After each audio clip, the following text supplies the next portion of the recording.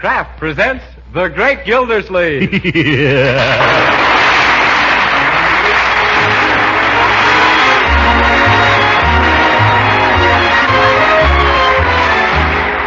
Kraft Cheese Company, who also bring you Bing Crosby every Thursday night, present each week at this time Harold Perry as The Great Gildersleeve, written by Leonard L. Levinson.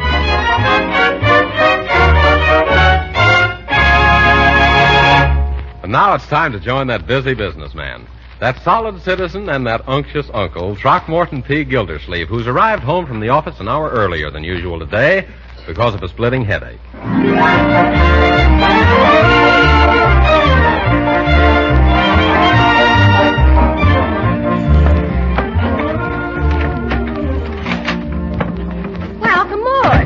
What are you doing home at this hour? Oh, good afternoon, Marjorie. I closed the office early on account of a splitting headache. Oh, that's too bad. How are you feeling? Just wonderful.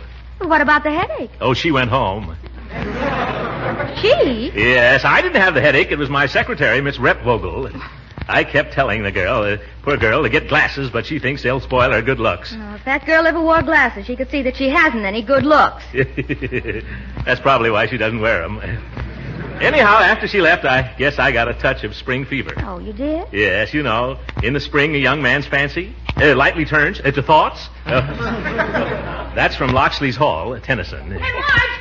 Gee whiz, you can't imagine what wandered into our backyard just now. Hi, Uncle Mort. There's a goat in our backyard. Here's a goat? Sure, a real live billy goat with all the accessories. A beard at one end and a tail at the other. And two horns. Well, and a very good bumper, too, I'll bet. What's it doing in our yard? Well, it pulled up some of those onions you planted, and right now it's having dinner. Onions? I never planted it. Oh, good heavens, those are my crocus bulbs. Oh, why didn't you stop him? Hey? Uncle Mort, please come along and help. Yes, certainly, my dear. Come along, Leroy. Oh, gee, crocus, do you think it'll croak the goat? Leroy, I can see you don't know very much about a goat's digestion. Oh, now you get right out of my flower garden, you old devil.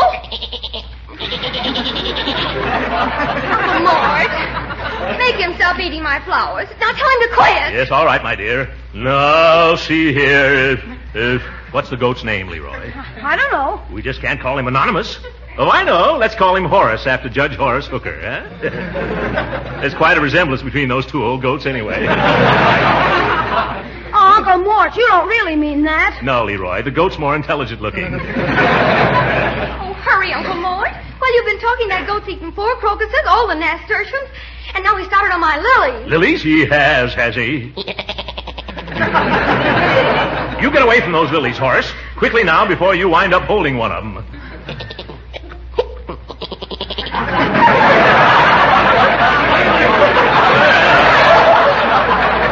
Looks like Horace has been eating the radishes, too.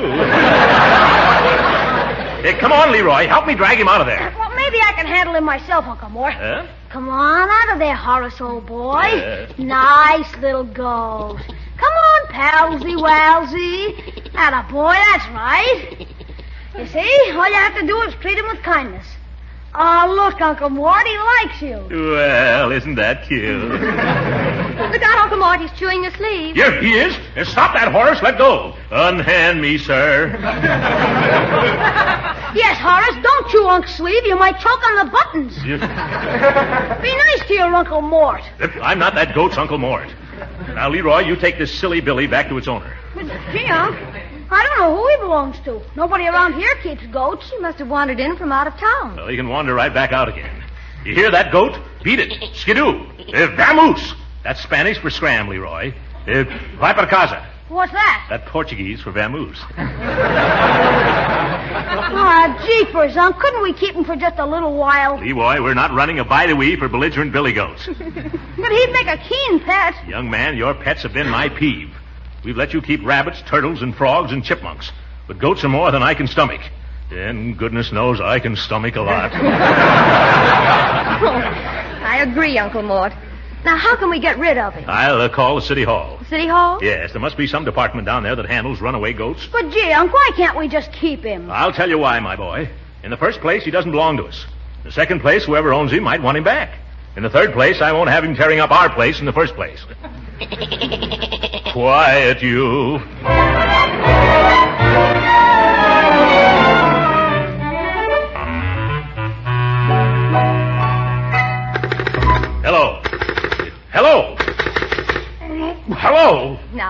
don't lose your temper. Why shouldn't I lose my temper? I've been on this telephone till I've gotten a cauliflower ear. Well, maybe no one that's down at City Hall wants a goat. There must be some department that handles them down there, Leroy. By George, what are we paying taxes for?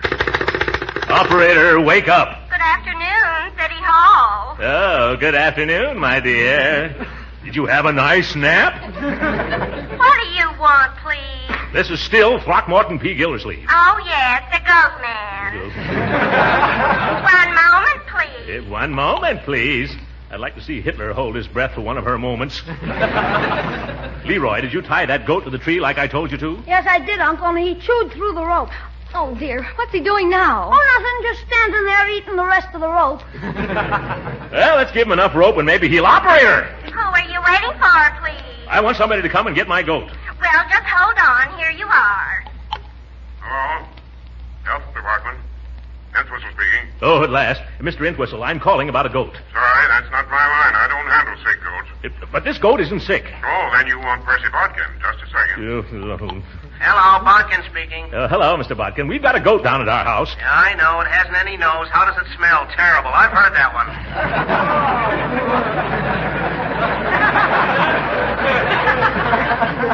No. This is a perfectly healthy goat. Are you sure? Has it had a physical lately?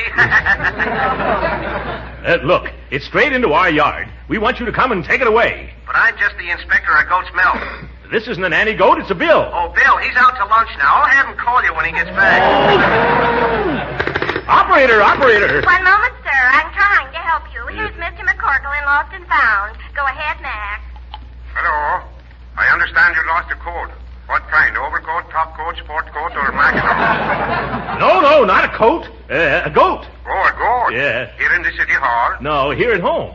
How could you lose a goat at home? You probably just mislaid it. This was... I didn't mislate it. I found it. Well, then if you found it, why are you bothering me? Because it isn't mine. But does the coat fit you? It's not a coat, it's a goat. G-O-T, goat. Oh... Now I understand. I'll switch you over to the Park Commission. They use them on the lake. Use what on the lake? Boats. Oh! No, operator. Hello, City Planning Commission. I don't want the Planning Commission. I just want to find out how to get rid of a goat. Oh, yes, the phone girl told me. Well, all you have to do is come down here and sign a complaint. I'll be glad to. Then what happens? We'll send a policeman out, and he'll arrest that man. He can't keep a goat in a residential zone.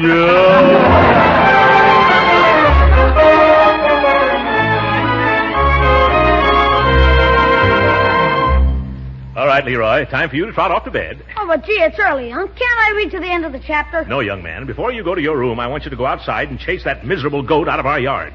You mean tonight? Right now, and lock the gate so he can't get back in again. Okay, but it's a pretty tough break for the old fellow. No place to turn to late at night. I thought you just said it was early. Sure, for me, but not for a goat. Yeah. It's pretty sad. Now, let's not get sentimental about a billy goat. Yeah, but how would you feel if it was a cold night and you were all alone in a strange city and you were a goat? Well, I'd feel... How do I know I'm not a goat? Well, Uncle Mort, just supposing you were Horace. Leroy, sit down. We're going to have a little man-to-man talk. Gee, like Andy Hardy? Just sit down, young man. Oh, I don't want to appear hard-hearted, but we've got to look at this entire goat problem from the practical standpoint. Understand? Yes, sir. Yeah. Now, first of all, am I this goat's keeper?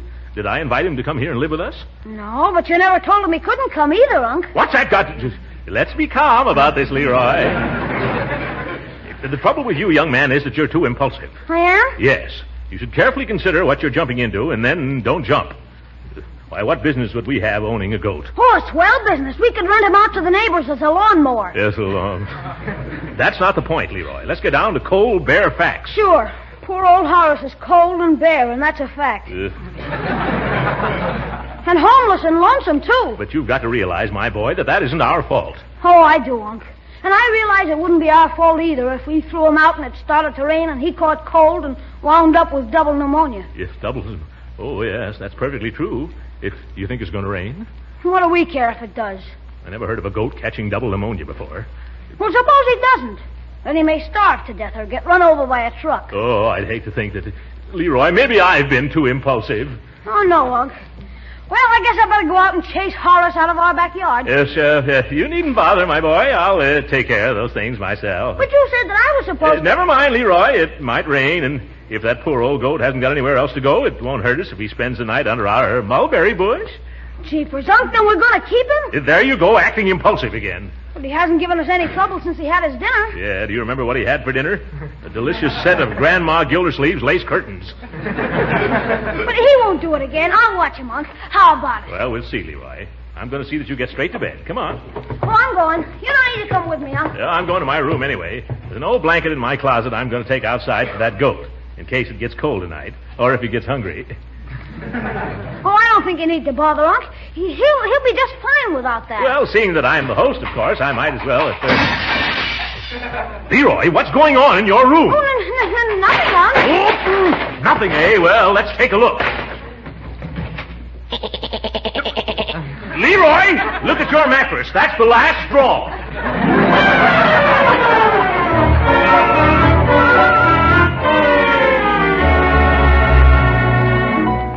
Do you think that was the last straw, Judge Hooker? No. I put that horse... Horace? I mean that goat. I put him outside after that, and he spent the night bleeding his brains out. Well, what have you done about it today? Well, I placed an ad in the lost and found section of the newspaper. I Hello, expected... Mr. Gildersleeve. Hello, Judge Hooker. Have you two heard the latest news about the Gildersleeve goat? Oh, of course you haven't. You haven't been home, I mean. Yes. Well, we haven't had so much excitement in the neighborhood since that donut truck ran over that coffee salesman. Yes. My goodness, Dottie, what's happened now? Well, your goat has developed the worst habit. He's playing games with everybody. What sort of games? Well, there's one called Button. Who's going to get the button? Oh, my goodness. Yes, it usually starts with somebody playing Drop the Handkerchief, and then the goat plays Hop, Skip, and Bump, and then bingo, you're it. Great jumping jeeps. Come on, Judge, let's go. Thank you for telling us, Dottie. Well, that's all right. Well, the neighbors say they're going to sue you for damages, but for the life of me, I can't see why they want more damages. Shake a leg, Judge, before that goat butts me into bankruptcy. Ooh, by George, there he is now. Say, he's a cute-looking fella. Yes. Now, there are people who think you're cute-looking, too, Judge, and for the very same reason. What do you mean? Oh, any similarity between you and that goat is purely coincidental, but there's still definitely a similarity. Bertie! Afternoon, Mr. Gildersleeve. Afternoon to you, too, Judge. I don't suppose the owner of that goat showed up. No, sir, he didn't. He's a powerful smart man, that man is. However, there was another man around here looking for to buy that goat. Well, why didn't you sell it to him? Well, now, supposing I did and the owner showed up. That's how people get themselves into pokey. But we have a legal right to sell this animal now, haven't we, Judge? That's right. The decision was handed down in State of Nebraska versus 2 unclaimed guinea pigs, later amended to Nebraska versus unspecified number of guinea pigs. That's fine, Judge. Now, Bertie, do you remember the name of the man who wanted to buy that goat? No, sir, I don't. Oh, what a pity. But he left his card here, Tis. Oh, his card. Good. Let's have it. Thanks. You? I'll pick it up. Never mind, Bertie. I'll get it. Look out, Gildy. Get up. Here comes that goat. What'd you say, Judge? Run, Mr. Gildersleeve! What's all this commotion? Here, let me help you up. You aren't hurt, are you, Gildy? No, of course not, Judge. I'm just practicing forced landings, that's all. Where is that goat? You better get rid of him, Mr. Gildersleeve. That's just what I'm going to do. I'm going to sell him right now. Where's that man's card I dropped? Well, it was on the grass a minute ago. Yes, it was right over. Oh, somebody stop that goat. Oh, it's too late. He just chewed up the card with the customer's name.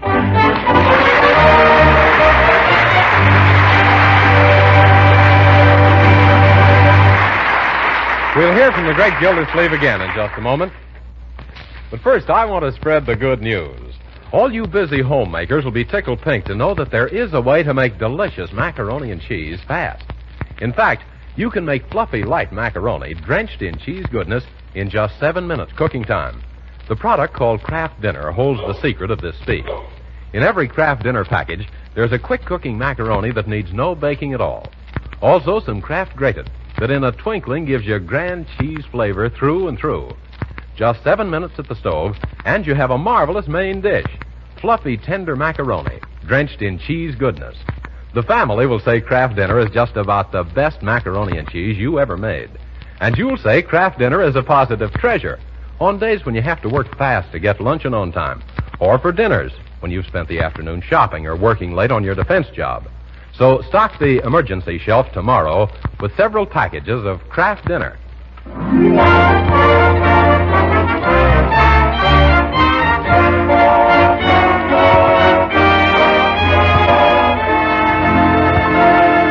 let's return to the great Gildersleeve, who's putting the finishing touches on a temporary goat pen to hold Horace until he can be sold, given away, or just tied to some fence and ran from.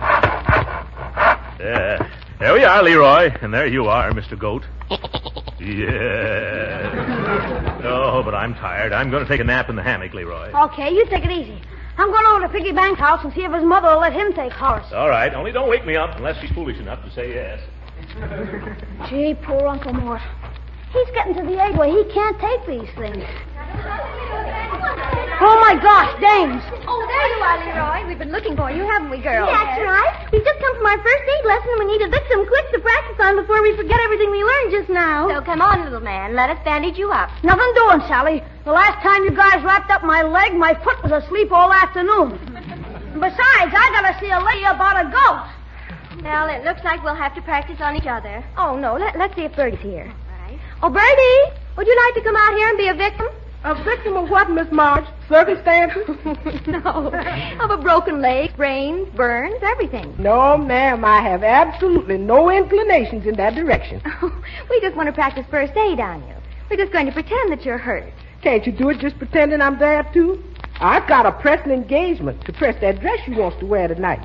But if you want me to leave that to go on... No, Bertie, no. We'll find someone else. Oh, say, Marge, isn't that your uncle over there in the hammock? Yes. Say. He'd make an awfully jolly patient, wouldn't he? Oh, I don't know. You think we've got enough bandages to go around it? Let's go over and ask him, huh? Come on, girl. All right, well, let's be quiet. Mr. Gildersleeve, do you mind if we use you as a dummy to practice our first aid on at a time nobody else will, and you don't have to disturb yourself in the least because we can go right ahead just the way you are? Shoe flies, go away. He's asleep. We shouldn't disturb him, Dottie. If Uncle Mort's asleep, I don't think even Dottie can disturb him. Yeah. Do you mean it's all right to proceed? Sure, just as long as we don't treat him too roughly or push him out of the hammock. Oh, goody. I've just been waiting for a chance like this to practice my tourniquet. Now, just hold still, Mr. Gildersleeve. Well, this would be a good time to work on chest bandages. No, I'm afraid we'd have to get him up for that. Well, couldn't I just roll the bandage around him and the hammock? Oh, yes. Yes, that would seem logical. Well, what are you going to do, Margie? Oh, I think I'll work on that treatment for burns and rub some of this salve on Uncle's face. It'll probably keep him from getting sunburnt, too. Ooh, this salve is certainly strong.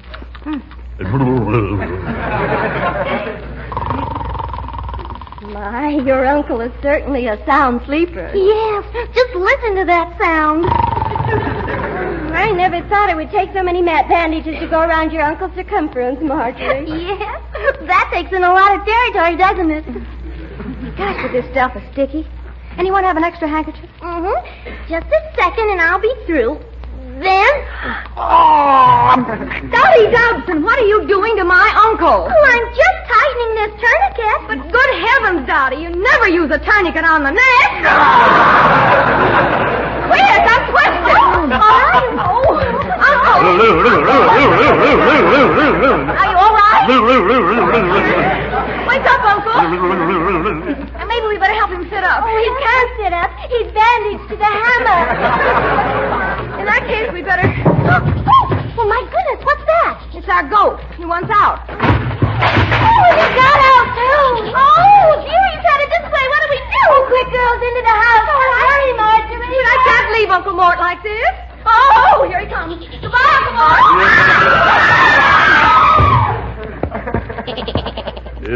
I can't get up. Who tied me down here? Well, why'd you do it? Oh, it's you. What do you want? You get away from me. Oh, your nose is cold. Yep, quit licking my face.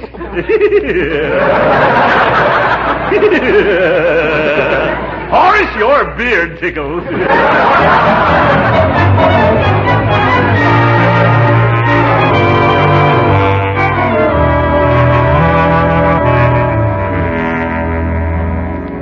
Mr. Gildersleeve, don't you think you'd better figure out some way to get rid of that goat? Because the animosity against him on the outside is beginning to penetrate on the inside. What do you mean, Bertie? Well, I happen to know a certain very reliable and capable cook who has been offered a most lucrative position in a completely goatless household. Should I be more specific? Yes. No. I think I understand, Bertie, and I'm trying to get rid of Horace, too. Well, I sure hope you does, and instantaneously, too. I'm tired of flying a kite from the second floor every time I got clothes to dry and wearing a skillet whenever I have to bustle out into the yard. And you folks ain't had it so easy either, eating them buffet dinners every night standing up. Well, let's not go into that, Bertie. It's a painful subject. Excuse me, Uncle Mort. I didn't know you were here. Come here, young man. Oh, me, Uncle? Of course you. Leroy, did you have anything to do with Horace chasing the postman down the street and then eating our morning mail? Well, only indirectly, Uncle Mort. Oh? You see, I was trying to train him to fetch the mail inside every morning the way Piggy Bank's dog does. Well, he fetched it inside, all right. Maybe we ought to buy him a muzzle. What's the use? He'd eat that, too. What we should do is saw off his horns, trim off his beard, and then tip off the dog catcher.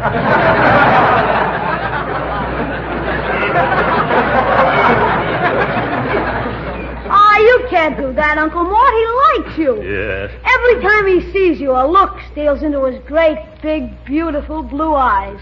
Too bad I couldn't see that look when I was bending over to find the keyhole last night. He knocked me clear into the sitting room.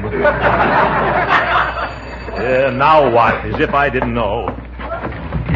Mr. Gildersleeve? Yes, that's me. I'm from the city hall. Do you keep a goat on these premises in violation of the city zoning code? Of course you do. I can see him from here. Your county license to conduct a goat dairy is provided for in the civil statutes of this state? I thought not. Has a aforesaid goat proven a nuisance, disturber of the peace, and menace to life, limb, and real estate values? I thought as much. Better get rid of him at once, Gildersleeve. That goat is butting into everybody's business today. All right, that's enough of me. Get your cap, Leroy, and come along. Okay. Where are we going, Uncle? You heard the man. We're going to take that backyard battering ram out to the country and get rid of him. Here, Horace. Come on, nice little goat. Yes, you lead him around to the car, Leroy. All right. Careful, Uncle. You'll trip. Your shoelaces untied. Shoelace untied? Oh, thank you. I've got to fix it now. Oh, look out, Uncle. Here comes Horace. I don't see him. Where is he? Right back here. No, Horace. I fooled him that time. How, Uncle? I'm wearing my air raid warden helmet where it'll do the most good. Slow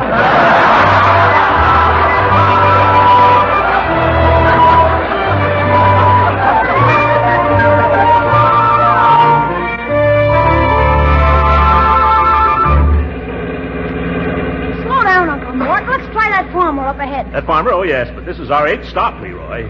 I never thought there were so many goat haters in this part of the country. Hello there, neighbor. Well, hello there. Oh, how would you like to buy a dandy goat at a cheap price? No, thank you, gentlemen. Gee, why not? There's goats that's too stubborn. They're used like jackasses. But just look at this animal. He's a genuine Jim. A genuine Jim? He look more like a Yorkshire Indian. You can have him for only $2. No, too high. All right, I'm tired of hauling him around the countryside. You can have him for nothing. That's still too high.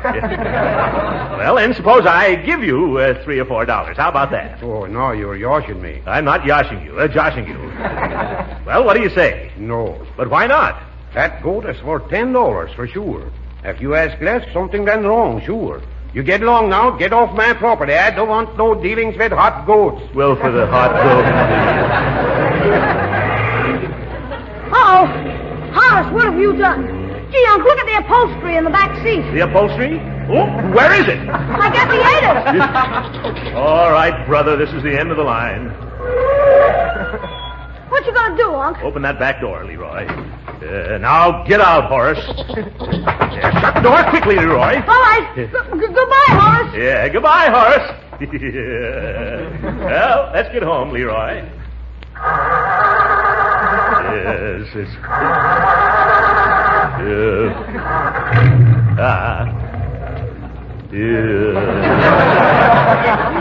My goodness, look, we're out of gas, Leroy. Horace, get away from those tires!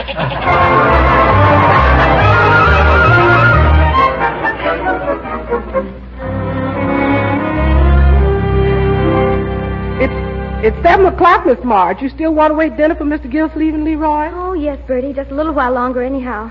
Oh, I do hope they come back without that goat. Yes, ma'am, and so does everybody else who's ever come in contact with him. Though to give the devil his dues, that horse had the most personality I ever saw in a goat. Too bad it was all negative. Oh, I don't know what we'll do if they bring him back again. Do you think we could hide him someplace where the neighbors wouldn't find out? No, ma'am. They'd sure get the wind of it somehow. I guess you're right. Well, here we are. Oh. Is dinner ready, Bertie? Yes, sir. How about that horse goat? Oh, we found out who owned him and gave him back. You did? Who does he belong to? Summerfield Railroad Yards. The railroad yard? Well, I've heard of donkey engines and cow catchers, but what do goats do on the railroad? Well, Horace works down at the stockyards. He leads the sheep out of the pens and into the boxcars. Yeah, and when he ran away, they thought he'd been shipped somewhere by mistake. Yes, they were terribly glad to get him back again because it's practically impossible to move the sheep unless he leads them. Oh, well, thank goodness that's all over. You said it. Well, now, if you folks get all cleaned up, I'll put dinner on right away. Oh, dinner, and have I got an appetite. Yeah, me too. Come on, Uncle Mort. Yeah, sure. You don't know what a load this is off my shoulders. Why, I feel like something's wrong. What's that noise outside? Oh, I can't imagine. It sounds like... You better go to the door, Uncle. Yes, I'll soon find out. Oh, great jumping jeeps! Horace has come back again, and he's brought all his little sheep friends with him.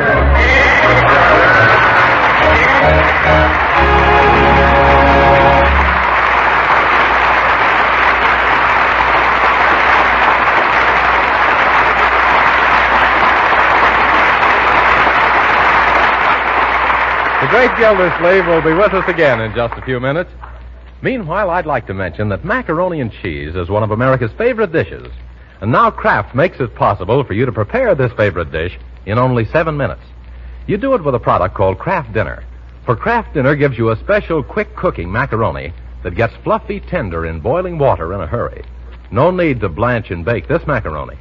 Also in the Kraft Dinner package is some Kraft Grated that puts grand cheese flavor into the macaroni quick. You spend just 7 minutes at the stove to get tender macaroni drenched in cheese goodness. It's a kitchen miracle that will thrill you and delight the whole family. Kraft Dinner is a main dish all by itself, 4 good servings in every box. If you serve it molded into a ring and filled with cream seafood, you have a real party dish in a jiffy. So don't bother with blanching and baking macaroni anymore. Don't fuss with grating cheese and making a cream sauce. Give them grand macaroni and cheese cooked in 7 minutes. Stock up on Kraft Dinner tomorrow.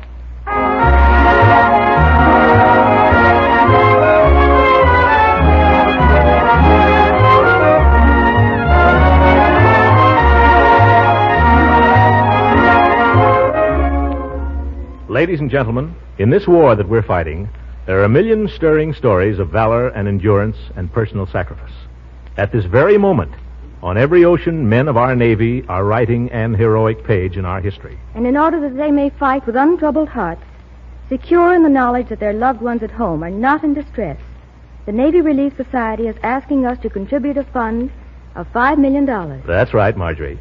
For 40 years, the men of our Navy, Marine Corps, and Coast Guard have provided immediate direct relief for their dependents themselves. But now, since Pearl Harbor, the need has become much greater. And so all of us are going to have the privilege of helping. Give now, and give generously, either to your local Navy Relief Drive or to the Navy Relief Society, 730 Fifth Avenue, New York City. That's right, 730 Fifth Avenue, New York City. Thank you, and good night, ladies and gentlemen.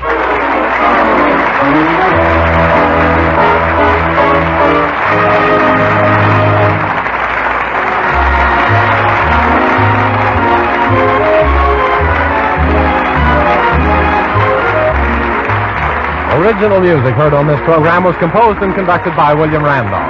This is Jim Bannon speaking for the Kraft Cheese Company and inviting you to be with us again next week at this same time for the further adventures of the great Gildersleeve.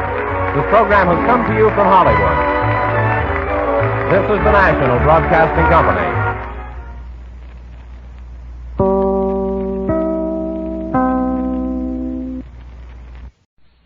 Terrific entertainment. Shear, Melvin Douglas in We Were Dancing, plus a hero in overalls. Joe Smith American, starring Robert Young with Marcia Hunt, starts Thursday, Low State, Grauman's Chinese.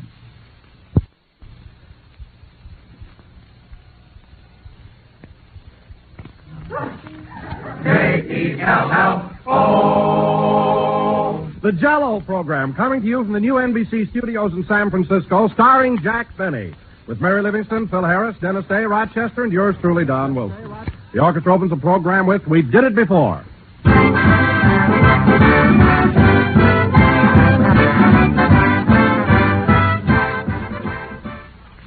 Friends, the next time you have Jell-O for dessert, see if you don't notice that it's better than ever. Because today, that famous flavor that has made Jell-O America's favorite gelatin dessert is even richer and more delicious, thanks to Jell-O's new and exclusive process. This new process, you know, locks in the Jell-O flavor, protects it for your enjoyment, heightens the pleasure that Jell-O gives you. Now, more than ever before, you'll find real joy in Jell-O.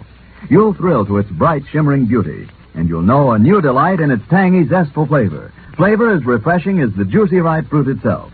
But prove to yourself what tempting goodness you get in Jell-O's new locked-in flavor. Open a package of Jell-O. Notice that there's no telltale aroma, no sign of escaping fragrance and flavor. Then dissolve the tiny Jell-O particles and notice how Jell-O's captive goodness comes pouring out. Delightfully good, gloriously rich. Get Jell-O tomorrow and discover what a lot of extra enjoyment you get in Jell-O's locked-in flavor.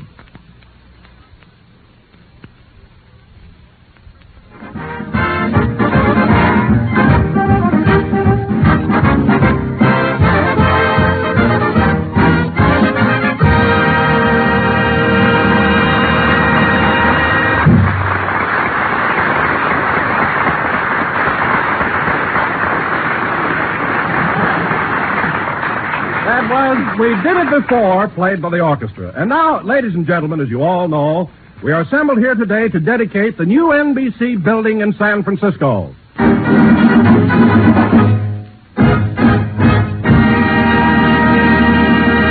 Yes, sir. So it is only fitting and proper on this momentous occasion that we bring you a man who was also present when Robert Fulton dedicated the first steamboat, Jack Benny.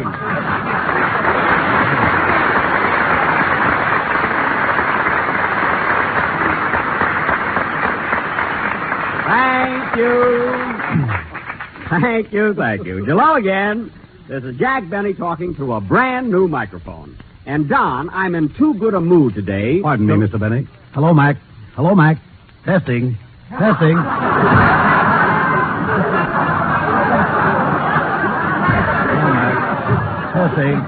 Okay, go ahead.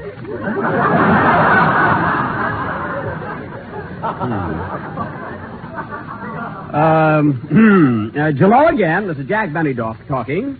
And, Don, I'm in too good a mood today. Pardon me, Mr. Wilson. Hello, Mac. Testing. Okay, go ahead.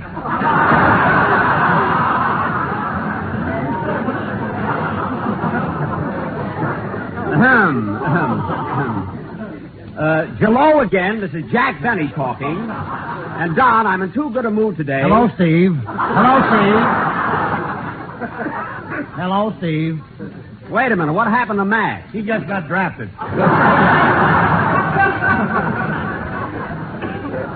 Oh, I was wondering. Anyway, Don, I am really in a marvelous mood today. Here we are in this beautiful building, and it sure is a thrill being here for the opening of these new studios, isn't it? Yes, Jack, I've never seen such a gorgeous layout. The surroundings are so luxurious, and the page boys and ushers have such swanky uniforms. You think the page boys are swanky? Don, you know that apple machine they've got backstage? Yes? Well, I got an apple out of it just now, and the worm was wearing a tuxedo.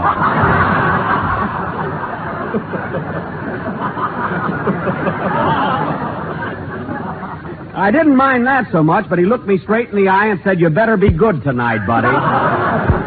There's a worm I hate. So fresh. And another thing, Jack, I've never seen such courteous and obliging staff. Well, the service is simply wonderful. Service is right. Don, have you noticed the beautiful elevator operators they have here? Oh, I sure have. Well, talk about service. I stepped into the elevator a little while ago, and the girl said to me, "Up, down, or shall we neck?"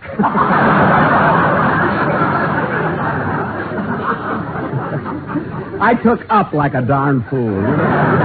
Imagine, huh? But seriously, Jack, this building represents the last word in scientific advancement. It certainly does. It's a testimonial to the ingenuity of 20th century communications. That's right. It's a tribute to modern engineering and a milestone in the progress of radio. Yes, Don. And in a couple of hours, Fred Allen will be on the air and prove that all this was in vain.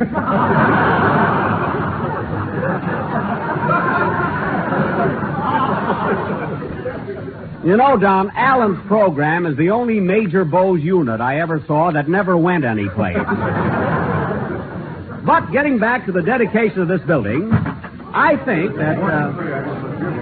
Right this way, folks. Follow me, everybody. This is Studio A. A sightseeing tour right in the middle of the program. Now, folks, let me call your attention to this beautiful auditorium. Note the apple green walls, the vivid orange drapes, and the big blue eyes of our master of ceremonies. Now listen, buddy, we're right in the middle of a broadcast. Quiet, please. This room can seat 325 people, or 650 if they want to cuddle. Now look, buddy. Are there any questions, please? Yes, what time does the bus leave for Petaluma? Mary, come here, will you?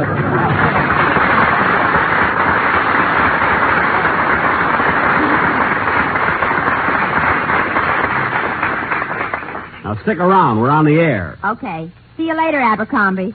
Now follow me, folks, and we'll proceed to Studio B. If you get lonesome, Mary, I'll be down the hall.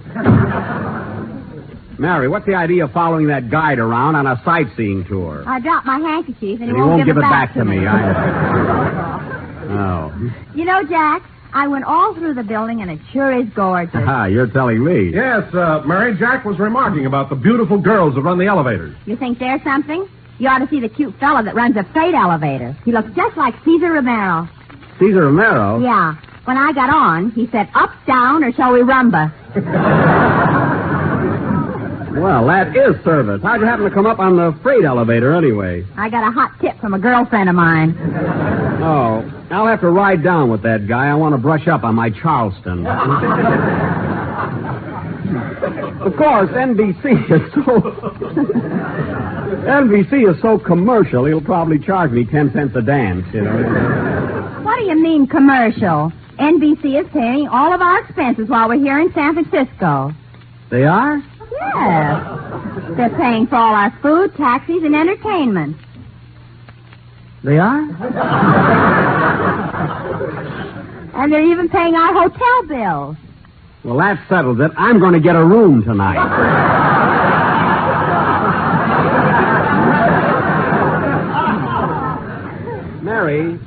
Mary, are you sure NBC is paying for our food, too? Of course. Well, why don't somebody tell me these things? I've been here 2 days. How do I know how much food I've had?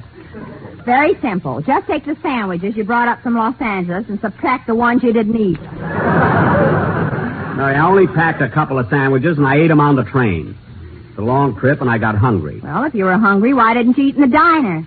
The diner? Yeah, you ought to go in one sometime. They got tables and waiters and everything. I know. Where do you think I get my toothpicks on the train? I wish I'd have known about NBC paying our expenses, though.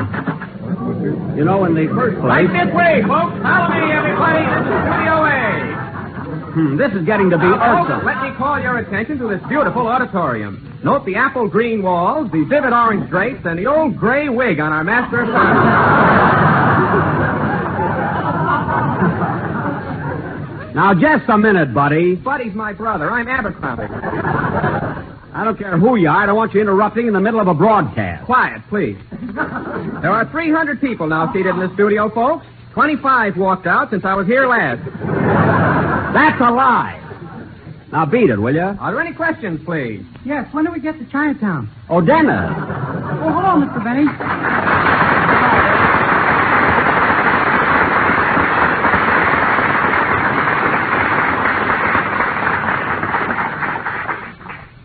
That terrific applause you just heard, folks, is breaking Benny's heart. Oh, get out of here. Fresh guy. Say, Mr. Benny, I was out in front of the building just now, and you know that... Oh, hello. Hello, Dennis.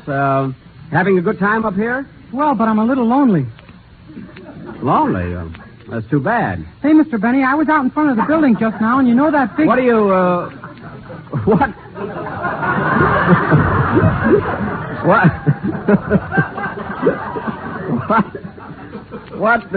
What do you mean lonely? Didn't you call that telephone number I gave you? Yeah, but a girl answered, so I hung up.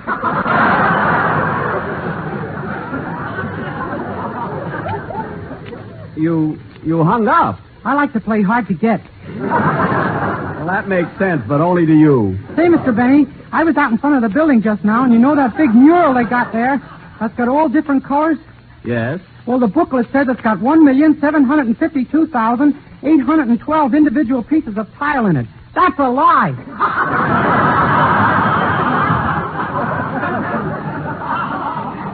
How do you know? I counted them. You counted them? I never saw anyone so suspicious. Well, it's your own fault, Jack. Dennis wasn't the least bit cynical till he came to work for you. What do you mean? Every payday, you make him guess which walnut shell his salary's under. No, certainly. I just make a game out of it. I hope I win pretty soon. I gotta have a toothpick. Oh, has a tooth been bothering you, Dennis? Let's have a look at it. You can't fix it here. Wait till after the program. I wasn't fixing, I was looking. Oh, Jenny, dear. Well, Dennis... Dennis! Oh, we're nuts. It's the end of the season, you know. Dennis, I think we're about ready for a musical salute to this new building, so let's have your number. Okay. Wait a minute. I better test that new microphone before you sing, see if it's all right. Hello, Mac. Hello, Steve. Testing. Testing. Hello, Mac. Hello, Steve. Hello, jerk.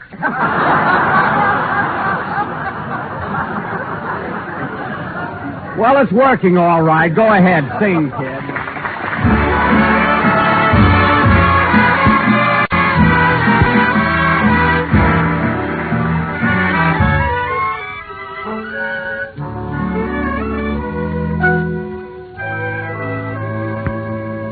You are always in my heart, even though you're far away.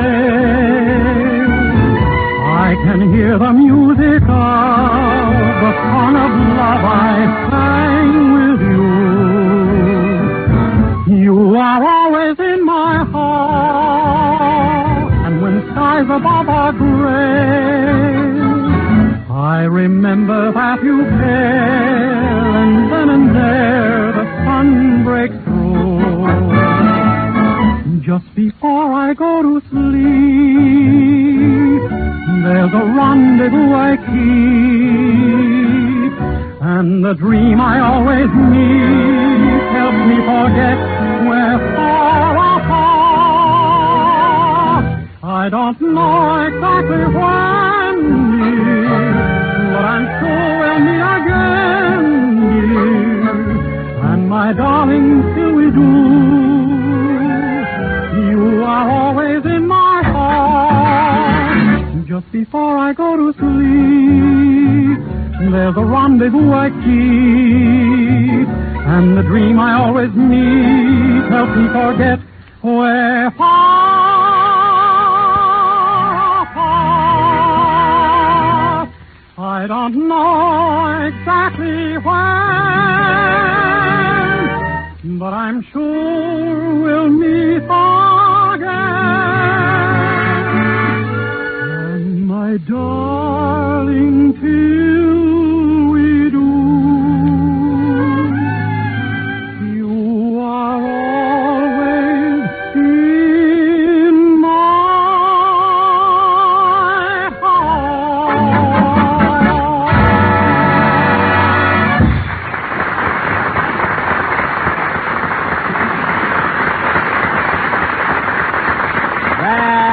Was always in my heart, sung by Dennis Day. And just think, Dennis, that's the first song to emanate. A bad word to monkey with there, too. And just think, Dennis, that's the first song to emanate from this new building. Huh? Emanate? That's a hot one. What? What do you mean that's a hot one? How that got by the censors, I'll never know. What are you talking about? I've been around. Oh, be quiet. Silly guy. No use postponing it. I got to have a talk with that kid. And now, folks, in the first... Right this way, folks. Follow me, everybody. This is Studio A. Well, here we go again. Folks, let me call your attention to the apple green walls, the vivid orange drapes, and the pink elephant skipping about in the orchestra. Now, Buddy, for the last time... Quiet, please. Any questions, please? Yes, where's Phil Harris, my favorite band leader? All right, Maestro, come over.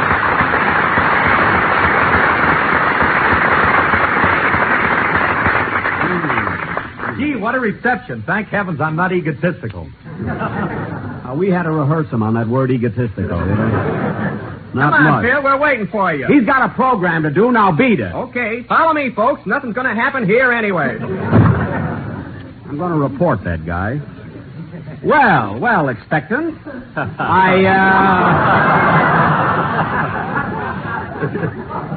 Going to be a father in a couple of days, you know. Well, I've been trying to get hold of you all day. Where are you stopping? Well, Frankie, my guitar player, and me checked in at the Fairmont. We got the bridal suite. The bridal suite, eh? How do you like it? Not so hot. Last night, Frankie married the chambermaid, and I had to sleep in the lobby. Well, I'm glad to hear that Frankie has finally settled down. I must send his bride some sort of a wedding present. Don't send her no mop. She's got 8 of them already. Oh, maybe I'll send her a nice galvanized pail or something. I'll have it monogrammed. What's her name, Phil? I don't know. Hey, Frankie, what's her name? I don't know. Hey, Sam! Never mind. Forget it.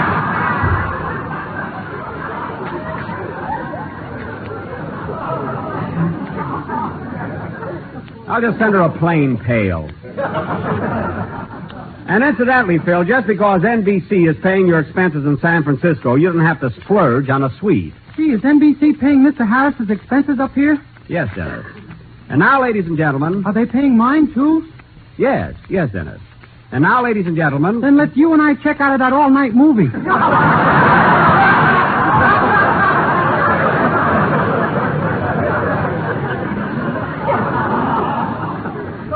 Don't worry, Dennis. We're moving over to the Palace Hotel. Can we get a bridal suite, too?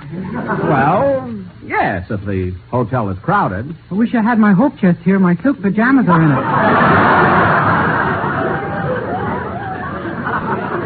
Oh, sure.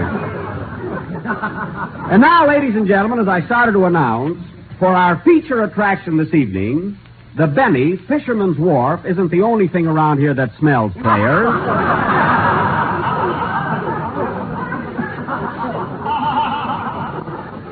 Will present an original drama in honor of this new NBC building.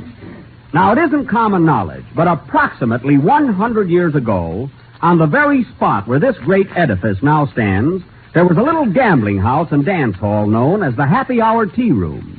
Yes, sir. The Happy Hour Tea Room? Well, how'd they get that name? A guy ordered tea there once, and the bouncer slapped him till he was happy.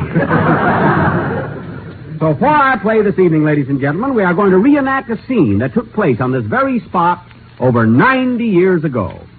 Now, I will be the proprietor of the Happy Hour, that famous gambler, Jack Ace Puckett. You're going to be a gambler. Yeah, sure. Why not? You wouldn't bet $4 that Oakland Bridge goes to Oakland. I'll take that bet. Not a gambler, eh? Anyway, Mary, in our play, you're going to be Lulu Davenport, my sweetheart. Oh, fine. Who is madly in love with a handsome young bartender. Oh, fine. Looks like. The part of the bartender will be played by Phil Harris. Phil, here's a book on how to mix drinks. Are you kidding? Definitely. Now, Dennis, you're going to be an old prospector. You think you can do it? I'm starving, I tell you, starving. That was last week.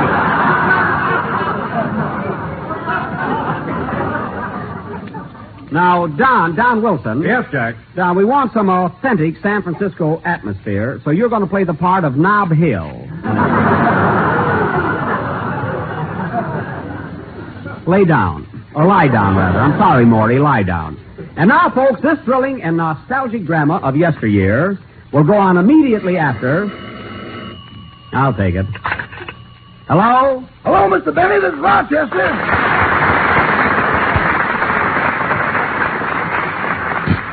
Oh, hello, Rochester. Where are you? I'm calling from Oakland, boss. I'm stopping with friends here. Well, it's about time you called. I've been trying to locate you for 2 days. I just ran across myself.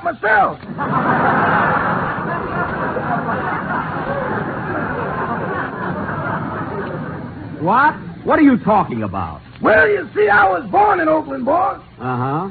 And ever since I got here Friday, things have been delightfully out of focus.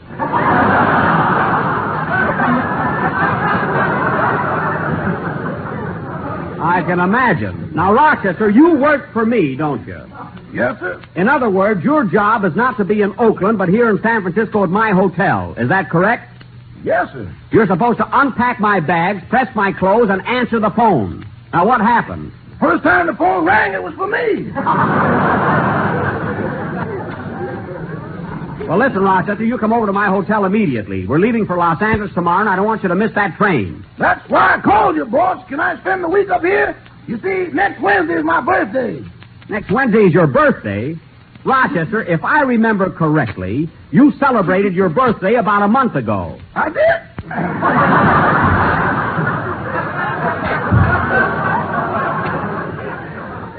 Yes, you did. Well, you can take my word for this, boss. I'm blushing. You better blush. And I'll watch you on that train tomorrow afternoon. Goodbye. Goodbye. Oh, say, boss. Now what? Does Miss Livingston need a new maid or something? A new maid? No, not that I know of. Okay, so long. I'll think of something, honey. Rochester! Rochester, who are you talking to? Every time I take that guy somewhere, I can never find him. Play, kid.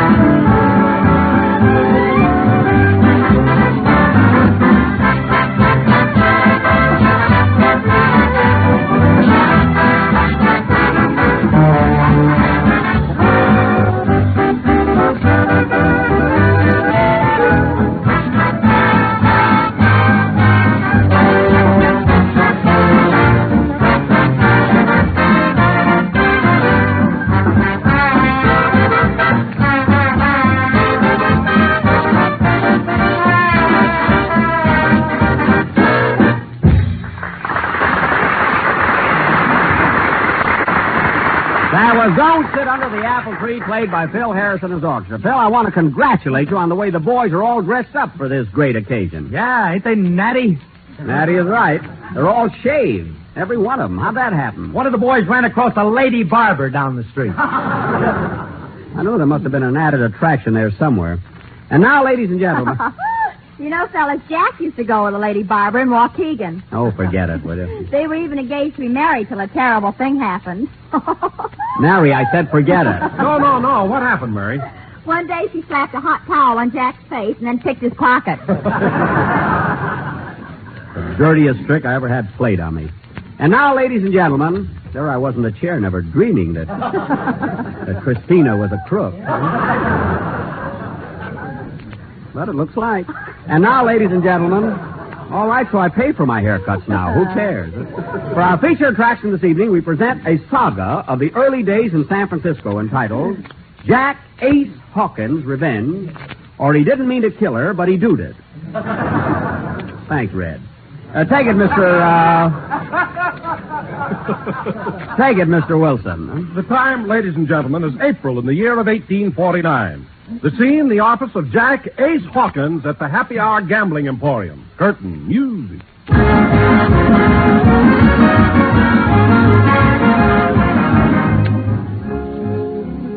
I had enough of this. Take that. And that. Those gall darn flies annoy me. Shoo. Another killing. You're the meanest man in these parts, Jack Ace.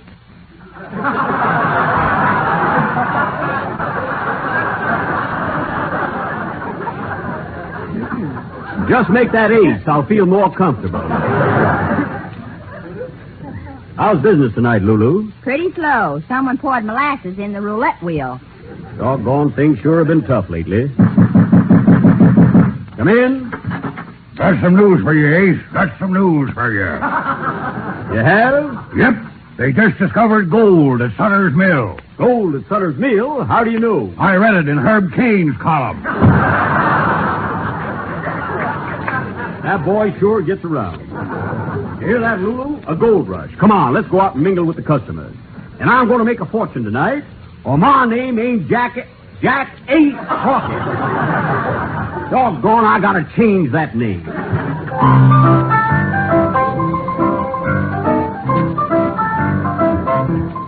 What am I?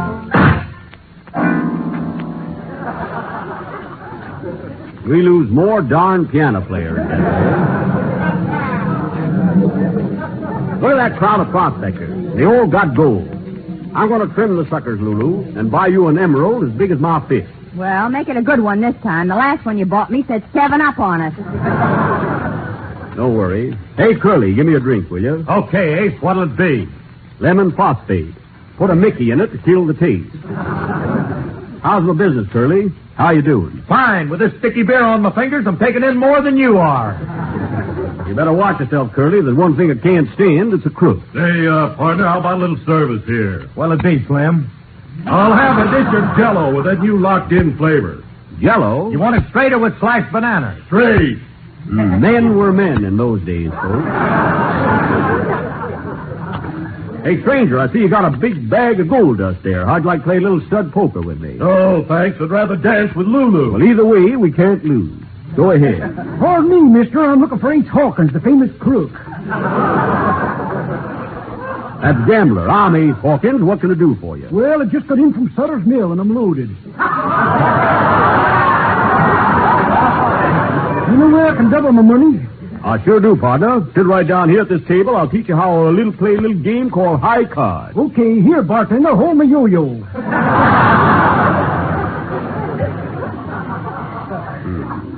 Now, this is for $100. We both cut and a high card wins. Go ahead. What's your card? 7 of diamond. What's yours? 7.5 a diamond. I win. Shall we try it again? Sure, that was a close one. Okay, this for another 100. Go ahead. Take a card. What is it? Sally Kendall, Greystone 8700. How did that get in there? Take another one. Okay. What do you got? Holy smoke! Well, what is it? The 0 of hearts. You win again. That's 200. Now, I'll tell you what, stranger. Let's cut the card just once more for all the gold you got. What do you say? Okay, but I want to keep my yo-yo. Fair enough. This time I'll take a card first. I got the Jack club. What's yours, stranger? Well, what's your card? There's something wrong here. I got an ace. An ace? Why, you're nothing but a low-down thieving thief. I'm a-taking your gold, stranger, and I'm a-taking it right now. Oh, no, you don't. Watch out, partner. He's got a gun. Yes, and I'm going to use it. Now, give me that gold, stranger. Right this way, folks. This is Studio A. This program came to you from San Francisco. This is the National Broadcasting Company. KFI Los Angeles, Earl C. Anthony Incorporated, Packard Distributors. Keep up morale with lovely hands. Protect nails and polish with Seal Coat.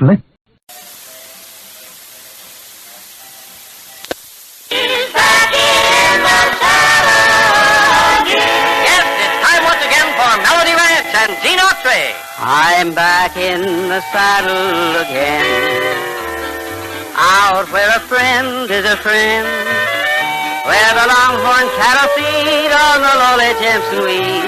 I'm back in the saddle again.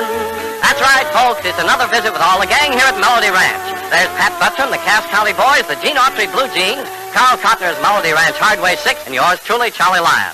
Right now, though, meet the boss man himself, America's favorite cowboy, Gene Autry.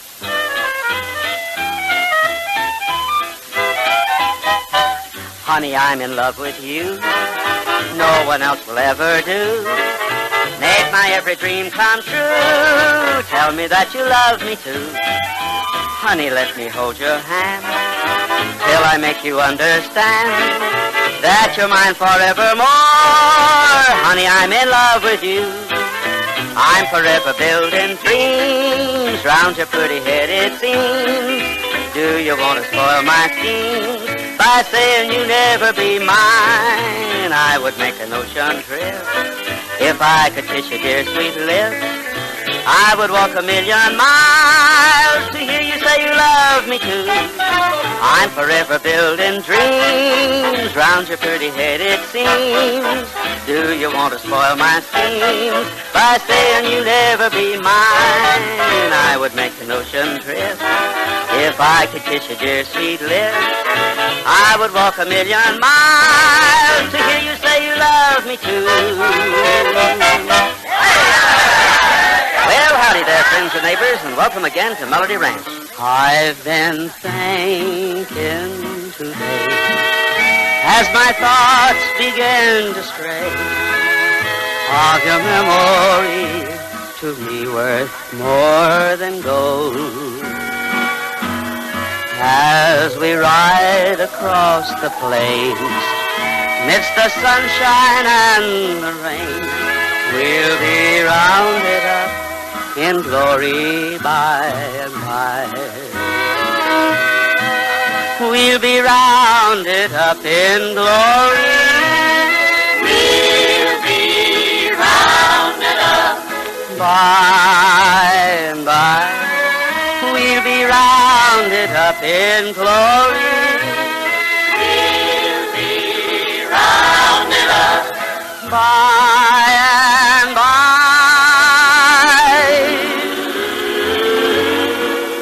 When the milling time is o'er, and we will stampede no more, when he rounds us up in glory by and by. As we ride across the plains with the cowboys that have fame, and the storms and lightning flashing by your side, there we'll meet, part no more, up on that golden shore, when he rounds us up in glory by and by. We'll be rounded up in glory. We'll be rounded up by and by. We'll be rounded up in glory. We'll be rounded up by and by.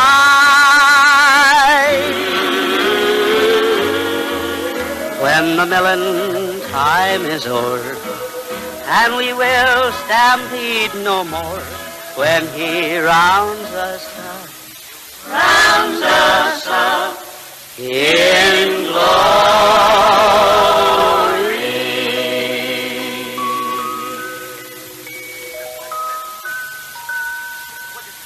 Thanks for some beautiful music, Gene. You know, I'd say that song is in a class all by itself. Well, I agree with you there, Charlie.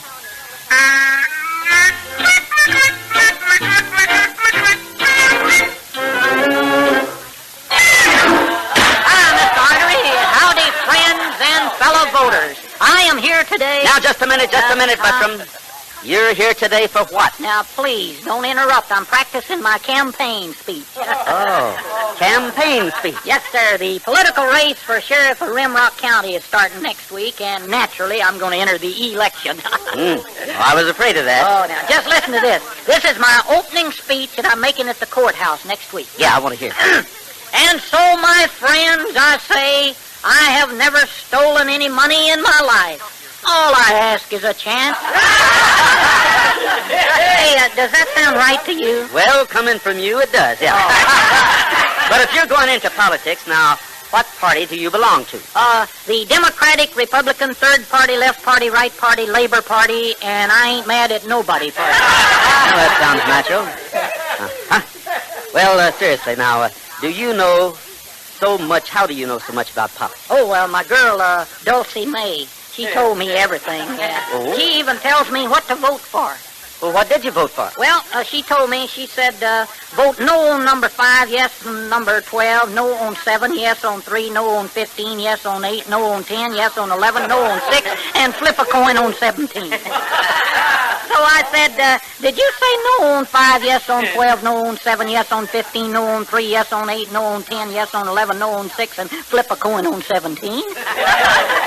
She said, no. I said, no on 5, yes on 12, no on 7, yes on 3, no on 15, yes on 8, no on 11, yes on 10, no on 6, and flip a coin on 17. So, armed with this information, I rushed into the building, stepped blindly into the booth, pulled the lever. What happened? I got a hot shower. Yeah, you see, I stepped into the wrong booth. Well, Sheriff, are you of the opinion that women control the voting in this county? That is a moot question. Here. And since we have no moots here to question, I'll answer it. And being a politician, I shall answer it with another question. What about the farmer? Yeah. What about the farmer? Well, I'll tell you about us farmers. The farmer plants the seed grows into corn, the cattle eats the corn, and grows big enough to supply milk, meat, and clothing for the country. But it ain't safe. It ain't safe? No. Why? If a gopher gets that one little seed, the whole nation goes to pot. If I'm elected, everything's going to be different. Oh, yes. I'll build dams bigger than Boulder Dam. I promise I'll give the people free power, free water, free electricity. What about gas? I'm giving them that now. Come on, Mr. Artery. Come on, Butchum. Oh, me. I just want to tell you, all the opinions expressed by Buttram in this campaign are not necessarily those of any human being. And now here are the Cass County Boys in the blue jeans with Hot Diggity. Kids? Hot diggity, dog ziggity, boom, what you do to me, it's all new to me. What you do to me, hot diggity, dog ziggity, boom, what you do to me, when you're holding me tight. Never dreamed anybody could kiss that away, bring me bliss that away, with a kiss that away. What a wonderful feeling to feel that away. Tell me, where have you been all my life? Oh, hot diggity, dog ziggity, boom, what you do to me, boom, it's so new to me. Boom, what you do to me, hot diggity, dog ziggity, what you do to me, when you're holding me tight. Never knew that my heart could go sing that away, sing only that away, make me sing that away, say goodbye to my trouble, say when that away, ever since you came into my life. Oh, hot diggity, dog ziggity, boom, what you do to me, boom, it's so new to me, boom, what you do to me, hot diggity, dog ziggity, what you do to me, how my future will shine, how the moment you're mine. Oh, thank you, Cass County Boys in blue jeans. That was mighty fine.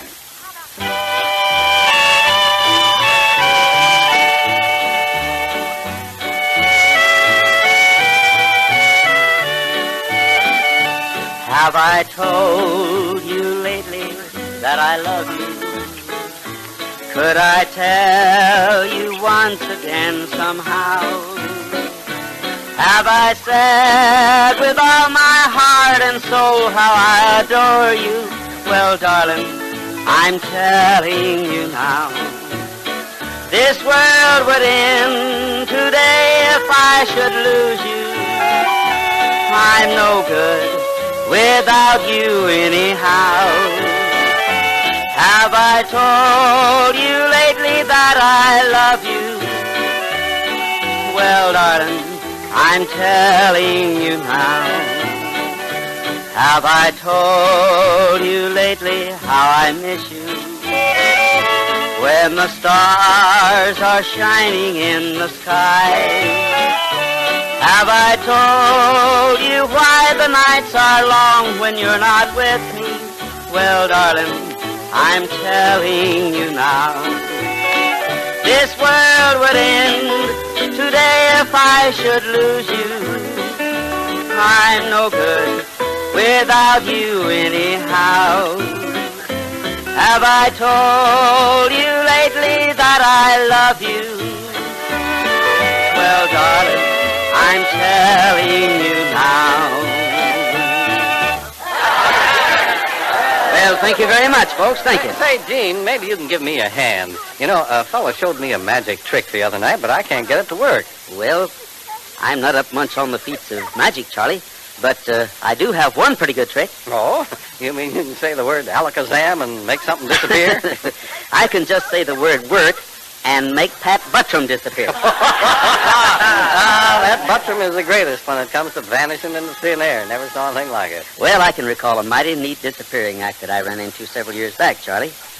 There had been a series of bank holdups and robberies in the area within 200-mile radius of Sagebrush, and the law was puzzled over the way that the gang seemed to just vanish after each job. Then things quieted down, and nothing much was heard of the gang for quite a while. Early one morning, I was riding out through the ranch gate when I spotted the sheriff coming up the road. Howdy, Gene. Well, good morning, now, Sheriff. Where you headed? I got a little official business over at the old Norton farm. You acquainted with the new owners? Well, I met young Jim Bryan a week or so after he moved in. I understand his grandmother's living out there with him now. Why? Something wrong? It's about the vanishing gang. Hmm? A marked bill, one that was stolen in the Red River payroll job a month ago, turned up in Sagebrush yesterday. Frank Dolan brought it into my office. I see. Did he remember who gave it to him? Yeah. Jim Bryan's grandmother.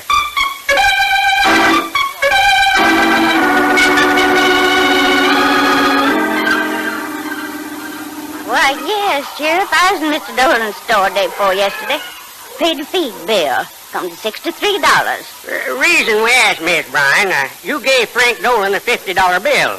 It's been identified as part of the money stolen in a payroll robbery. Oh, dear me. Land's sake, the payroll robbery, you say? Oh, there's no need to be alarmed, Miss Bryan.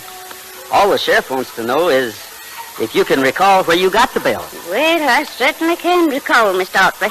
Isn't often I see one of them, you know. We had a hand working for us up to a few days ago. Name was Joe Fallon. He gave that bill to my grandson for a horse he bought from us. What do you know about this man Fallon? Oh, not too much, I'm afraid. He just wandered in one day about a month ago looking for work. Land, there's plenty of it around here, so we put him on. When he left, did he give you any idea where he was headed? East. Said something about Coopersville. Can you give me a description of this man, Miss Bryan? Well, he was short and stocky. Around 35 or so. I see. Thanks, ma'am. Steady, boy. I hope I've been of some help, Sheriff. You have, Miss Bryan. Let's go, Gene.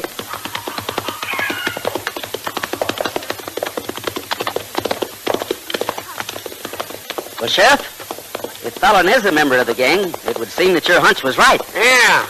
I'm sure the gang splits up after every job. Each of them lays low for a time, then get together again. Think they'll hit Coopersville next? Could be. I'd better get word to the boys over there to keep a sharp lookout. And I'd better do it pronto.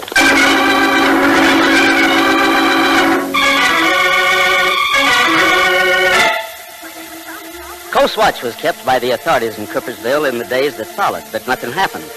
Then on a hunch one night, I rode into Sagebrush. Went straight to the sheriff's office. Maybe you got something there, Gene. Never occurred to me that Fallon would have picked the Bryan place for any other reason except to hole up there. Well, it's just an idea, Sheriff. After all, the gang hasn't hit Sagebrush yet. Bryan Farm isn't too far away. He could have come in from time to time to case the town. What in coronation was that? Down the street, Sheriff. Folks are running toward the post office. Come on, let's go.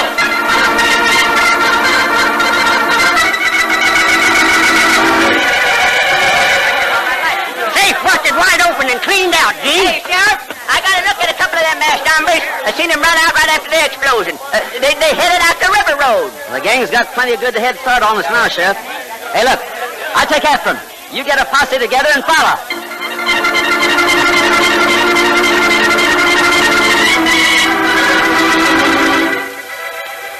So I lit out riding as hard as I could. But there was no sign of anyone along the road. No sign until I caught up to a buckboard just beyond the old wooden bridge a few miles out of town. Mr. Autry. Well, good evening, Miss Bryan. You see anyone ride past in the last few minutes? No, I haven't. What's wrong? Bandits blew up the post office safe. We thought they were headed this way. I've just come from town and I haven't seen a soul. Well, I guess that's where they must have turned off. Somewhere back along the road. Well, thanks, Miss Bryan. Come on, let's go, champ.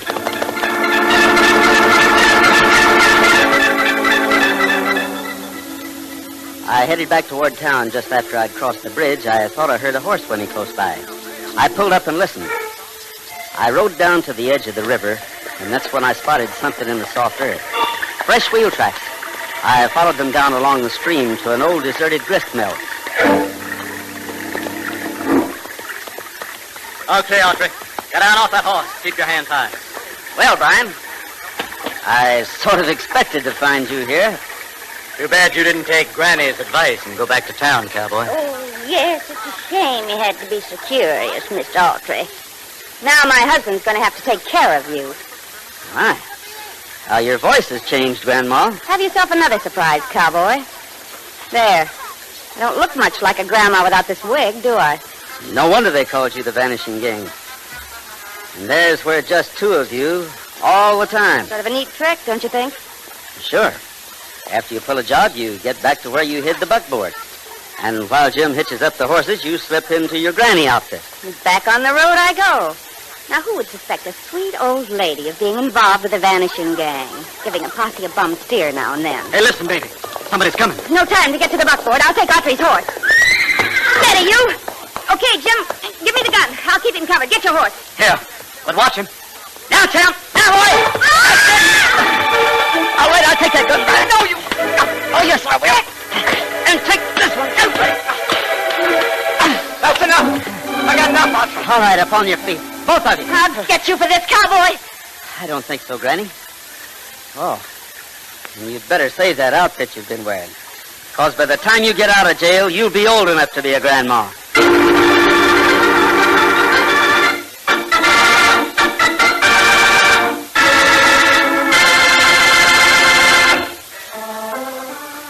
Now, if all the boys and girls here would join me, I'd like to sing an old favorite of mine that describes the way a cowboy feels at the end of a long, weary day. Riding the range all day, holding the reins all day, riding until my bones are weary, never a change all day. Cattle and plains all day. Neath the blistering sun, lots of work to be done while cattle graze. When they're on the run and a stampede's begun, my saddle sways. Rounding up strays, I'm riding the range all day. Pounding the plains all day. Riding until my bones are weary. Riding the range all day. Riding my life away.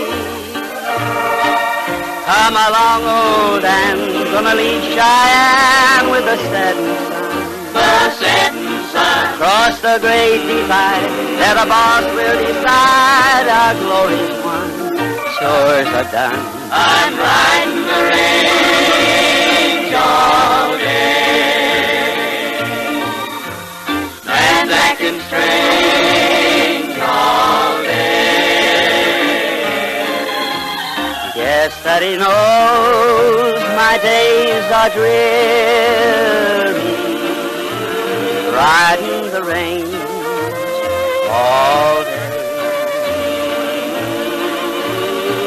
brighten my life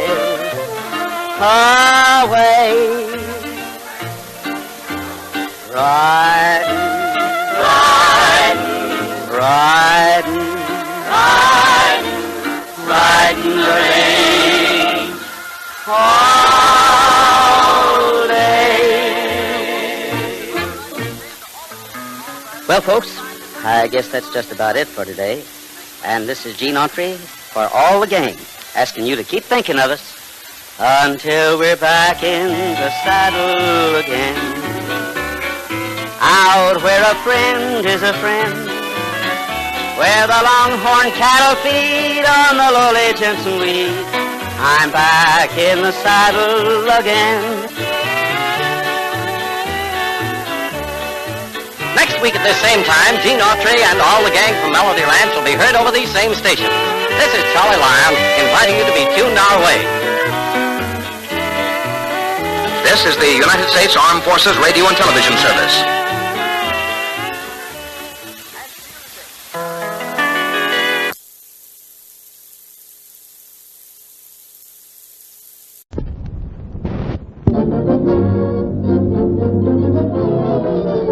International Silver Company presents The Silver Theater, starring Leslie Howard with Rita Johnson in Study in Triangles. Brought to you on behalf of two of the greatest names in silverware, International Sterling, world-famous solid silver, and 1847 Rogers Brothers, America's finest silver plate.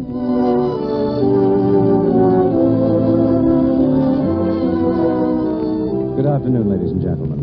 This is Conrad Nagel welcoming you to the 15th of the new series of Silver Theater dramatic productions. Next week, you'll hear Myrna Loy. And in future weeks, James Stewart, Jane Bryan, Andrea Leeds, Lee Tracy, and others. Today, we're proud to present Mr. Leslie Howard with Rita Johnson in A Study in Triangles, an original dramatic fantasy by True Boardman. This is one of those stories you can believe or not, just as you wish. Maybe it never happened. But on the other hand, neither you nor I can ever be completely sure. And now the lights are being dimmed and the silver curtain is rising on the first act of Study in Triangles. It seems there was a certain author who was married to a most charming and understanding girl who was also an author.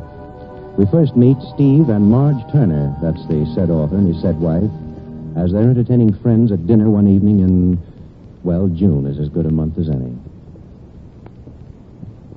We're so glad you could come to dinner. I'm not. I wanted to work. Steve. Well, why should I lie about it? What are friends for if you can't tell them the truth? What are you working on now that's so all-engrossing, Steve? Oh, if I told you, you'd laugh. You'd probably say I was crazy. You can wait and read this one when it's finished. I wouldn't laugh, Steve. No, you wouldn't, Marge. But that's because you're a kindred soul or something. Being writers, you and I live in a different world from Ray and Ella. Things that seem real to us only seem fantastic to them. Bar and a couple of humbugs. For instance? Suppose I told you that I was writing a novel about my ideal woman. You mean Marge? Marge? Good Lord, no, Ella. I said my ideal woman. A wife is only an ideal till you married her. Oh, Steve, that sounds just like Oscar Wilde. Oh, go on about your dream woman, Steve. Who's she like? She's like no one. She's different from anyone who ever existed. She has every element a man could ask in a woman, and in the exact proportions. Beauty, intelligence, mystery, whimsy, everything. She's the most genuine person I've ever put into a book, the most believable, and yet the most perfect. Well, I think you'd be jealous of her, Marge. How do you know I'm not? But, of course, it isn't the first of Steve's heroines that I've had to compete with. Well, none of the others ever came up to Sybil. Well, so her name is Sybil. What is she, a misunderstood shop girl? She is not. She's a girl of noble birth back in medieval days.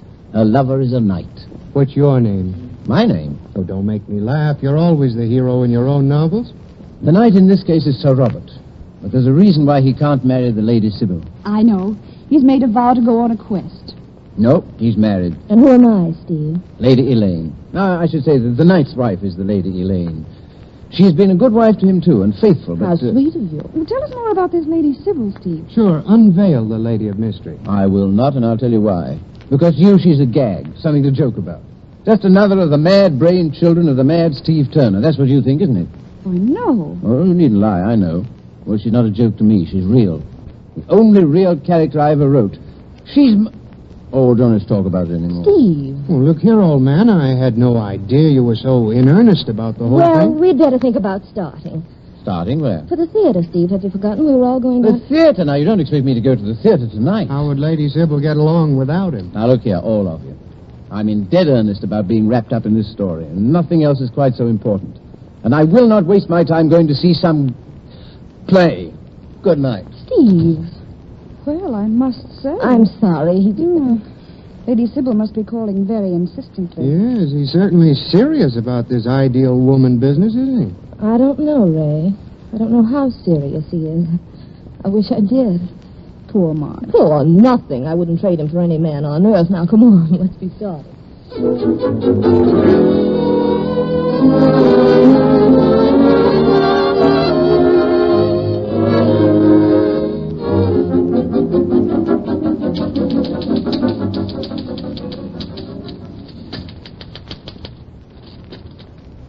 Now, let's see. Now, as Lady Sybil stood before him, gowned in rich flowing silks, there could be no doubt. She was incarnate, the woman of whom Sir Robert had dreamed. She stood silent for a long time, and when at last she spoke, it was to complete the charm. Slowly, she said... Slowly, she said... What did she say? Oh, Sybil, what did you say? I am here, my lord. Fate, which truly guideth our lives, has brought me hence. Yes, that's it. That's what... I beg your pardon. I didn't hear you come in. Not hear me. Thou dost jest, Sir Robert. Jest? Now, wait a moment. Who are you, anyway? If you're looking for a fancy dress ball or something, I assure you this is the wrong address. If thou wouldst fain make laughter, Sir Robert, thou hast chosen a poor time. Thou knowest well I am the Lady Sybil, come many leagues through cold and storm for love of thee. The Lady Sybil? You don't mean it? Who else? Good Lord, I'm dreaming. I've fallen asleep over my typewriter. That must be it. Steve, wake up, wake up! Ouch. What is this strange ritual, beloved? Why smitest thou the table thus? Is it some charm? You mean I'm really awake? Faith, thou dost speak in riddles, Sir Robert. But isn't there anything strange about me? In truth, thy dress is different. Where is thy vest of chain mail? Oh, I should have that on, should I? And that machine before thee, is it some instrument of torture? Robert, thou hast not sold thyself to... To the devil? No, only to a publisher. It's the same thing, you know.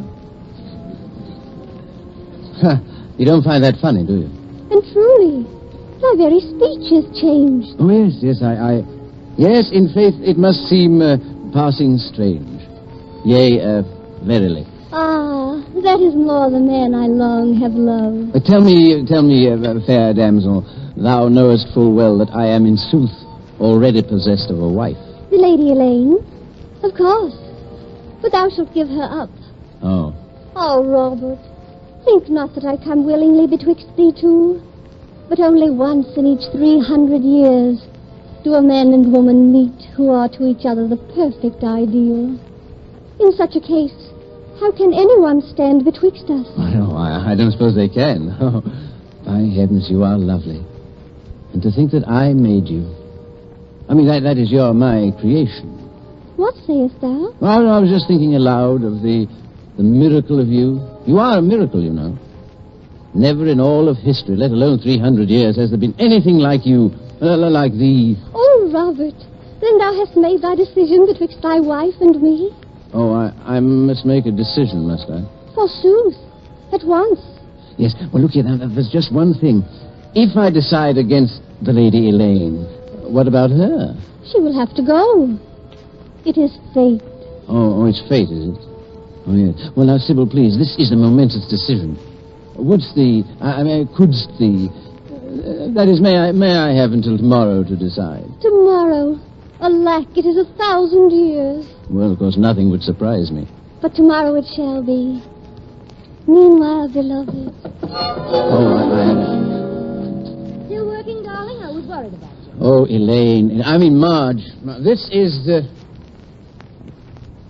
Sybil. She's gone. Darling, what's wrong with you? Marge, look. Thou dost not... you don't see anyone else in this room besides me. Someone else? I know. Oh, what's a test for sanity? Ask me something, anything. What are the primary colors? Red, yellow, blue. Right. Then I'm sane. Do you know what it means? What? It means that she really was here. I've done it. It's wonderful. Who was here and what have you done? Sybil, I've written her into reality. She was here just before you came in. Yeah. Well, you said that she was the most real character you'd ever written, but this is a little more than even I had expected. Tell me about her, Steve. Oh, Marge, she's perfect. She's a vision of loveliness. She's unbelievable. By heaven, she is that, at least. Well, her appearance rather complicates matters, doesn't it? After all, she wouldn't be here if you hadn't wanted her very badly. But what's that to do with one of my characters coming to life? I've created hundreds of people on paper. Yes, but you said yourself Lady Sybil was your masterpiece, the one real person you ever wrote, and apparently she's a bit too real. Oh, no, but I mean... You know, Steve, perhaps I can account for Lady Sybil's appearance. Anyway, it's a theory. What's that? Well, I don't know if you've ever thought of it this way, but we writers are inevitably gods to the characters in our stories or plays.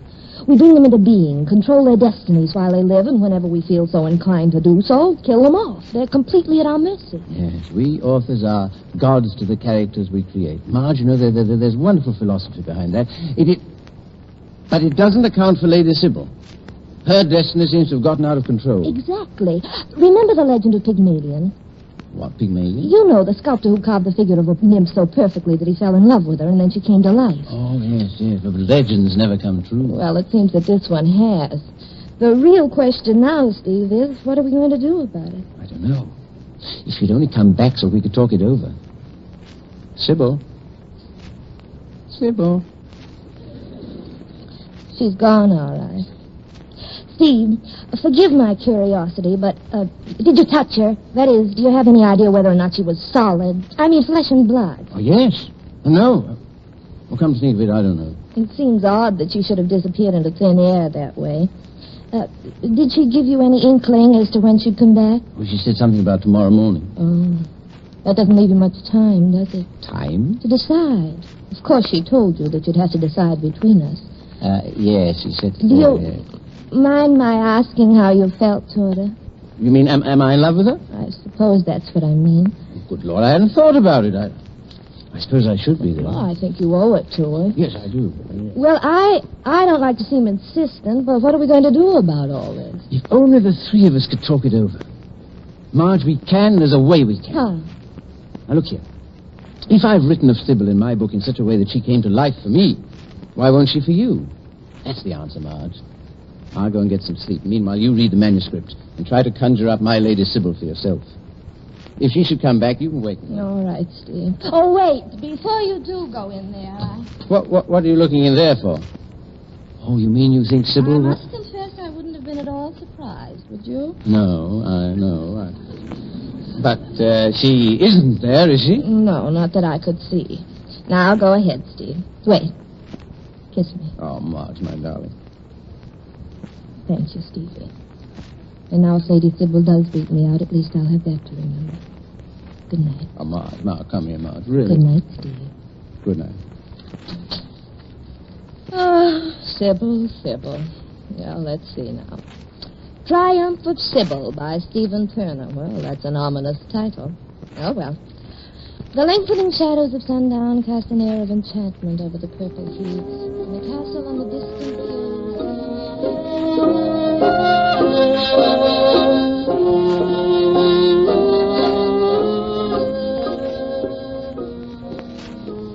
She was a woman of talent. But now, as Lady Sybil stood before him, gowned in rich flowing silks, there could be no doubt. She was incarnate, the woman of whom he had dreamed. She stood silent for a long time, and when at last she spoke, it was to complete the charm. Slowly she said, "Well, what did she say?" "Thou wert expecting me, Lady Elaine." What? Oh, then it did work. You're Sybil. In truth, I am the Lady Sybil. Of course, forgive me. And you're all he said you were. Then Sir Robert has spoken of me? Sir Robert? Oh, yes. Yes, I must confess I know all about you. Well, that is nearly all. Robert has told thee that I am his ideal of womanhood. He intimated something of the sort, yes. Then, of course, thou wilt stand aside. That depends, Lady Sybil. That depends. Just a moment. Whither goest thou? Whither goest I? Why, to complete this rather surprising triangle. This, it would seem, is a matter for all three of us to settle.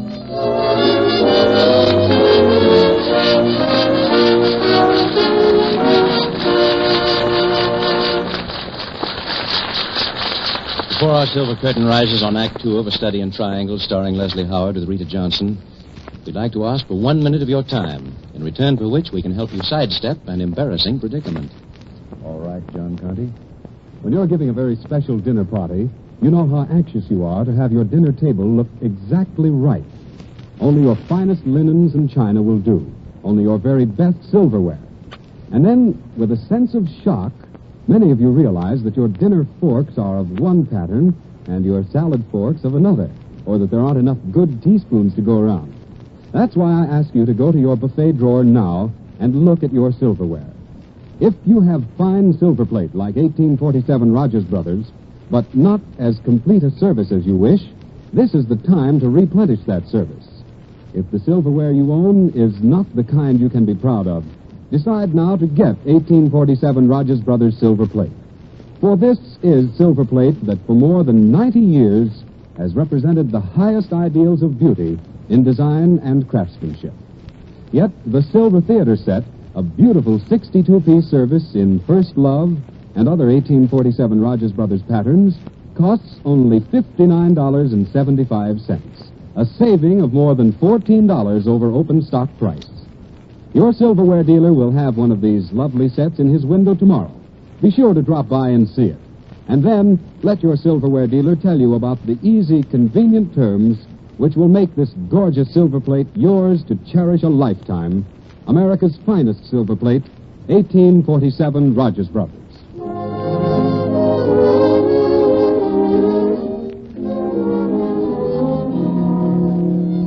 Once again, the lights are being dimmed and the silver curtain is rising on the concluding act of Study in Triangles, starring Leslie Howard as Steve Turner, with Rita Johnson as Marge Turner.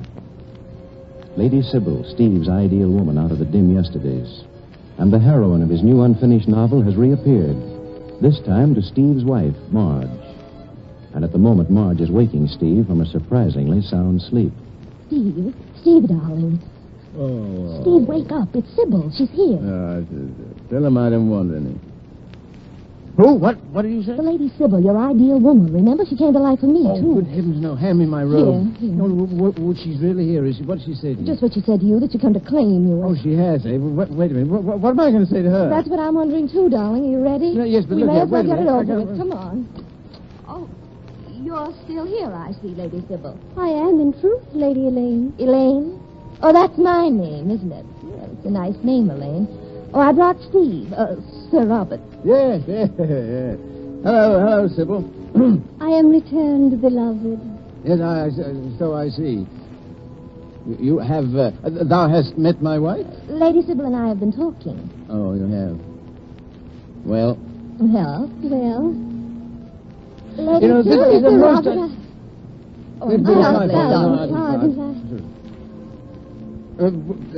What were you saying, Sybil? Surely, Sir Robert, there is no need to delay this interview. She's quite right, my dear. It's up to you to make it as brief as possible. You know you're really the sort of chairman. Yes, I suppose I am, yes. But you'll admit that this conference of ours is somewhat without precedent. Well, suppose I help you out a bit. Lady Sybil, you expect me to leave Steve, Sir Robert. In other words, to abdicate in your favor. Understand, my dear Lady Elaine, 'tis not of my choosing. Fate. I know, fate, the inveterate trickster. Well, in fairness to you, I think I ought to warn you about what you're really getting into. Do you know much about Sir Robert? Know him?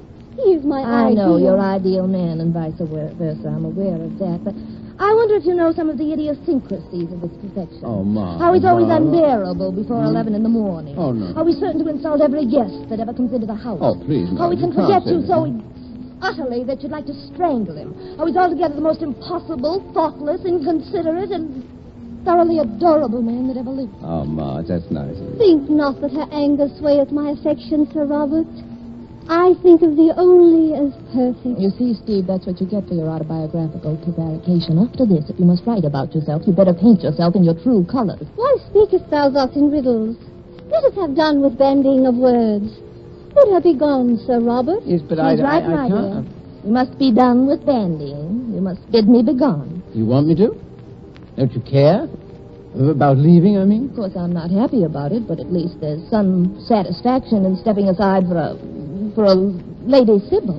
Thou art in sooth a valiant woman, Lady Elaine. Oh, but now look here. There's nothing now. left to be said, Steve. Your duty is plain. Faithful knight ne'er swerves from path of duty. You hear that? Faithful knight ne'er swerves from path of duty, and you can't go back on chivalry, not you, so I guess it's all over, Steve.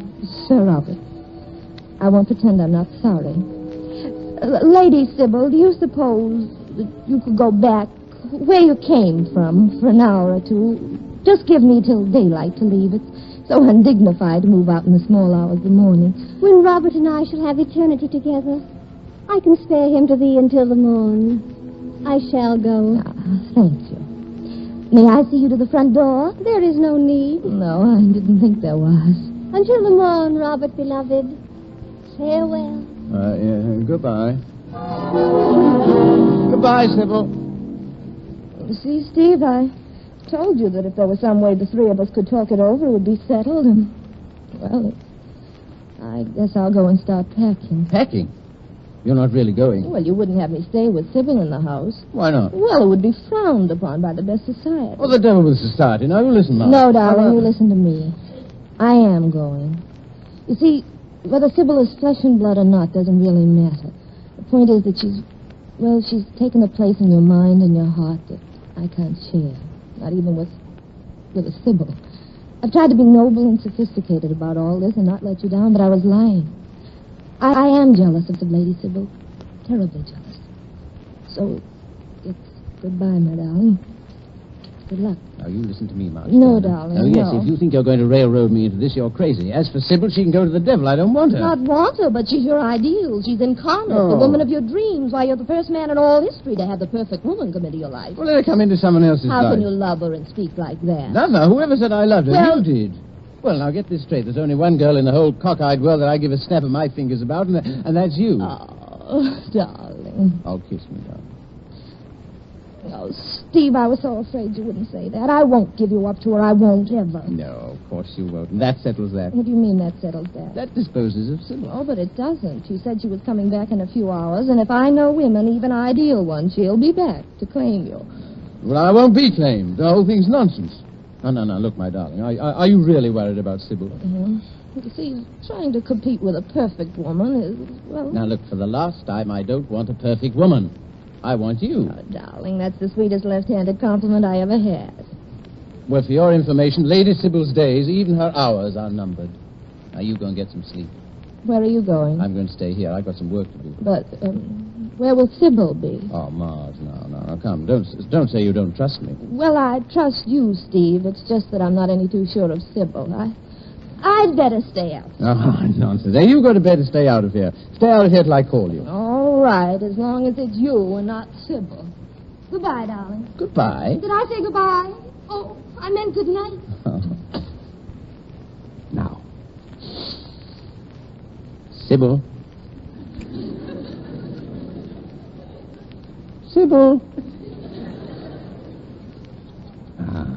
So you've really gone. And, young lady, you're not coming back. The Triumph of Sybil, chapter the last. Plainly taken aback was Sir Robert at the sudden appearance of Lady Sybil.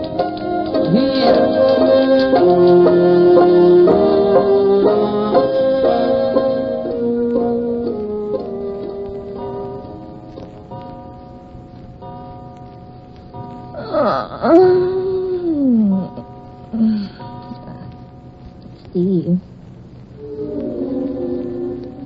Steve! Steve!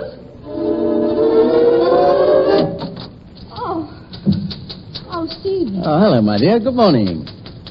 There. You're just in time. Steve, it's morning. Lady Sybil, that is, she didn't come back. No, call her. Oh. Sybil. Mm-hmm. No. Sybil. No. Like this. Sybil! Sybil! You see, I'm saved. Delivered from eternity with an ideal woman. And doomed to a few mad years with you. Oh, darling, you've done it, but how? Here, look, you see these? Yes, pages manuscript. It's the last chapter of my book. I wrote it. Now, just before I'd written Sybil into our lives, now I've written her out. Steve, you killed her off. Oh, Marge, no, you insult my poetic soul. No, of course not, no. I just made her a little bit more perfect than she was already. After Lady Sybil found out how much the Lady Elaine loved Sir Robert, she knew that it would be cruel of her to come between them. And don't you see, she was far too perfect for cruelty. Now listen, I'll read you the last few sentences. Sybil had gone as she had come, leaving behind with them both the memory of her loveliness, and thus she had fulfilled her destiny. Sybil had proved for all time that she was an ideal woman by going back to where all ideals must dwell, just beyond the horizon to the west. Oh, Steve, it's perfect. Of course that was the way out. How did you ever think of it? Did you ever hear of a saying called love will find a way, my darling? Well, that reminds me. Hand me the first page, will you? Here. Hey, what are you doing? You see what this title page said? The Triumph of Sybil by Stephen Turner. Steve, you're crossing it out. Yes, you bet I am. Now, you read over my shoulder as I type. A new novel by Stephen Turner.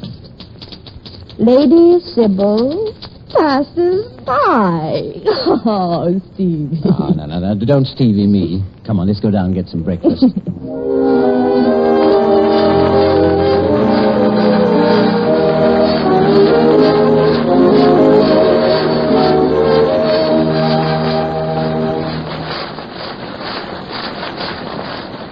Before Leslie Howard and Rita Johnson come back to meet you in person, may we have a very special word with the women in our audience. All right, John Conte. Deep in every woman's heart, there's a longing for luxurious and beautiful things.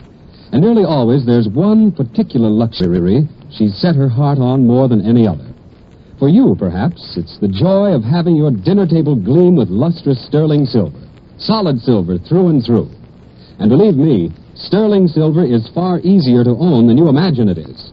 For example, International Sterling has a budget payment plan that makes it possible for you to buy a complete service of solid silver right out of income. Or if you'd like to start off gradually, you can get one of International Sterling's lovely Me-to-You sets and add to it from month to month at your convenience. The Me-to-You set only costs $16.75. It's a place setting for one person. 6 exquisite pieces of solid silver, and it's created not only in Enchantress, but in other stunning International Sterling patterns also. Your silverware dealer will have a Me-to-You set ready to show you tomorrow. So be sure to visit him. Then you can see the rich, lustrous beauty of this sterling with your own eyes. You can get all the details firsthand and learn for yourself how very easily indeed you can own solid silver that will go proudly with you all your days. International Sterling Silver.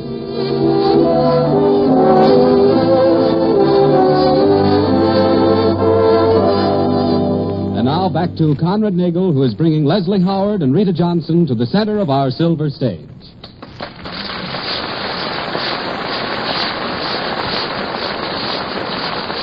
Well, first of all, I'd like to thank Leslie Howard and Rita Johnson for a couple of swell performances. Thank you, Conrad. Then we'll take care of several points of information. Number 1, Leslie Howard can now be seen in Bernard Shaw's British-made Pygmalion. Number 2, Miss Johnson can soon be seen in the Metro-Goldwyn-Mayer production, The Girl Downstairs, starring Francho Tone and Francesca Gall.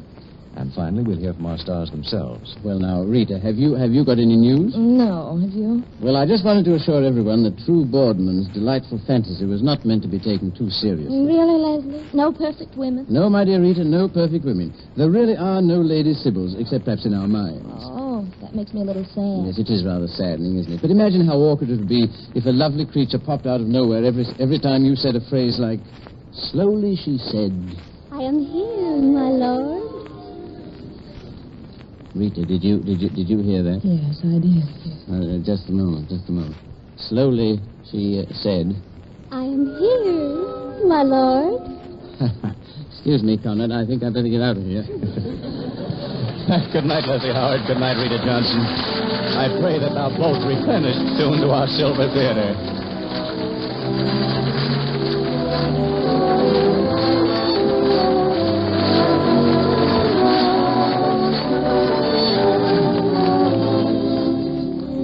Next week, Silver Theater will star Myrna Loy in an original story, Debutante. Conrad Nagel will direct, and of course, there'll be more original music scored and conducted by Felix Mills.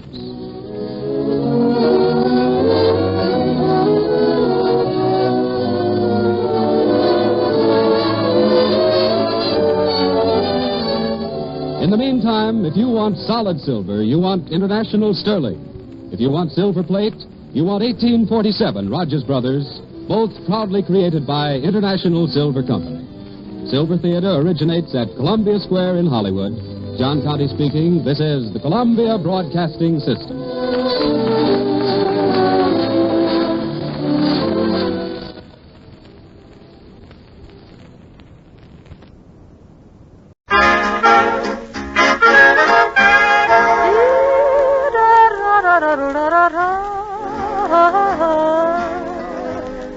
Ladies and gentlemen, a program of songs by Dinah Shore with Paul Laval and his orchestra, brought to you each Sunday night at this time by Bristol Myers, in appreciation of your friendliness toward Minute Rub, Modern Chest Rub, and Sal Hepatica, famous laxative.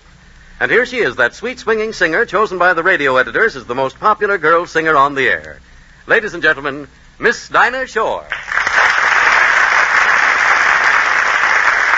Thank you, Harry, and good evening, everyone. You know, Harry, there's nothing I like better than nothing but weather. Nothing but weather? Yes. Well, nothing but what, Dinah? Nothing but, Oh, I wonder. blue sky smiling at me.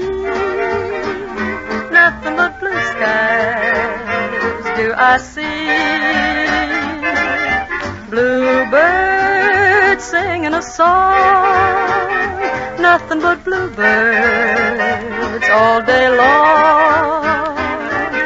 Never saw the sun shining so bright. Never saw things going so right. Noticing the days hurrying by. When you're in love, oh my, how they fly.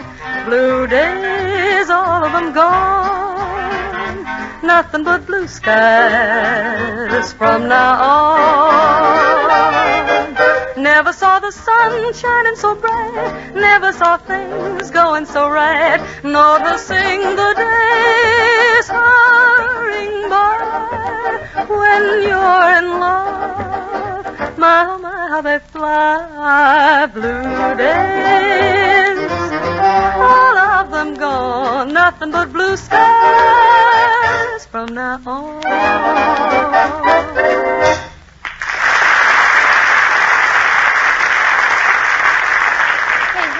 You've done quite a bit of sailing, haven't you? Well, yes, Dinah. I've skimmed across a few ponds. Well, then what's a lagoon?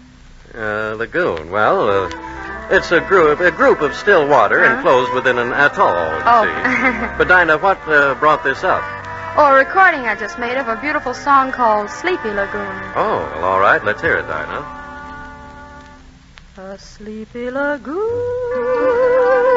a tropical moon, and two on an island. A sleepy lagoon and two hearts in tune in some lullaby land. The fireflies gleam, reflects in the stream. They sparkle and shimmer. A star from on high falls out of the sky and slowly grows dimmer. The leaves from the trees all dance in the breeze and float on the ripples. We're deep in the spell as nightingales tell of roses and dew. The memory of this moment of love will haunt me forever.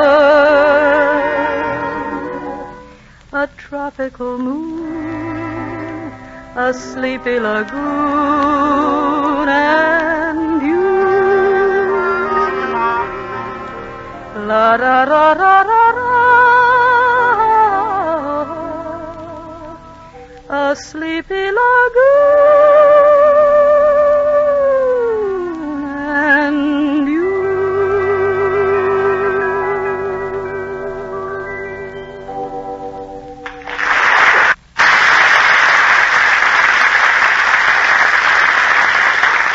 Well, ladies and gentlemen, some people think they can forget about colds now, but remember, of the hundreds of millions of colds reported in this country every year, a large percentage of them are caught in the spring.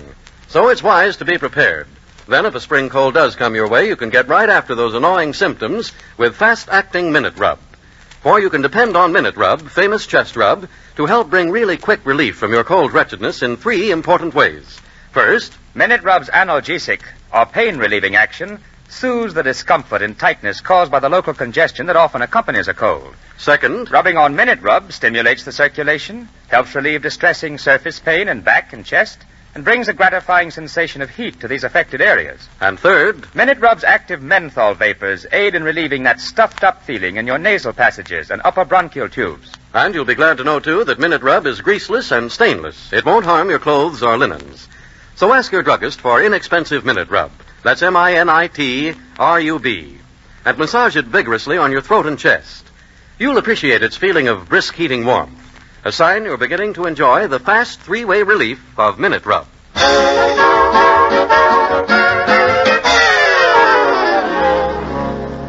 Harry, here's a new song that ought to be sweet music to the florists.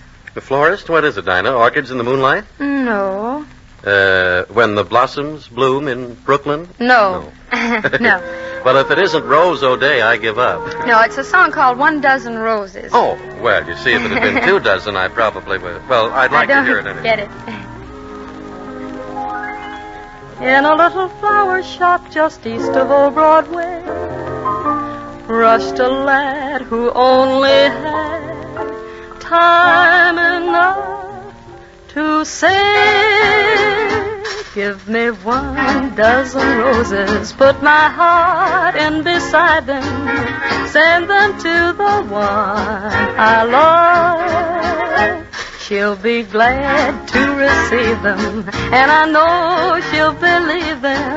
That's something we've been talking of. There may be orange blossoms later, kind of think that there will, 'cause she's done something to me, and my heart won't stand still. Give me 1 dozen roses, put my heart in beside them, and send them to the one I love. There may be orange blossoms later, kind of think that there will, 'cause she's done something to me, and my heart won't stand still. Give me 1 dozen roses, put my heart in beside them, and send them to the one I love. 1 dozen roses, 1 dozen roses, 1 dozen roses for the one I love. 1 dozen roses, 1 dozen roses, 1 dozen roses. 1 dozen roses for the one I love.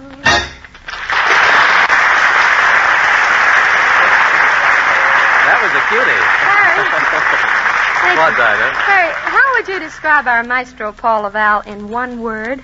In 1 word? Yeah. Well, Dinah, in most contests, you're allowed 25 words or less. Okay, or less. I'd say, maestro.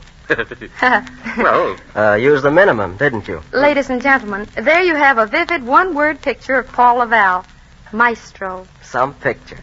Oh, Paul, suppose you paint a musical picture of your orchestral selection, A Church Mouse Gets Religion.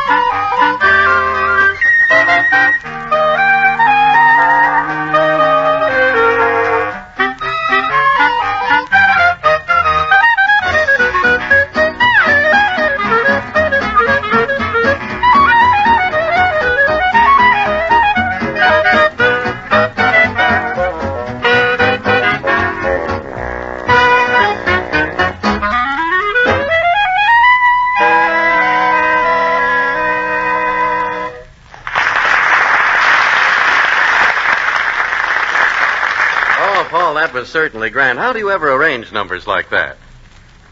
Paul, didn't you hear Harry? Yes, I heard him, Dinah. But look, suppose I tell him. You know Harry's a smart fellow. Yeah? Pretty soon he'll start arranging. Then I'm out of a job. Oh, well, what about Harry's job? Oh, Dinah, I could never be an announcer. Oh, yes, you could, Paul. All you have to have is a sincere belief in the product you talk about and a good product, like Sal Hepatica. Well, where do you get those things you say about Sal Hepatica, Harry? Oh, from doctors, laboratories, surveys that take in the whole country. Why, just recently, 3 out of every 5 physicians interviewed on the subject of laxatives recommended Sal Hepatica. And it's easy to see why, too, ladies and gentlemen. In the first place, Sal Hepatica brings gentle, speedy relief, usually within an hour, which means you don't have to wait till night to take the laxative you need in the morning, and as a result, risk feeling miserable all day. In addition, sparkling Sal Hepatica also helps sweeten an upset stomach by helping to reduce excess gastric acidity. So ask your druggist tonight or first thing tomorrow for an economical bottle of Sal Hepatica. Then, whenever you need a laxative, morning, noon, or night, see if you don't honestly feel better faster when you take gentle, speedy Sal Hepatica.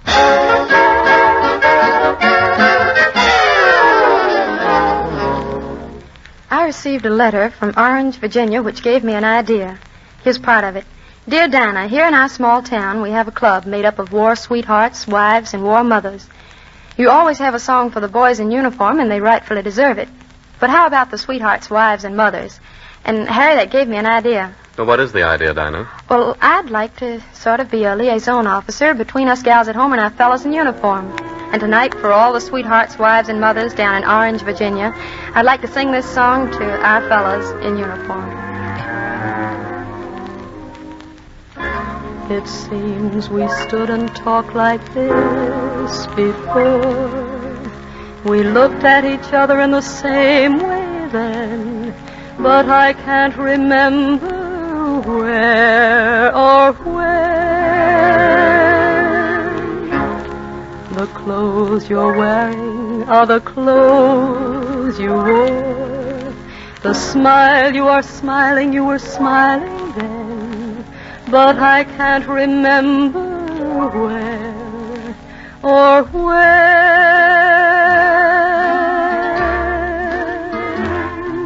Some things that happen for the first time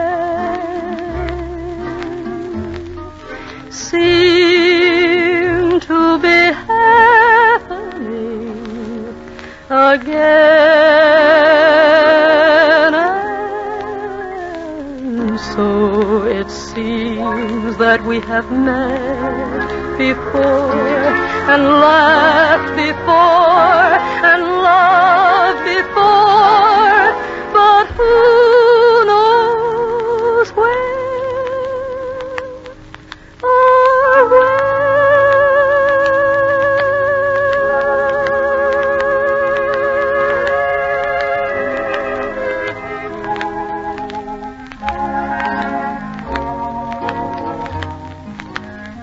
Remember, we'll all be together again next Sunday night. Mm-hmm. And in the meantime, ladies and gentlemen, if you have a cold, remember Minute Rub. If you need a laxative, remember Sal Hepatica. And if you have 15 minutes at the same time next Sunday night, remember Dinah Shore, won't you?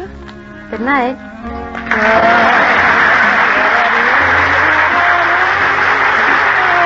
This program by Dinah Shore came to you from New York.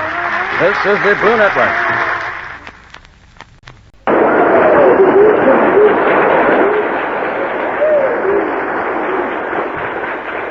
Now, look here, you two. I've made up my mind.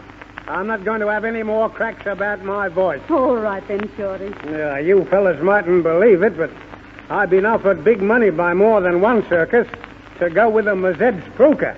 Why didn't you take it up then, Shorty? Well, trouble with circuses, Tex, is they ain't no excitement in them. Oh, darn it, I get more excitement just riding around with you. Well, perhaps Tex has got something to do with it, Shorty. I remember once he and Tim found a circus pretty exciting. The circus didn't have nothing to do with it. It was that no-good, low-down thieving... Hey, wait a minute, Shorty. Let Tex tell the folks about it. Well, you see, Dory, some time back, Shorty and I went to see a circus that came to town. when the show in the big tent was over and the boys were getting... a fella who used to work around the rodeos. Hi, Tex. I know, Shorty. You want to eat. I want... How do you know? Oh, darn it, Tex. You ought to get a job as a fortune teller. Tex. Hey, Tex Martin. Why, Mike? Mike Kelly. Sure does me heart good to see you. Gee, I've been missing you fellas since I left the rodeos. We've missed you, too, Mike. What are you doing now? Why, I work here with the circus, didn't you know? Hey, there's the boss and his daughter. I want you to meet them, Tex. Mr. Johnston. Mr. Johnson. I want you to meet some old pals of mine. I'll be delighted, Mike. This is Tex Morton and his pal, Shorty Long. How do you do, Mr. Johnson? And Tex and Shorty, this is Mr. Johnston's daughter, Miss Irene, the pride and joy of the Johnston Circus. How do you do? Hiya, Miss. Mike, you didn't kiss the Blondie stone, you swallowed it. Mr. Morton, Mr. Long, this is a very great pleasure. Yes, indeed, Mr. Morton. As a matter of fact, something I heard made me very anxious to meet you. And your horse, Kim? Well, Kim's staked out behind the tent. I'll get him for you if you like. Oh, that's wonderful. Father's wanted to own that horse ever since Mike told us about him. Oh, now hold on a minute. I said I'd get him for you. I didn't say I'd sell him. We'd make it well worth your while. Oh, I'm sorry, but Kim's not for sale. Well, if it's a question of price... Oh, Mr. Johnson, you couldn't buy that horse if you gave me your whole circus in exchange. You see, Kim and I sort of belong together. I've had him from the time he was born right up till now, and, well, we've gone through some tough spots together, and we've had fun together, and somehow I think we ought to end up that way. Mike, see if you can't talk Mr. Morton. No, Father, please. Mr. Morton's right.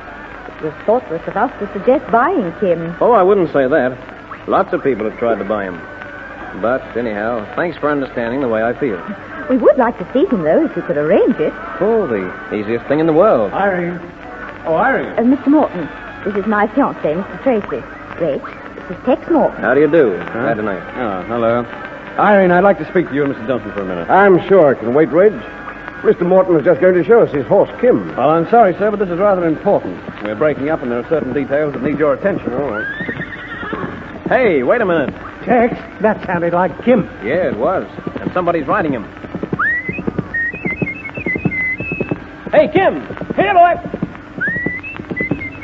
I hope nothing's wrong. I feel terribly guilty if anything Hey, what's the big idea, mister? Oh, I don't know what you're talking about. Come on, you dumb beast. Listen, hey, get down off my horse. Come on, get down. Suppose you just try and make me. Well, Miss Irene, I think this is just as good a time as any to show you some of Kim's tricks. All right, boy. Come on down, Kim. Lie down. Hey, wait a minute. What's going on here? All right, Kim. Roll over. Over, that's the boy. Hey, what are you trying to do? Fella. Kill me? Why, you no good... Oh, no, you don't. You don't understand anything you can't finish, mister. Now, what are you doing on my horse? Come on, start talking. I was taking him to the train with the rest of Mr. Johnson's horses. He said he bought it from you. What? Oh, Father. That's ridiculous. I said no such thing. I'll take your word on that, Mr. Johnson. You have my word. Daggett, I don't know what you're up to, but I want no part of it. Now get out of here before I have you whipped off. You can't kick me around like that. I'll show you. They'll bunch off. Tex, I hope you know how Father and I feel about Oh, this. that's all right. No harm done. Well, just to prove that there's no hard feelings, won't you and your friend have dinner with us on the circus train? We've got a wonderful cook. Oh, hooray! We eat on a bad time. Well, we'd like to, Irene, but... dear, I'm sorry to break in on this happy little gathering, but there's work to be done. But you have to have dinner, and I thought... Oh, not this time, Miss Irene. Thank you very much, just the same, but... We're heading for Long Reach, Tex. If we get up that way... Well, if we do, you'll have visitors. Goodbye, Miss Irene. Come on, Shorty. So long, miss.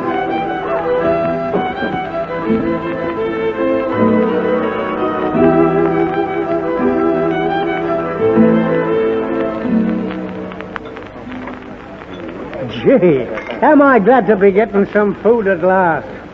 You know, Tex, say, what's got into you?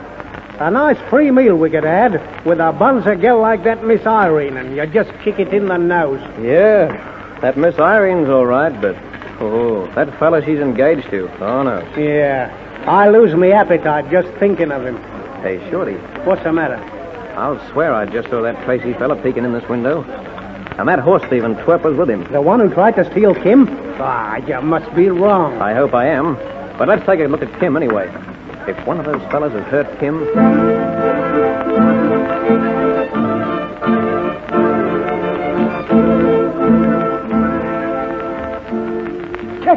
gone. Those no-good horse stoppers. Come on, Shorty. We're going after them. Your horse is going to have to ride double for a while. Okay, Tex, but how are we going to catch him? You see that the circus train's pulling out now.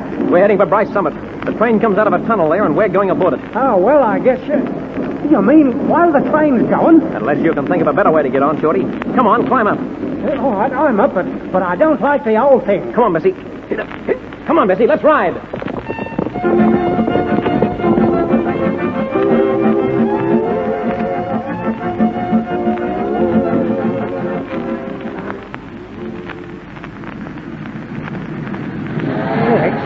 Let's think this over.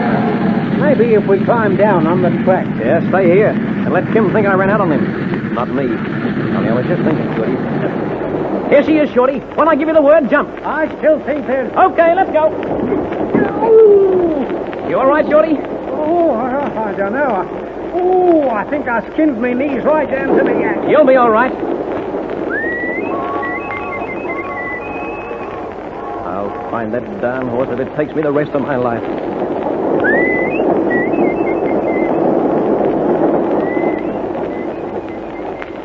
Look at that horse, Bill. Yep, me and Tracy got a bargain all right when we bought Kim. Boy, just think of the money we'll win down there. Hey, what was that? Oh, what's the matter with that pull horse? Cut it out, shut up. I'll beat the living daylights out of you. Keep your hands off that horse. What? Yeah? I'll teach you to go stealing other people's horses. All right, you. Put your hands up, all of you. This is strictly between Tex and that... go on, Tex. Give him one for me. All right, now. Where's Tracy? Come on, start talking quick. He won't talk for a long time, mister. But Tracy's back in one of the other cars. Okay, thanks. Come on, Shorty. We got work to do.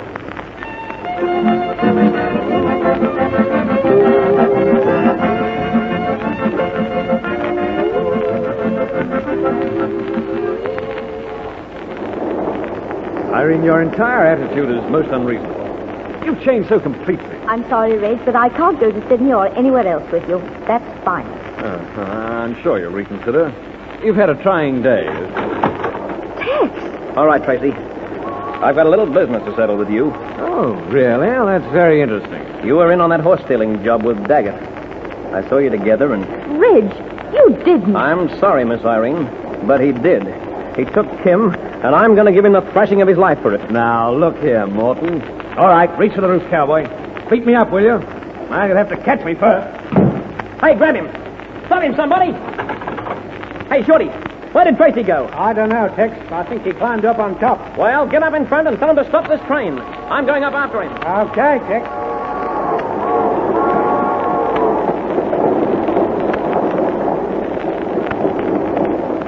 It's no good you're running, Tracy. I'm going to get you if I have to chase you to China. You asked for it, Morton. All right, mister. If that's the way you want to play, I can wait.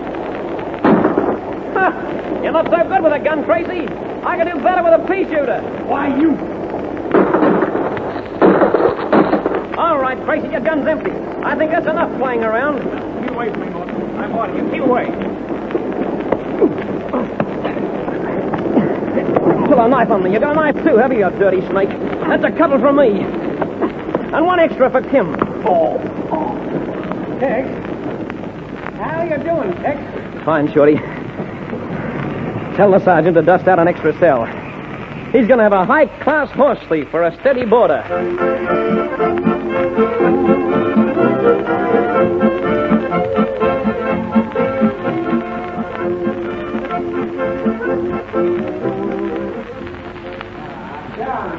I don't understand you. Well, what's the matter now, Shorty? Well, a beautiful girl like that Miss Irene just pining to be noticed.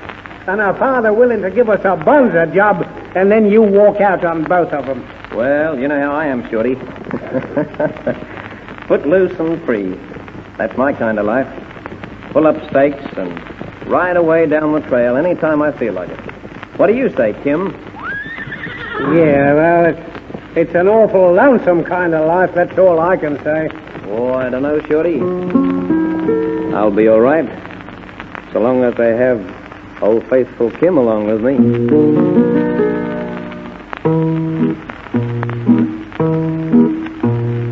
Oh, faithful together. Oh, faithful in every kind of weather. When your roundup days are over, there'll be pastures white with clover for you, oh, faithful pal of mine. Hurry up, old fella, 'cause the moon is yellow tonight. Hurry up, old fella, 'cause the moon is mellow and bright. There's a coyote howling to the moon above, so carry me back to the one I love. Hurry up, old fella, 'cause we gotta get home tonight. Oh, faithful, we rode the range together. Oh, faithful, in every kind of weather. When your roundup days are over, there'll be patches white with clover for you, oh, faithful pal of mine. Yippee, yippee, yippee, yippee, yip, old heart. There's food and rest, and you've done your best, old heart. Oh, carry me over the mountain ridge, down the trail to the old pine bridge, to my gal Lily, bunkhouse Lily and the boy. Oh, faithful, we rode the main together. Oh, faithful, in every kind of weather. When your roundup days are over, there'll be patches white with clover for you, oh, faithful pal of mine.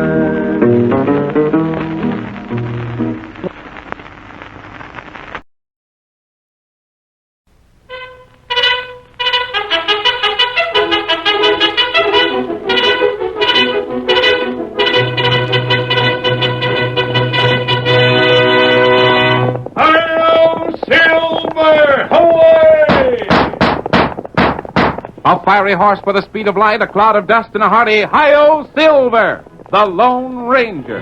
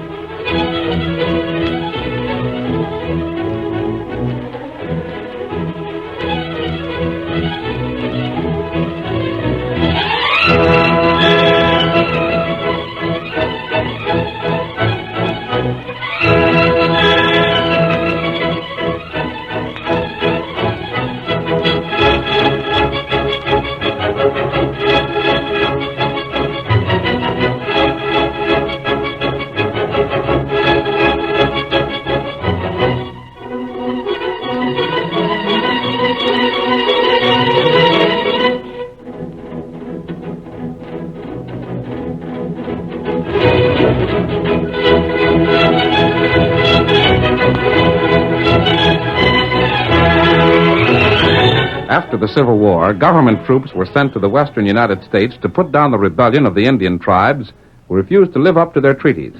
The commanding officers of the Army had very little experience in fighting Indians.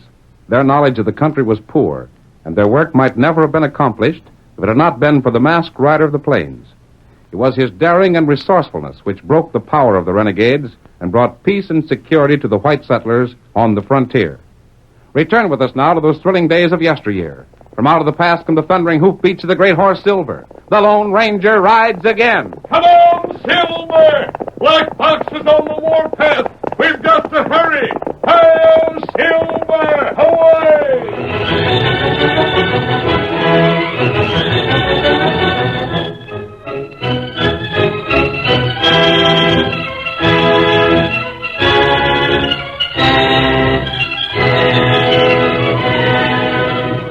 A cavalry troop led by Captain Fletcher had halted just short of a pass leading into the rugged Sawtooth Hills. The men had dismounted, set up the 3 field pieces they'd brought with them, and now were firing steadily at the pass whose rocky formation made a natural fortress.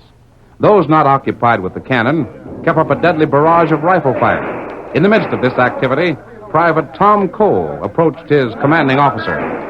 Begging your pardon, sir. Yes? Of course, I know it ain't for the likes of me to be asking questions. Quickly, man, get on with it. I was just wondering, sir, if you're real sure there ain't no danger that we'll hit the women folks with them redskins. Get back to your post. Yes, sir. I didn't mean no offense, sir. I just asked because, well, hang it all, one of them women is my wife. Oh, I'm sorry, I didn't know that. Isn't your name Tom Cole? It is, sir. Well, Tom, you needn't worry. Scouts have reported that Black Fox has sent the women ahead. Those Indians in the pass are just fighting a delaying action. Oh, thank you, sir. And Tom. Sir. Maybe you didn't know it, but they have my wife also. Oh, gosh, sir, I'm sorry to hear that. We'll make them pay. We will that, sir. Was there anything else? No, sir, that was all. You better get back there with the men. No, wait. Yes, sir. Deliver a message to Lieutenant Day. Tell him I said the cannon shot is falling short. Tell him to try for more elevation. Yes, sir. Right away, sir. Orderly. Yes, sir. I see one of our scouts over there. Tell him I said we have to have more information. I want to know exactly what those redskins are up to. I'll speak to him, sir. Now, who's this? Looks like a civilian, sir. A civilian? Very well, I gave you an order. Get on with it. Yes, sir. Whoa, boy. Whoa there, whoa.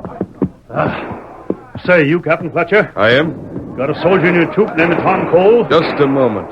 Who are you? I'm Lem Todd. That's who I am. What are you doing here at a time like this? I've got business with that Cole feller. What business? Sorry, Captain, but it's personal. You'll have to take it up with him another time. No such thing. I spent 6 months looking for that hombre and covered plenty of miles. And I don't aim to put off seeing him. Don't you realize what's going on here? Fighting Indians, ain't you? Yes. I'll have no civilian underfoot. I'll have to clear out. I won't. I'm going to see Tom Cole. Get out. Now, looky here, Captain. If you're figuring I don't know how to handle myself in a fight, you can forget it. I was fighting Indians before your ma cut your curls. Fact is, I like to fight Indians. Ain't nothing I enjoy more. It'd be like old times to get a chance to drill a couple of them redskins again. I've no time to waste on you. Captain, hold on. Well? If you don't let me have my way, I'm going to make myself a pesky nuisance. But if you'll just pint Tom out, I'll give you my word my business with him won't take but a minute or two. I should have you arrested. Bet you don't. But I can't spare a man to watch you. You give me your word you'll take no longer than is absolutely necessary? Uh-huh. You got it. And you'll find Cole just beyond that first field piece. Now be quick about it. Yes, sir. Sergeant, make him feel on the left flank.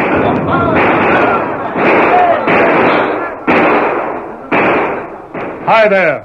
Tom Cole. Who is it?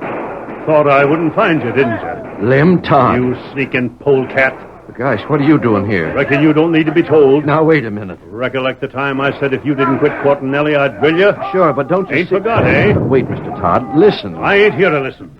There ain't nothing you can say. You might have given my orders. You persuaded my daughter to do the same.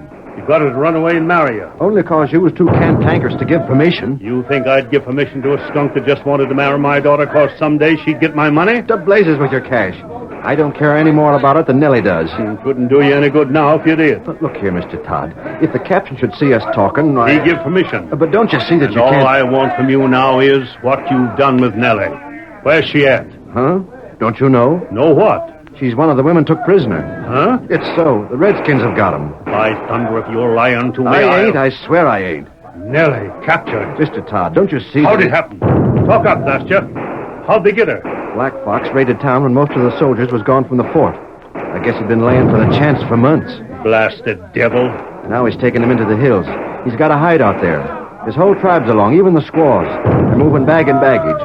What we're doing now is trying to blast our way into that pass, you see, so as we can follow. That's why we got these cannon along. Tom. Yeah? This has kind of took me all in the heap. Sure, I should think so. I reckon this ain't neither the time nor the place for me to call you to an accountant. Now, wait, Mr. Let Todd. me finish. For now, we call it quits. We leave it that way till we know what's to become of Nellie. I know that everything... By thunder, when this is over, I'm going to call you out and then... Tell me you take just a minute, then you clear out. We're just finished, Captain. For now. Then get back out of rifle range. Those Indians are armed. Sure, Captain. Sir. Well? Scouts report, sir. Good.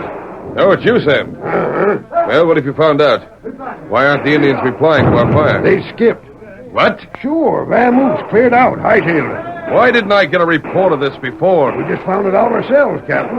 Don't know how they managed it without our seeing them, but they did. Impossible. Our fire's been aimed to cut them off. Well, they fooled you. I wanted to capture those braves and hold them as hostages for the women. And now you can't. Yeah, they're heading for their hideout. Sure. What in heaven's name are we going to do? Power 'em, I reckon. What else? Without our field pieces? You can't take them things over them hill trails. You know we're outnumbered at least 10 to 1, don't you? Uh-huh. We've got to keep our cannon with us to square the odds. Orderly. Yes, sir. Tell the bugler to blow ceasefire. Yes, sir. Captain. Well? You will follow after him, won't you, sir? You let him get clean away with our women, will you? I will not. Cannon or no cannon, somehow we'll follow.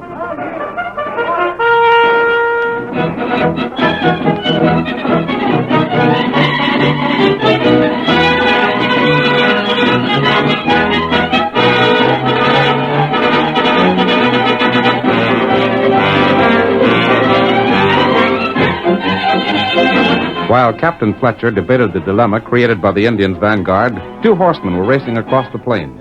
One, a masked man, was mounted on a great white stallion that traveled with the speed of light.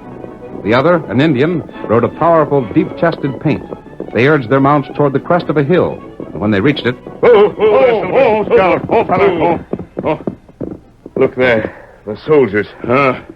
You're still determined to carry out your plan, Tonto? You can still change it, you know.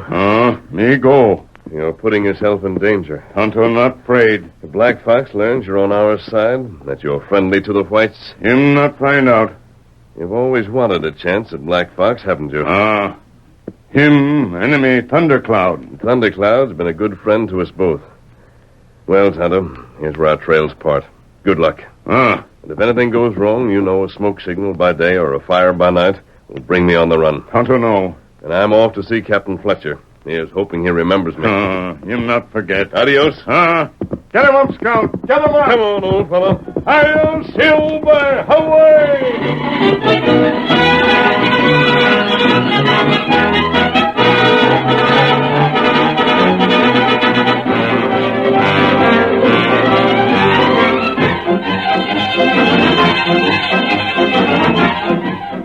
Tonto sent Scout galloping toward the hills. The Lone Ranger headed Silver for the soldiers grouped below. It was some time later that Lem Todd approached Captain Fletcher's orderly and... Hey, young feller. What do you want? How's for talking to the captain now? You can't. He's still busy. He's still with that masked hombre that rode up? He is? Who was that fella? I've told you before that I don't know. Does the captain? He said he did. What are they palavering about? I don't know. Say, don't you know anything?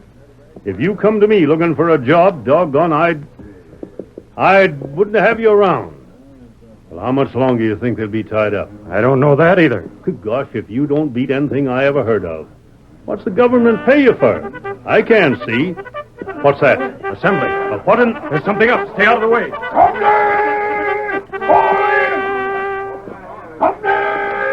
Attention! At ease. Men, all of you are acquainted with the situation. Black Fox is making for his hideout. He's taking with him not only my wife, the wife of another member of this company, but 4 other women as well. It's our duty to free them and punish the Indians who captured them. Now, an hour ago, because of the odds against us, it seemed impossible to do either. What's happened to change things, Captain? This man and I have had a talk. He's masked, but he and I have met before. I'll vouch for him. Yeah?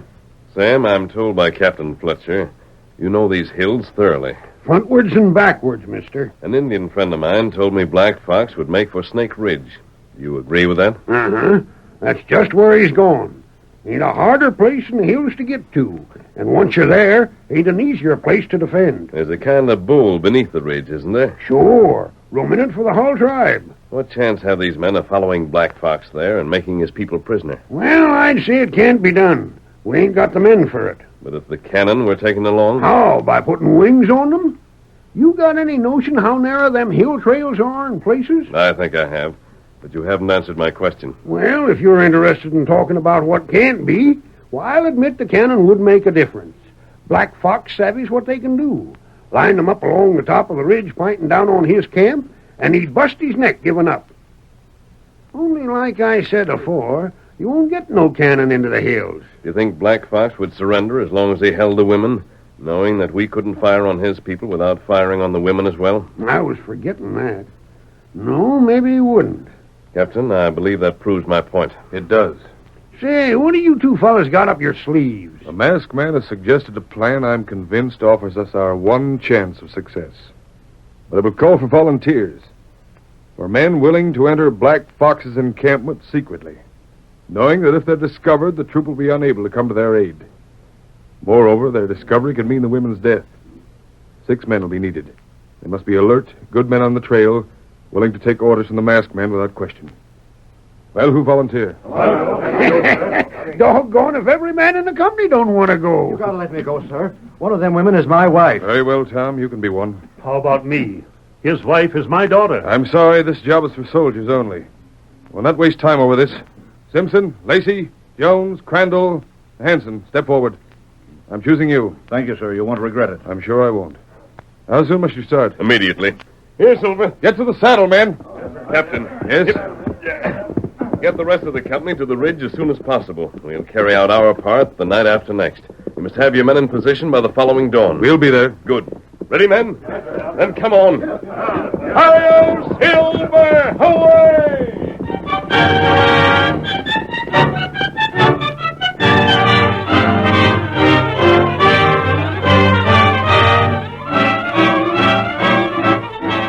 The curtain falls on the first act of our Lone Ranger story. Before the next exciting scenes, please permit us to pause for just a few moments.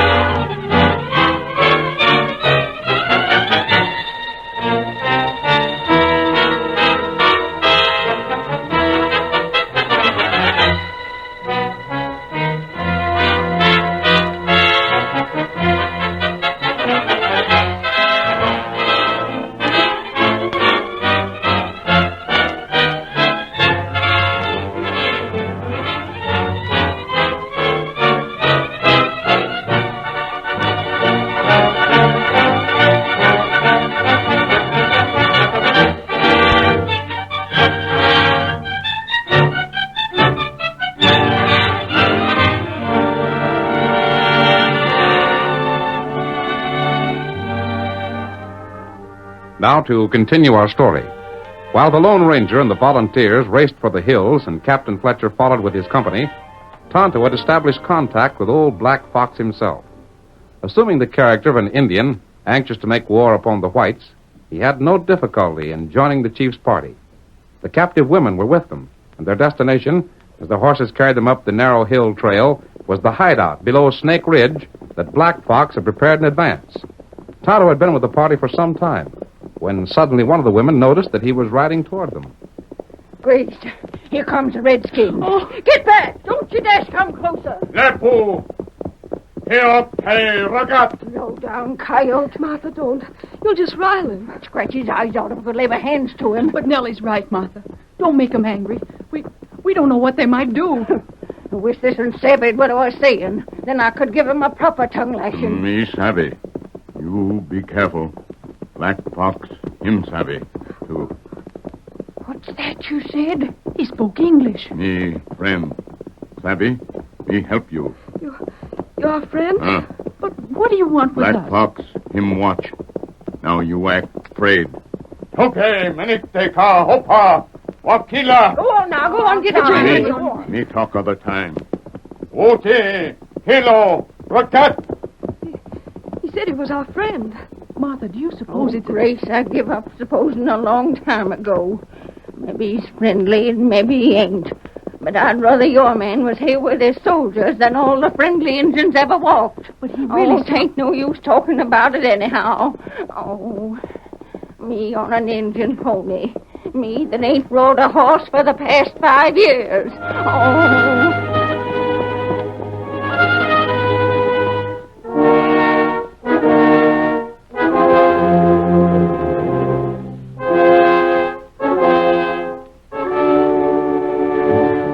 When Black Fox led his captive into the bowl below Snake Ridge, they saw that the Indian squaws had already erected teepees, but others had approached the valley as well, others whose approach had not been noticed. At dusk on the following day, the Lone Ranger and his companions took shelter behind some boulders that looked down on the Indian encampment.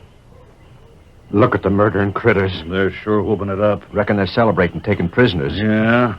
Well, before we're through with them, they'll be singing a plumb different tune. Don't show yourselves. Mister, you're in charge, and we won't forget it. But every time I stop to think they got Nellie down there, Don't think about it. That's easier said than done. Of course it is, but we've got a job to do, and we can't risk failure. You're right. They can't see us, can they? Not here. Tom, hand me that bundle I brought along. It's right behind you. Here you are. What's in it? Wait until I have it unfastened, and I'll show you. There. Well, look. Well, I'll be hogtied. It's women's duds. Dresses. What on earth are they for? To wear. Huh? There's clothes enough for all of you. You'll put them on. Hey, One now. moment. But we... You'll wear these. And tonight you take the place of the women Black Fox holds captive. You mean I'll that you explain. want... I have an Indian friend below there with Black Fox. Tonto? The Indian you've mentioned? Yes. If he's such a part of yours, what's he doing down there? Black Fox has been Tonto's enemy ever since he led a raid against the tribe of Tonto's best friend among the red men, Chief Thundercloud. Oh. Tonto will know where the women are held, how many guards have been appointed to watch them. He may even be able to be chosen a guard himself. And? We decided on this meeting place when he left me. I expect him at any moment. When the village is asleep, we'll go down there. You'll take the place of the women. They'll come back here.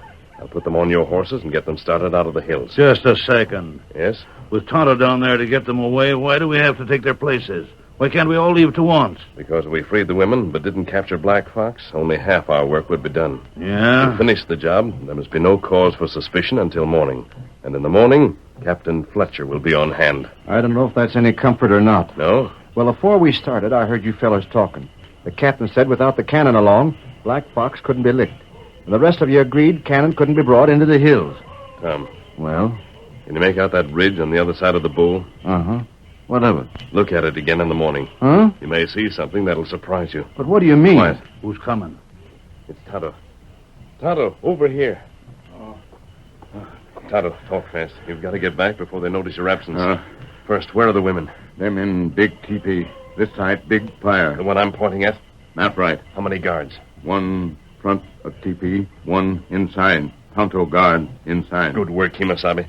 That leaves us just one fellow to deal with. Now, Tonto, listen closely. When the village is asleep, signal us. We'll be waiting. Give the call of a timber wolf. How to do it? Take care of the outside guard yourself. All right, go back. Me go. Stranger. Yes? I've seen enough of you in the last couple of days to know you ain't planning on leaving with the women. If you ain't staying in the teepee with us, what are you planning to do? I'm calling on Black Fox at dawn. At dawn? You mean alone? Yes. You'll be killed. I think not. But you can't. I'll be alone and unarmed. I've got an idea Black Fox will be too curious to attempt my life at once. And if he waits, it'll be too late.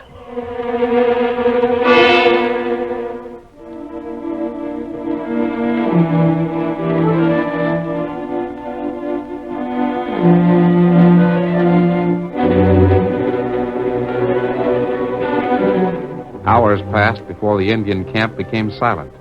Hours that seemed as long as days. They're asleep. Why don't Tonto signal? He will when it's time. I'm so doggone stiff from waiting. I don't know if I'm going to be able to move when the signal comes. You'll be all right. You don't think something's happened to Tonto, do you? Could they have found out, caught him after he talked to us? We can be certain of nothing, but it won't help to worry about it. Look at these duds. I'd sure hate to have the boys in the regiment see me dressed up in them. I can't rightly get the hang of the darn things. In the dark, it won't matter. You won't be moving around in the teepee. I don't expect trouble on that score. The big thing is to get you there and the women away. We'll do it. Sure we will. Listen. The signal. Well, now for it. Come, follow me.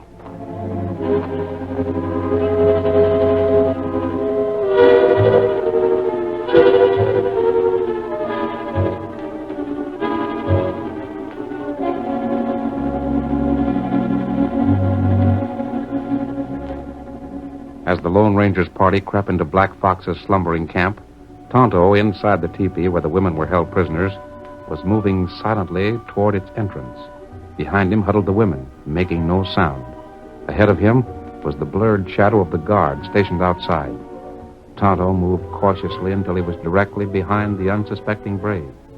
Slowly, he raised an arm high in the air and then... Get him. Is he unconscious? He's not dead, is he? Him wake up by and by. My sakes alive. I'm so trembly I can't hardly get my breath.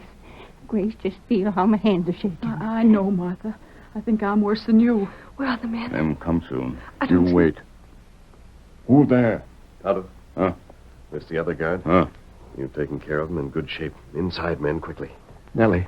Where are you, Nellie? Tom. Gosh, honey, I'm Enough so of glad. that. The worst is still ahead of us.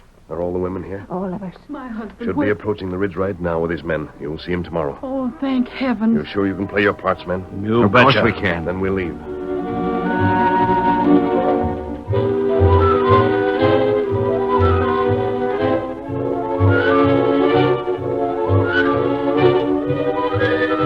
The women left the camp as silently as the men had entered.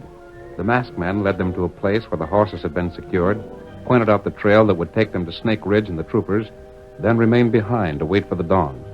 The Indians awakened early, but before daylight could reveal the trick that had been played upon them, the masked man had leaped to the saddle, was urging Silver toward the very center of the encampment. Come on, old fellow.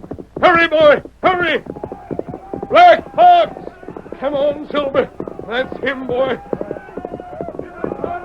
Tonto, tell Black Fox I'm not armed. Oh, hold there, Silver. Oh, boy. Hold there. Oh. What is that? They call. Harcourt. Him say you die. Back. Stand back. Down to the ridge. Make Black Fox look at the ridge. Come on. Lou. Come on.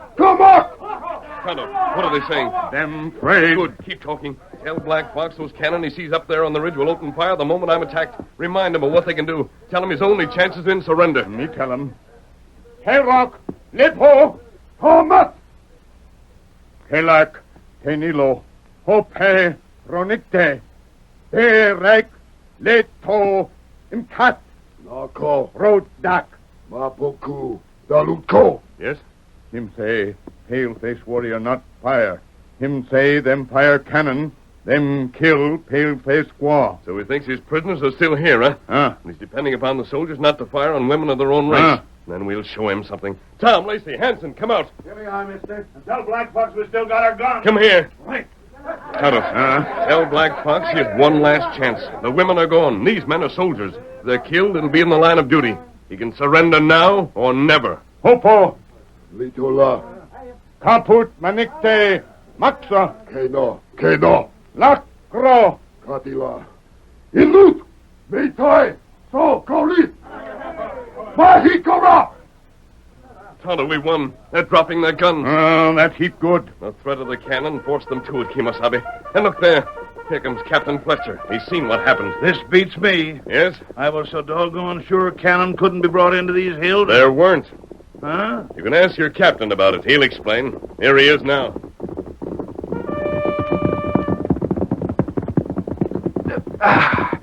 Round up every Indian in this camp. Search them for arms. You know what to do with any that make trouble? Yes, sir. The women, Captain, they reached you safely? Thanks to you, they did. This should be a quiet part of the West from now on, Captain, with Black Fox captured. It will be. I can guarantee that.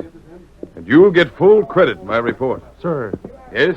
Pardon the question, sir, but the cannon. We understood they'd have to be left behind. We've been wondering if...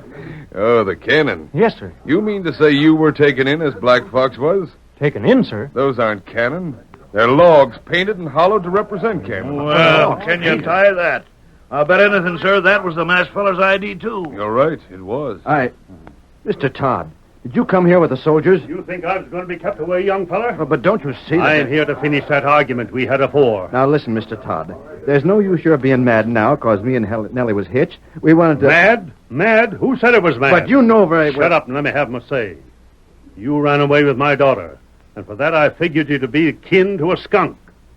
But with the help of the masked man, you brought her back again. So I reckon things are square. Oh, gosh. Tom, you're twice the feller I figured you was.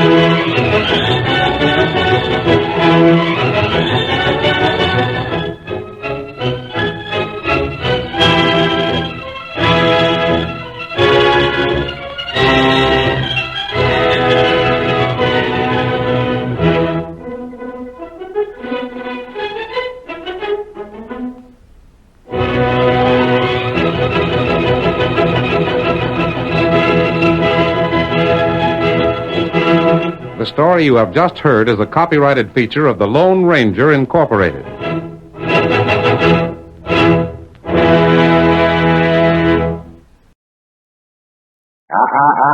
Don't touch that dial. Light up a Camel cigarette. C-A-M-E-L. And listen to Blondie.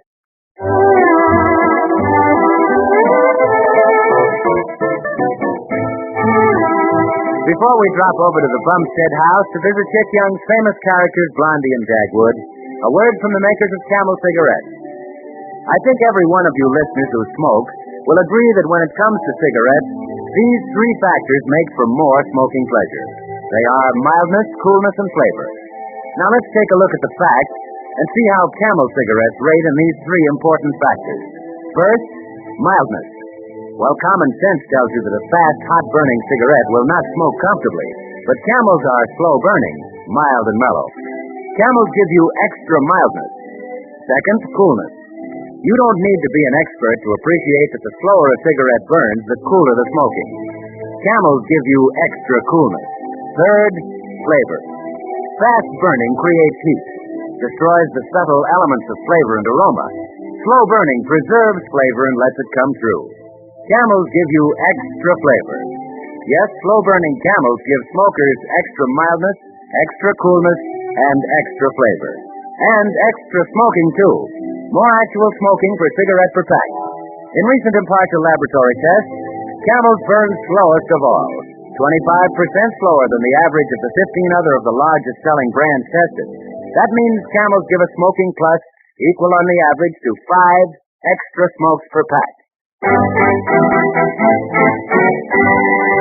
And now it's time for our weekly visit with the Bumstead. We find Blondie in her spotless kitchen, just placing a huge dish of fresh-baked cookies on the table. And here comes Baby Dumpling. Mommy, listen. Yes, Baby Dumpling? Well, I was just wondering, there was a poor little boy that I sent her just now. A poor boy? Uh-huh. He was awful hungry, Mommy. I was just wondering if we could still get a couple of those cookies for a hungry boy, Mommy. Why, of course we can, dear. You bring him around to the back door, and I'll fill his little hands with cookies. Okay, Mommy. That'd be awful happy. Now, let's see. I'll give him one of these. No. And a couple of the frosted ones. Poor little fella. And, I just was there are 3 of these sugar cookies. Yes. Yes, I'm coming. Hello, Mama. Well, here's some cookies for you. Why, baby dumpling, you're all alone. Where's the little boy who was so hungry? Well, Mommy, I'm him. Oh, baby dumpling Bumstead. The idea of playing such a trick on me. April Fool, Mommy. Oh, April Fool, eh? April Fool, can I have those cookies now? April Fool, no, you can't. Oh. Well, not till after dinner. These cookies are for your father because today is his birthday. But Daddy was born twice, Mommy. Why, no, dear. What an idea. Well, how does it get to have 2 birthday things? Well, you see, baby dumpling, Daddy was really born in leap year. What's leap year? Oh, that's the year that comes every 4 years. In leap year, the month of February has 29 days instead of 28.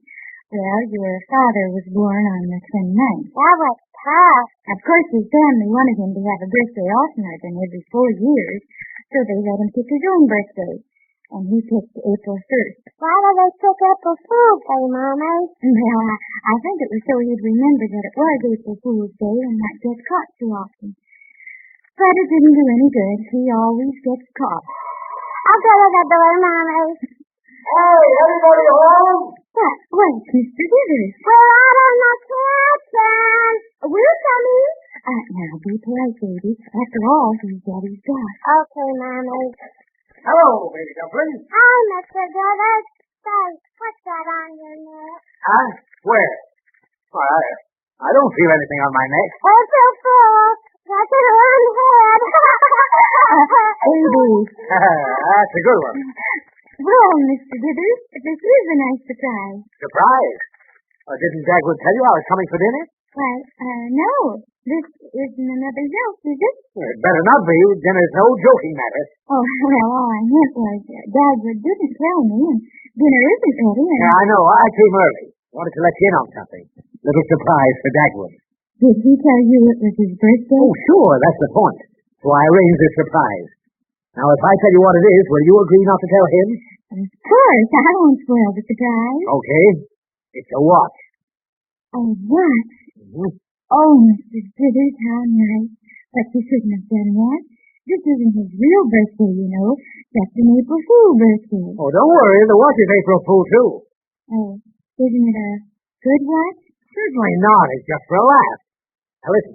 I make a speech, see, like this. In recognition of your unbroken record for being late at the office, I want to present you with this little token. When you open the box, watch out, because time flies. What's funny about that, Mommy? Then comes the big laugh. Oh. It's a trick watch, see? When he goes to lift it out of the box, it blows up. Blows up? Sure. Flies into a million pieces. It's a scream. Fella pulled it at the Civic Club the other day. I'm using the same watch. Oh, can it be put together again? Oh, sure. Jordan the jeweler can fix it for the next ball guy. He rents the watch. I'm on my way to his store now to get it. Now, remember, you gave me your promise not to tell Dagwood. Well, all right, Mr. Dithers. Only Dagwood doesn't understand jokes like that very well. Oh, poppycock. He's got to learn to take a ribbing once in a while. I don't start dinner till I get back. I laugh better on a full stomach. Oh, dear. What's the matter, Mommy? Well, I'm a little worried about Mr. Dithers' joke. Daddy's been kind of hoping he'd get a present from him. Not so much for the present, baby dumpling, as to kind of show that they were friends. He'll be so happy when he gets the watch, and then when he finds out it's a joke, I'm afraid it'll be an awful letdown. Can we do something about it, Mommy? I don't know. We can't seem like poor sports, but I don't like it. I bet you if I sat among myself for a long time, I could do something about it. Can I go out again for a while, Mommy? Well, yes, dear, but don't be late for dinner. Oh, here's Daddy now. Hi, Blondie. Hiya, baby dumpling. Oh, hello, dear. Happy birthday again. Yeah, thanks. Well, Daddy, happy April Fool today. Yeah, well, that was soon over. Well, what was his hurry? Oh, he's going outside to think. Think about what? Oh, April Fool jokes, I guess. Look, Dagwood, You don't mind much if people play jokes on you today, do you? Even if it is sort of your birthday? No. I mean, no matter who played the joke on you, you wouldn't feel really badly, would you? No, honey, I can take a joke. Why, I like jokes. Oh, there's a phone. Maybe I'd better take it. No, it might be somebody wishing me happy birthday. Hello. This is Mr. Bell of the telephone company. We're testing your line. Is it a joke, Douglas? Oh, no.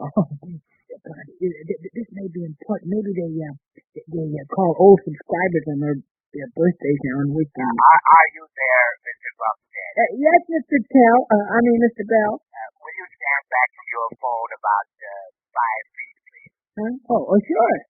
Sure. I am. Thank you. Now, whistle. Oh, yeah, glad to, of course. Ready? Yeah, go ahead. Louder, please. Huh? Louder. Oh. My, you make a lovely canary. April Fool. Oh. Well, Dagwood?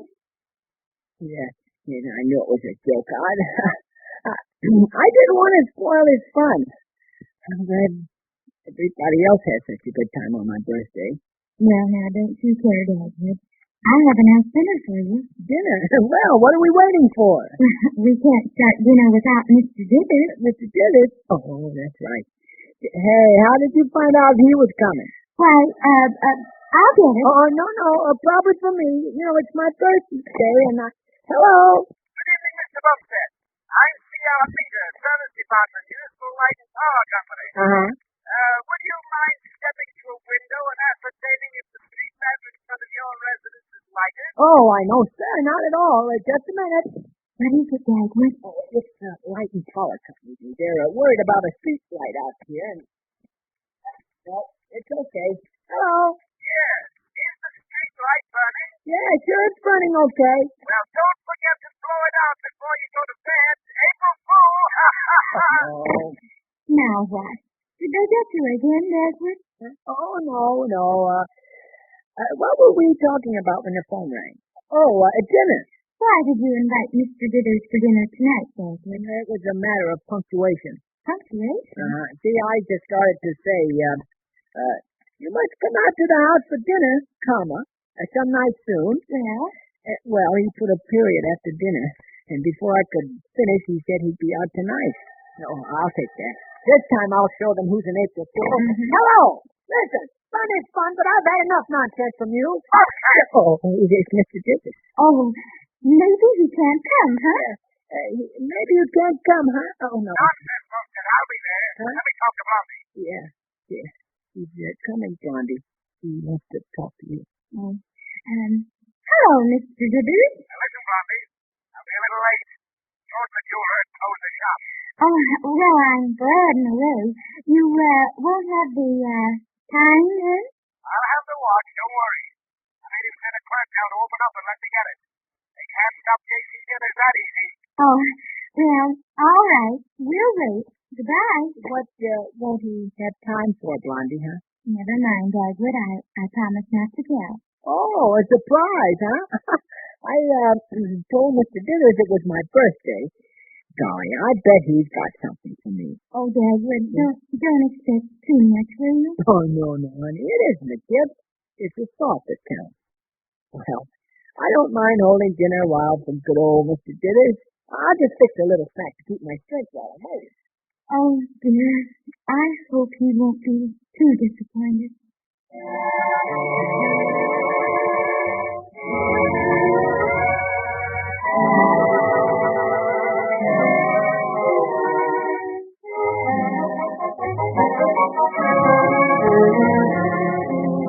Fine dinner, Blondie. Puts me in good humor. Yeah, me too. You always have a you-know-what, Mama. Yes, there's something I want to get in the kitchen. Will you all excuse me? Before we cut the cake, baby duckling, you run out to the hall closet and look in my overcoat pocket. Bring me the little leather box in the right-hand pocket. Okay. I'm supposed to have a Little leather box, huh? Excuse me, Mr. Dithers. I'll just put out the electric light. Put 'em out? Why? Well, the candles on the cake will look better by themselves. We can see enough to He'll be all right, and he likes the candles. Here comes the cake. Happy birthday, Dagwood. Oh, boy. Look at that, Mr. Dithers. Yeah, what's keeping Baby Dumpling? Here's that black leather box. Blow out the candles and make a wish. Now, wait a minute. Huh? Before you blow out the candles, I've got a word to say. Quiet, all. Mr. Dithers has a word to say. Go ahead, J.C. Well, Dagwood, in recognition of your unbroken record for being late at the office, I want to present you with this little token. Thanks. All I can say is thanks, Mr. Dithers. When you open the box, watch out, because time flies. Sure. I'll open it right now. Oh, boy, look, Blondie, a watch. Yeah, pick it up and look it over. Now I know what you didn't have time for, to get it engraved. Oh, but that's okay. Boy, it's a beauty. Take it out of the box. Yeah. Wait, Dad, but I pick it up, huh? Oh, sure. There you are. Certainly is well watched. Why, Mr. Dithers, it doesn't Now, I see it doesn't. Something wrong with it. No, nothing's wrong. It's okay. Let me see that watch. Give it here. Sure, okay, careful now. I wouldn't want anything to happen so soon. Well, I would. Huh? Hey, look out. But don't knock. Oh, baby. But it's going to burst. That's mighty funny. It ought to come apart. Don't. No. Won't work, eh? I'll make it work. There. Oh, nice to fit. He certainly has prints all over the... Fine thing. Give a man a watch and then... Listen, I'll explain the whole thing. It was just a gag. A gag? Excuse me, Mr. Dithers. Hey, who's this? Why, it's Jordan the jeweler. Excuse me for walking right in, but I was excited. You're excited? Listen, Jordan, you've ruined my whole evening. Am I too late for the joke? The joke didn't work. What joke? Oh, Dagwood, I wanted to tell Let you. me explain. My clerk made a mistake. He didn't give you the watch that comes apart. Huh? No, here is the trick watch. Then what was the watch Mr. Dithers broke? Broke? Where is it? It's down here on the floor, smashed. Smashed? Mr. Dithers, do you know what you've done? Well, broken the wrong watch? Yes, Mr. Dithers. You've destroyed the best watch in my store, and it's going to cost you $150, Mr. Dithers. Oh, my.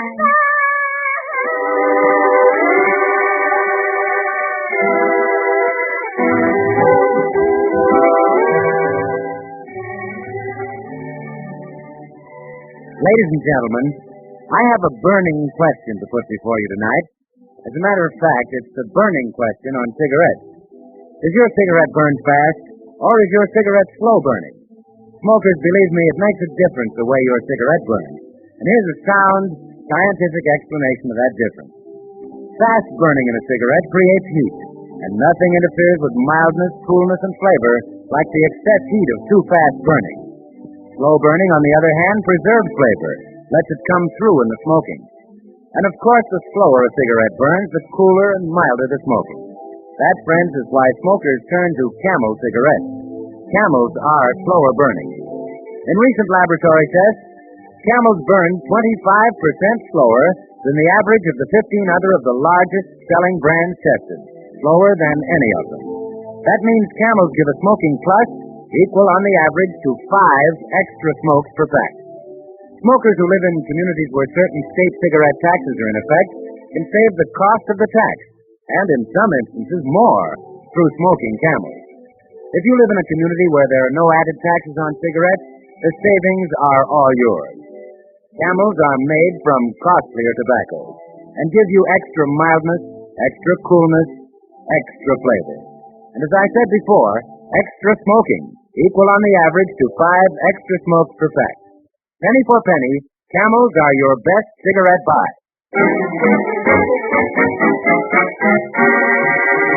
And now we return to the Bumstead's ringside, where Dithers and Jordan the jeweler are trying to outshout each other. $150? To you, Mr. Dithers. Now listen.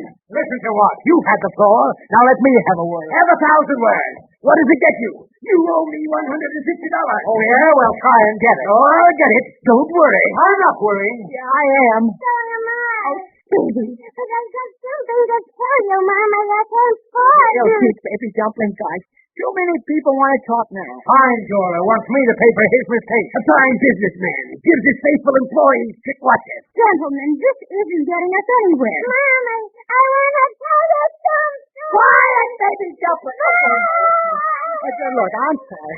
But gosh, my nerves. Baby, go upstairs to bed. You too, Dagwood. Yeah, me? Go to bed. Oh, I mean, put baby to bed, dear. Oh, yeah. I have an idea for settling this argument. Okay, come on, baby dumpling. But I want to tell you something. Tell me upstairs now. Come on. Well, okay. Good night, Mama. And say good night to the company, baby dumpling. Good night, all. I hope you go home soon. Yeah, baby dumpling. Now, gentlemen, let's get this thing straightened out. I don't want to hear any more about it. All I want to hear is Gilda saying, here's your check. Pooh. No, wait. As I understand it, Mr. Jordan, you want Mr. Dithers to hand you $150. Not one penny less. Dithers takes an article that belongs to me. He smashes it. Any court in the land will give me damages to the extent of the value. Well, Mr. Dithers, that sounds like a strong case. Think so? Yes. You did smash a watch, and it wasn't yours. It would sound bad in court if you refused to pay anything for it. Hear that, Dithers? But what? But I'm willing to help you out, Mr. Dithers.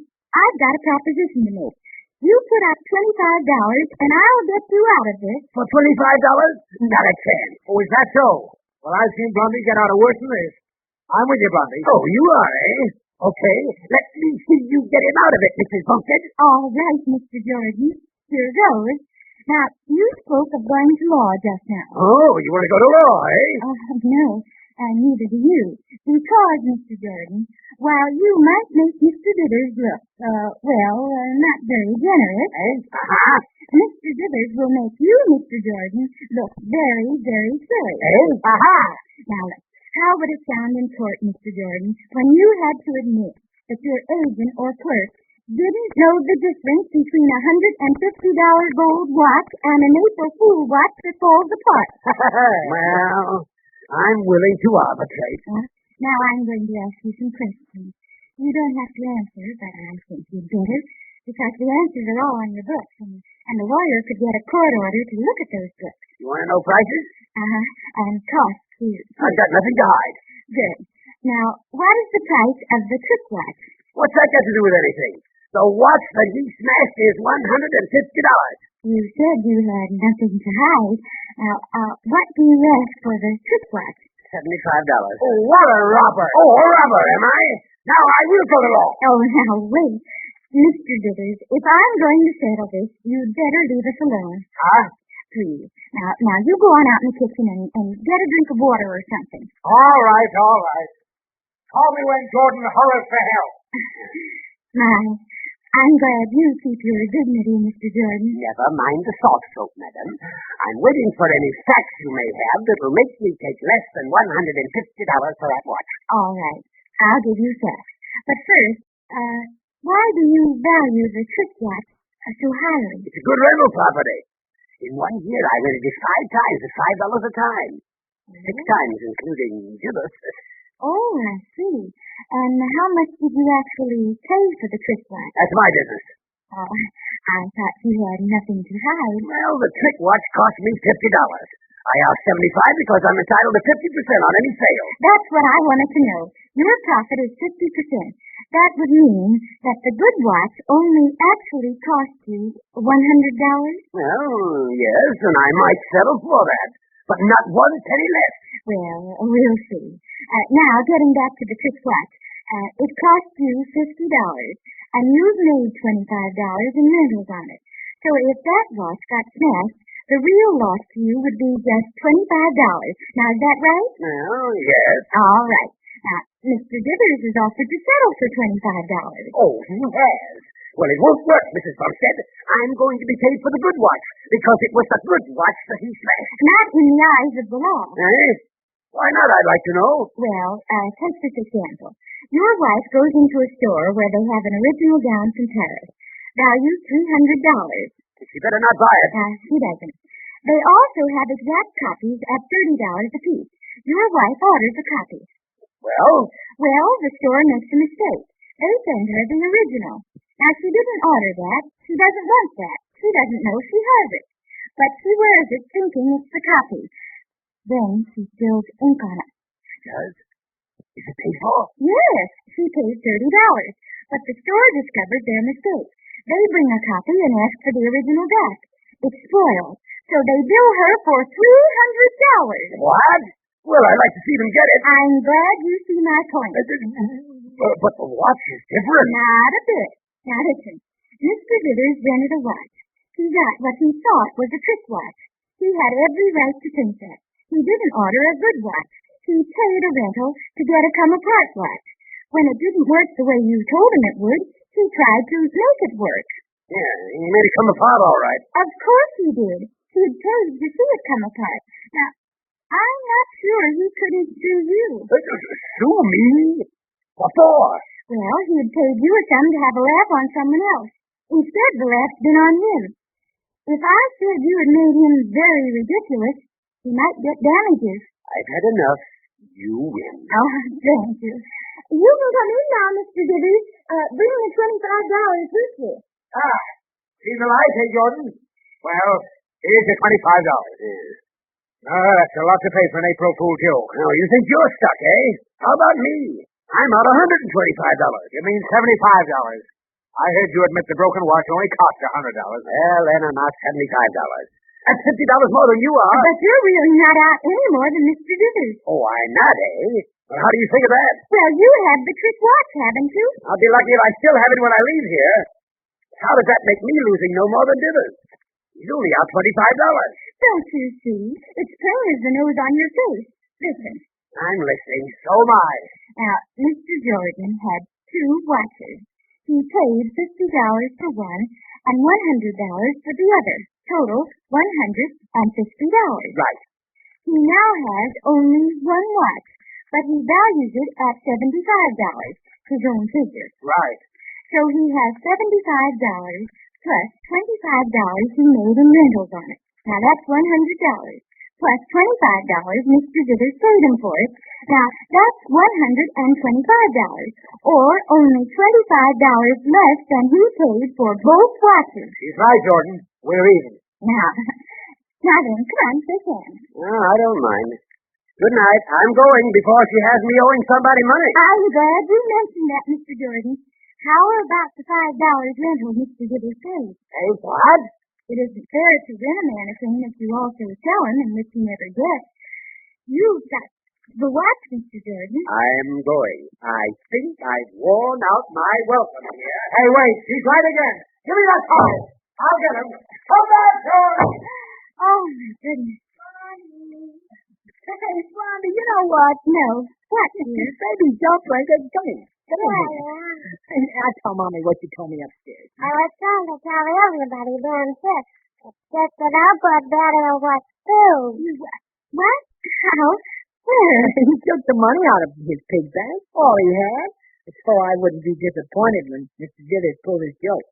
Why, baby gentleman, that was sweet. I went to the toy store and got a watch for 238 pennies. There was worth 250 pennies. Like mother, like son. A bargainer. Well, where is the watch you got, baby? Yes. Got her, baby. It was the other girl. Oh, no, baby. Oh, yes, he did. See, when Baby went to the clothes closet to get that box for Mr. Dithers, Baby Dumpling switched his watch for the one in Mr. Dithers' pocket. But I thought I wouldn't have a joke made on him. Well, bless your heart. I don't care if I never get a watch with a son like that. But wait, then where is the good watch we thought was broken? I got it, Mama. Right here, see? Huh? Oh, for heaven's sake. Oh, you got away from me.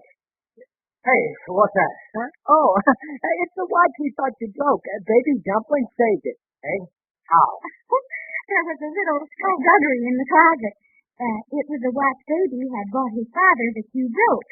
Oh, it was, eh? You took all my pennies to buy it, too. Well, let's see if we can't fix that.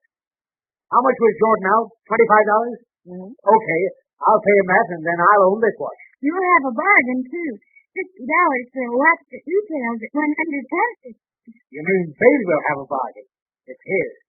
to pay for the one I broke. Oh, no. The difference in price, that's too much. No, Dagwood. I won't miss $50. The baby's watch cost him all he had. I'm getting off easy. Here, baby. Hi. Here, Daddy. Huh? Speech, baby, speech. Okay. Daddy, let's get looking for the unbroken record of a good daddy. I heard about the adventure with a token or something. Anyway, let's do what and happy birthday. Happy birthday. Happy birthday. I can say it. I hope everybody that ever had a birthday has as good a one as I have. And birthday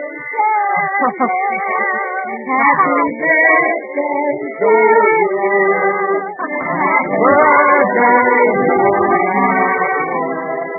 Happy birthday to me.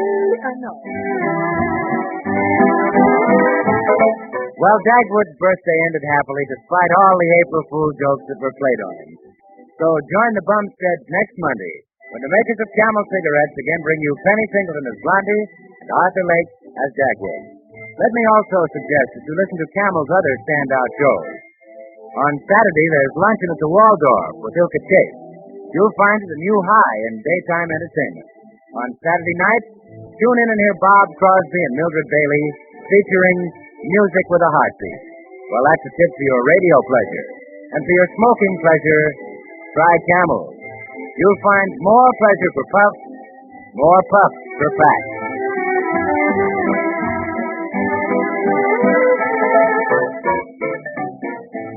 Our Blondie Orchestra is directed by Billy Arts, who also creates the special musical effects.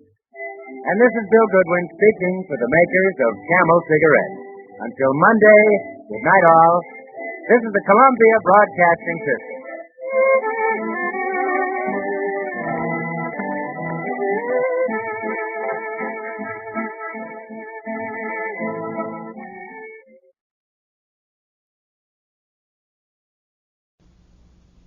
Lux presents Hollywood.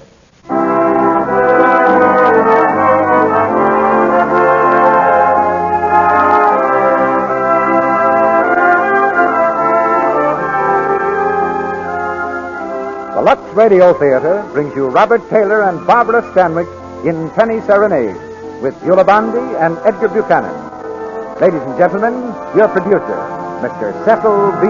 DeMille.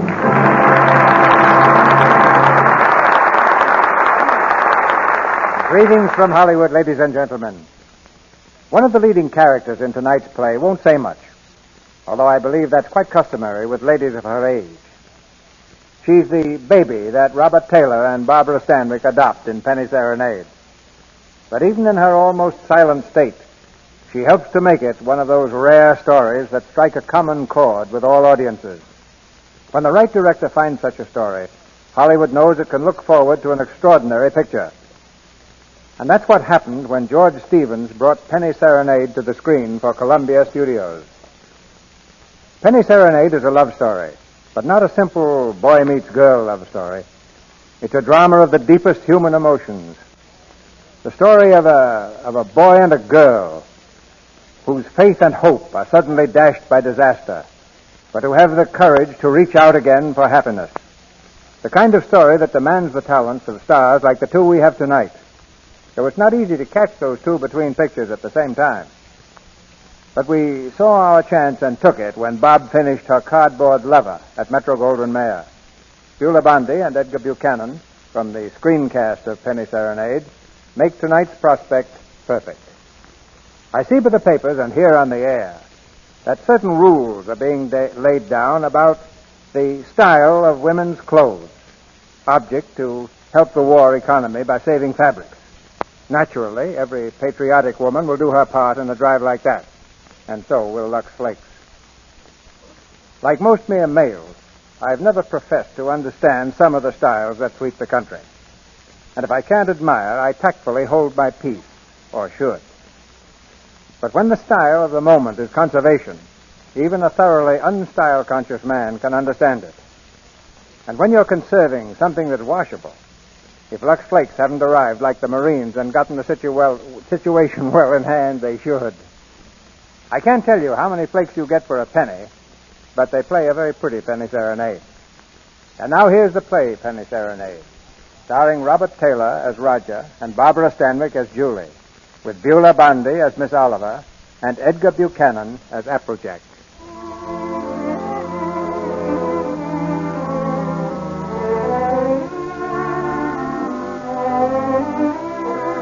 Our scene is quite simple. An automobile, parked on the main street of a small town. Two people, a man and a woman, sitting quietly in the front seat. The passerby would see nothing wrong here.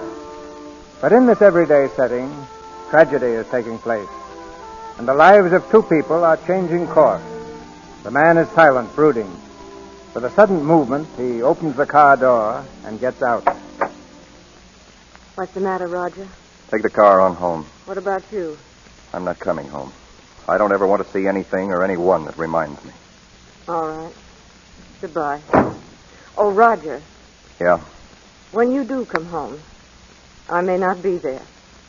Where are you going? I'm not sure. I don't know.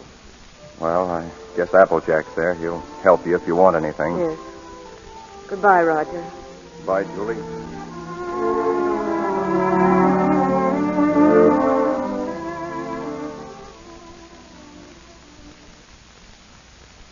I guess that's everything. Would you call the station, Applejack, make sure they've got my reservation? Then I'd like you to drive me to the train, please. Miss Julie, you better think this over. I have been thinking it over, Applejack. I've been thinking it over for days. I'm leaving. You and Roger have been married a long time. But we don't need each other anymore. When that happens to two people, there's nothing left. Miss Julie, I guess I've known you two people better than anyone in my whole life.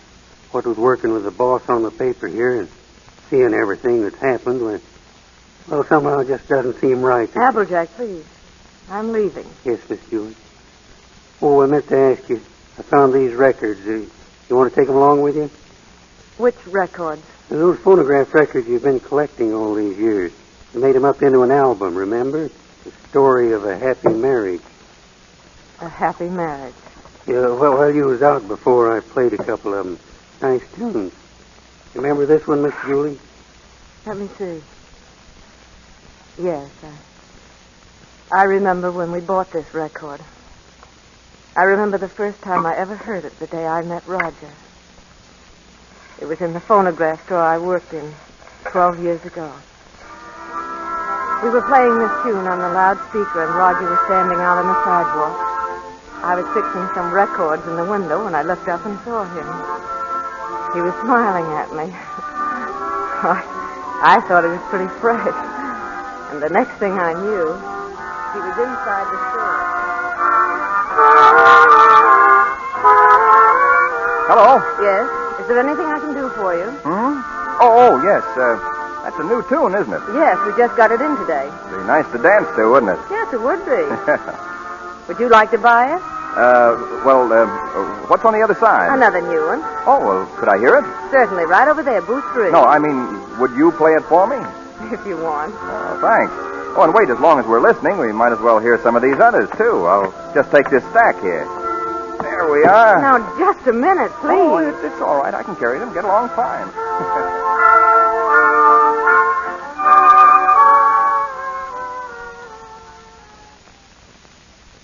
Now, let's see. You're sure you want all these? Oh, yes, sure. 27 records at 50 cents. That'll be, $13.50, please. $13.50, huh? Here you are. Thank you. Say, it's pretty late, isn't it? Yes, we're closing up. Oh, that's all right. Say, you must be tired. Maybe I could take you home. I'll get a cab. A cab? You certainly like to throw your money around. What are you, a bootlegger? No, I'm a reporter, and a good one, too. How nice. Just the same, I think I'll walk. Oh, all right. Maybe a walk would do us good. But I didn't invite you. Oh, no, that's all right. I got nothing to do until 10 o'clock.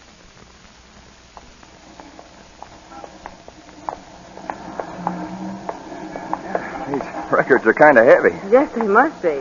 Well, thank you very much. Goodbye. What's the matter? Nothing. I live here, that's all. Oh. Well, good night. Good night.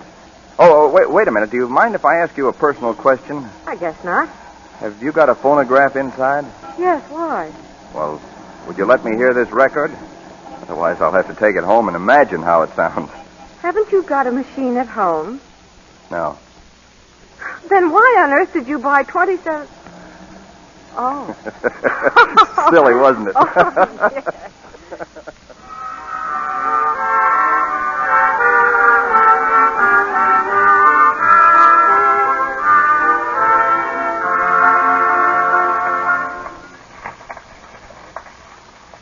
Every time I've heard that song since, I've thought of that day.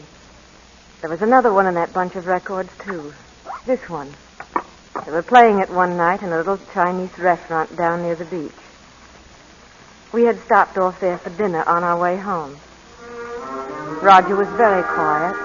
We sat there for the longest time, never saying a word.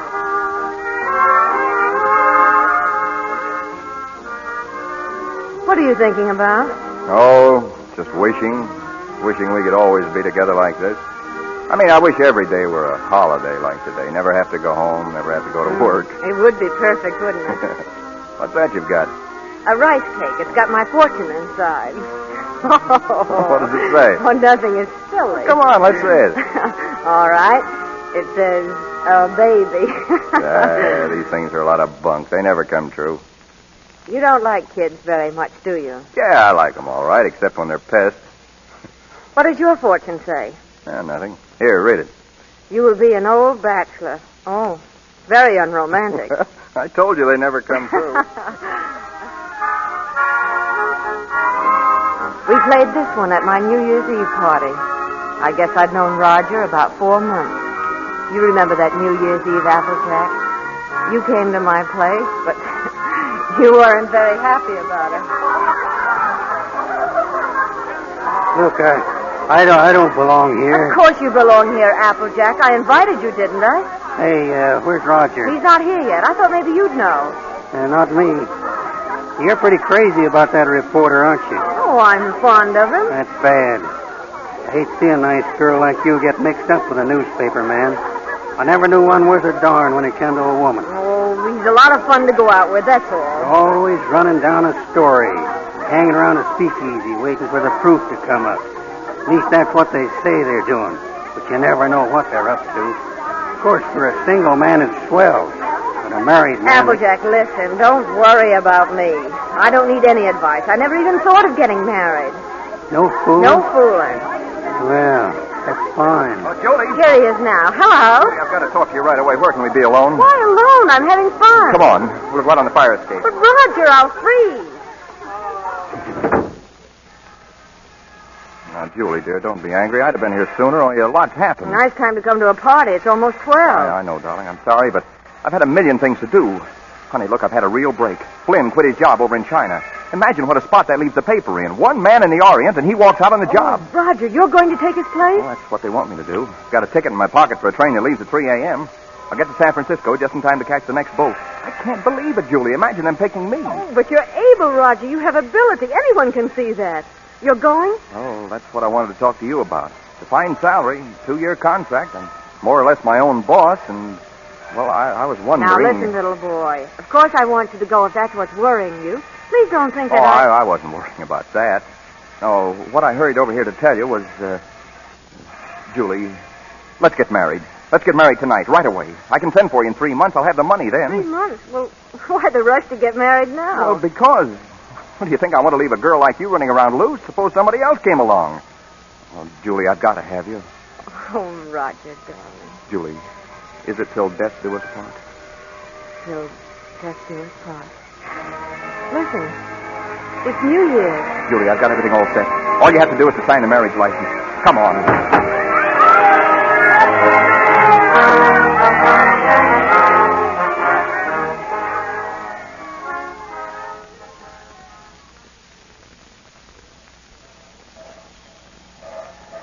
Get in, Julie. Roger, there isn't much time. It's all right, darling. Porter, which is my compartment? Compartment G, sir. How much time before the train leaves? Oh, just about 2 minutes, sir. Thank you. Go on in, dear. Well, Mrs. Adams? Mrs. Adams. Sounds strange, doesn't it? No, not strange, darling. It sounds great. It does sound great. You know, there's something about a train. I don't know what it is, the way it looks or smells, but it always makes me want to be off somewhere. Yeah, I know. I feel the same way. Oh, Roger, I wish this was our honeymoon. So do I, dear. Oh, darling, I can't say goodbye to you. It isn't really goodbye. It won't be for long. It's just, I'll see you later. That's it. I'll see you later. Let's never say goodbye. Yes, dear. Oh, and promise me something, honey. Promise me never to take your ring off. I won't take it off. No matter what happens. Thank you, darling. Roger. Oh, Roger, the train's moving. All right. Don't worry, dear. I'll get you off the next stop. How far is the next stop, Roger? About 3 hours.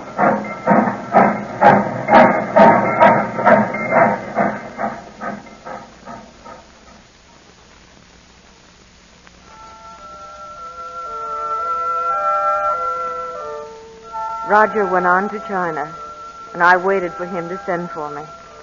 I didn't have to wait long. 4 months later, I was with him. He had a great big house, 4 Chinese servants. Oh, Roger was living like a prince. Well, darling, what do you think of your new home? Roger, I didn't expect anything like this. It doesn't seem real. Are you sure we can afford all this? Oh, now don't be so practical when I'm romantic. Nothing's too good for my little wife. Are we going to keep it? I mean, stay here right along? Well, certainly, it's yours. I bought the lease from an American who went back. Furniture, 4 servants, 3 kids, everything. Kids? Whose? Servants, they live here. I thought you didn't like children. Who, me? No, they're all right. Anyway, I got the whole shebang for $1,000 American. But how in the world did you do it? Get the money to send for me and buy all this, too. I got an advance. An advance? Sure, an advance on my salary. Everybody does that out here. That's how you operate. Oh, Roger. Oh, now you're not going to be one of those wives always worrying about money and budgets, are you? No, but I sort of hate to start off in debt, especially now. What do you mean now? Roger, remember this? What? Oh, the fortune. Sure, you got it at the beach. Imagine you keeping that. You were wrong, darling. Sometimes those things come true. Sure they do, certainly. Well, let's say it. Baby. Say, if I ever...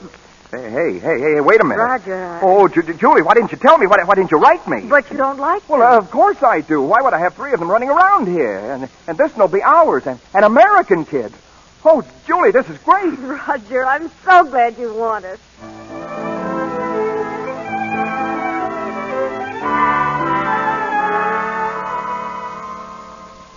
We went north after that. Roger had an assignment away from the city, and I went up with him. Roger began to talk about traveling all our lives, never settling down.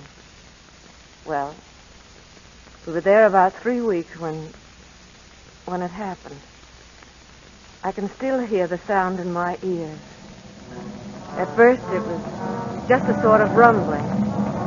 And then it grew louder and louder. The floor began to shake. I could hear the crowd outside screaming. I saw the pictures dancing on the wall. I felt myself falling. Earthquake! Julie, where are you? Julie!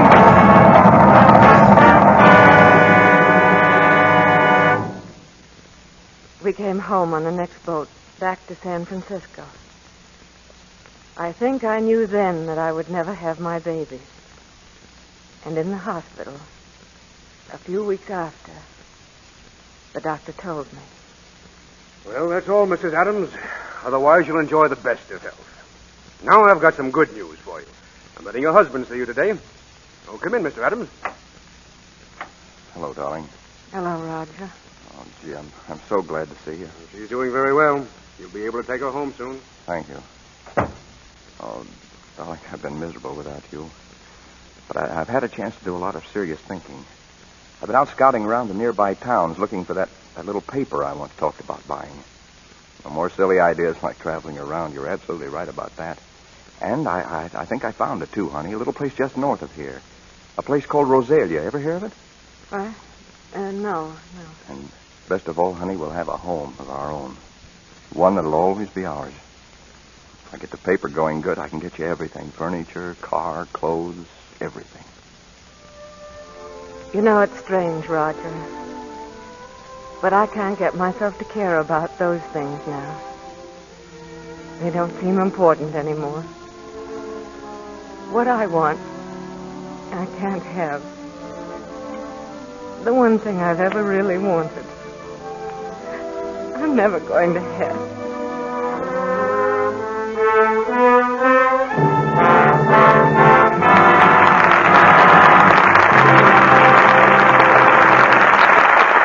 In just a moment, Mr. DeMille will bring our stars, Barbara Stanwyck, Robert Taylor, Beulah Blondie, and Edgar Buchanan, back to the microphone for Act Two of Penny Serenade. Now, here's more news about the Lux Flakes Garden Club. Yes, more news about our wonderful flower bargain. 3 first-quality chrysanthemum plants, a whole dollar's worth, which you can have for only 10 cents and the opening tab from a large-size box of Lux Flakes. If you haven't sent for yours yet, well, you'd better mail your order in right away. Tonight, or first thing tomorrow. Single and double chrysanthemums, pom-pom, and button types, all are included in our offer, in rich shades of crimson, yellow, golden bronze, and pure white. 1 in each set of 3 blooms in a pure, glowing shell pink. And every one of these Lux chrysanthemum plants has been treated with transplantone, a vitamin product, to strengthen the roots and produce more vivid colors, earlier flowering, and more perfect blossoms. All through the early fall, just when other flowers are through blooming, these beautiful mums will brighten your garden with color, giving you dozens of flowers from each plant. Mums are easy to grow, you know. Even in a city apartment, they'll thrive in flower pots or sunny window boxes. So you can have fresh-cut flowers at a cost of next to nothing. Order as many sets of 3 chrysanthemum plants as you want, but do it now so you won't be disappointed. Your dealer has order blanks for you to use, or write your name on a piece of paper and mail it with 10 cents in coin. No stamps, please. And the opening tab from a large-size box of Lux Flakes to Lux Garden Club, Hollywood, California. Please allow at least 2 weeks for your plants to reach you. With them, we'll send a leaflet giving planting directions and another telling you how you can get more flower bargains. Remember, for each set of 3 plants you order, send 10 cents in coin and the opening tab from a large-size box of Lux Flakes to Lux Garden Club, Hollywood, California. Be sure to include your name and address. This offer is good only in the United States. Now, our producer, Mr. DeMille. Act Two of Penny Serenade, starring Robert Taylor as Roger and Barbara Stanwyck as Julie, with Beulah Blondie as Miss Oliver and Edgar Buchanan as Applejack.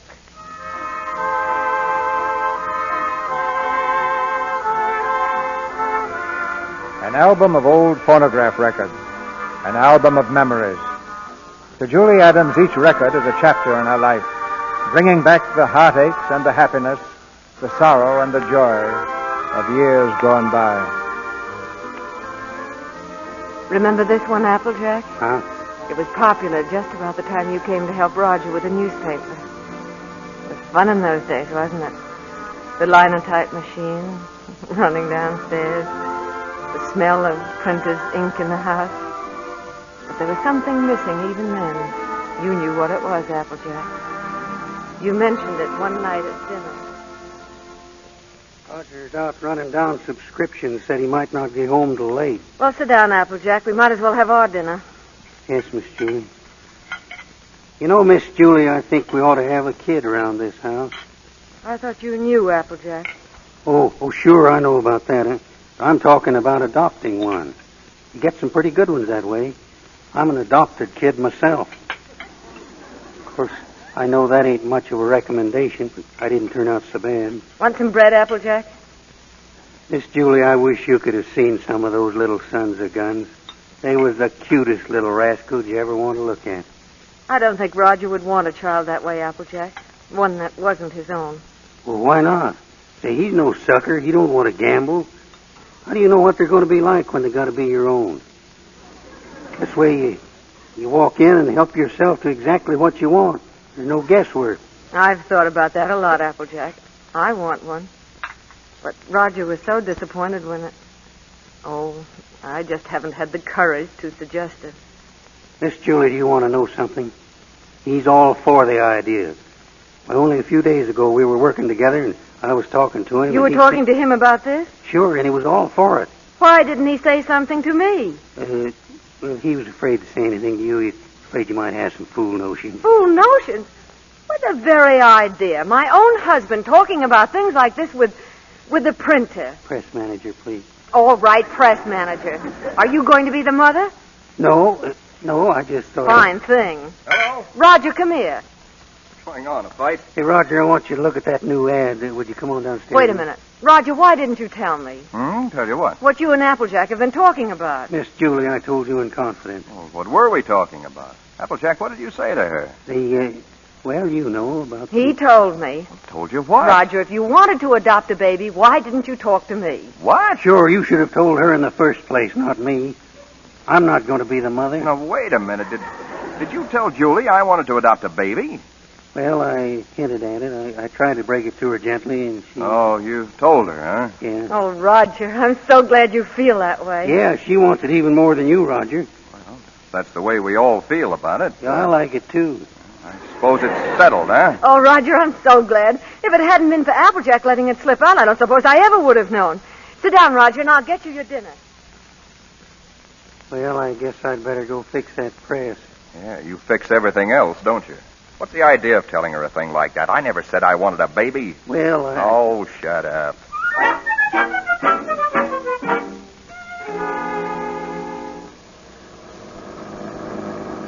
Hurry, Roger, hurry. The lady said 3 o'clock. Yeah, look, Julie, while I think of it, now, when we get to this place, don't get all enthusiastic right off the bat. You know, don't just rush in and grab the first kid you see and go nuts about it. What makes you think I'll grab the first one they show me? I've been doing the shopping in this family for some time now, and I just don't bring home anything. Well, you came home with this tie, didn't you? Well, it's nice. Everybody's wearing bow ties. Yeah.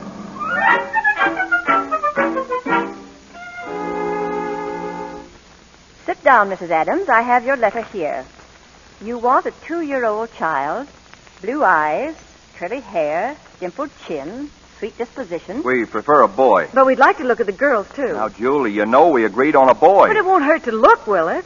Well, all right, we'll look. Now, what can you show us, please? This is the administration building. We don't have any children here. Oh. Everybody wants blue eyes, curly hair, dimples.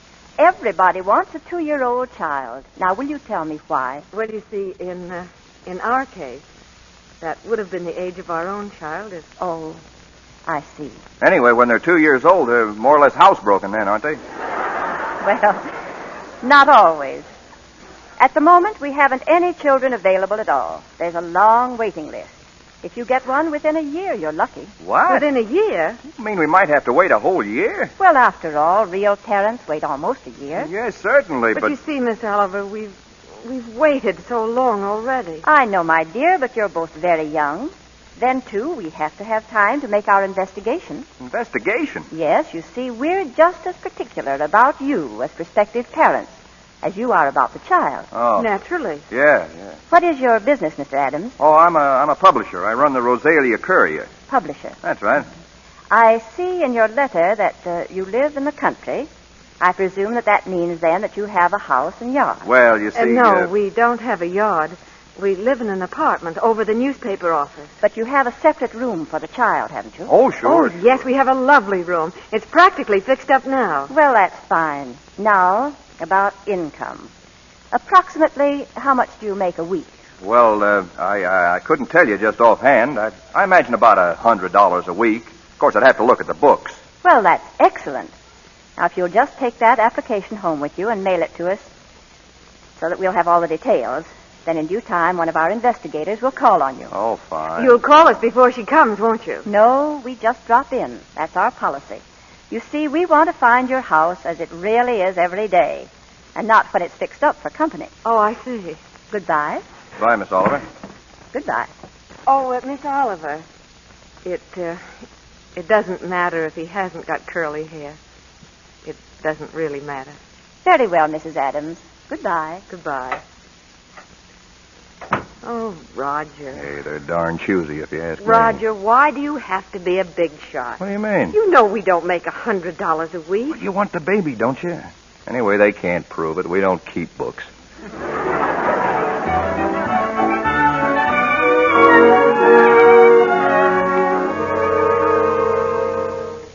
The day that Miss Oliver came to investigate us, I was cleaning house. I had on an old dress and my hair was a sight. Just to make things a little worse, I had the phonograph going full blast.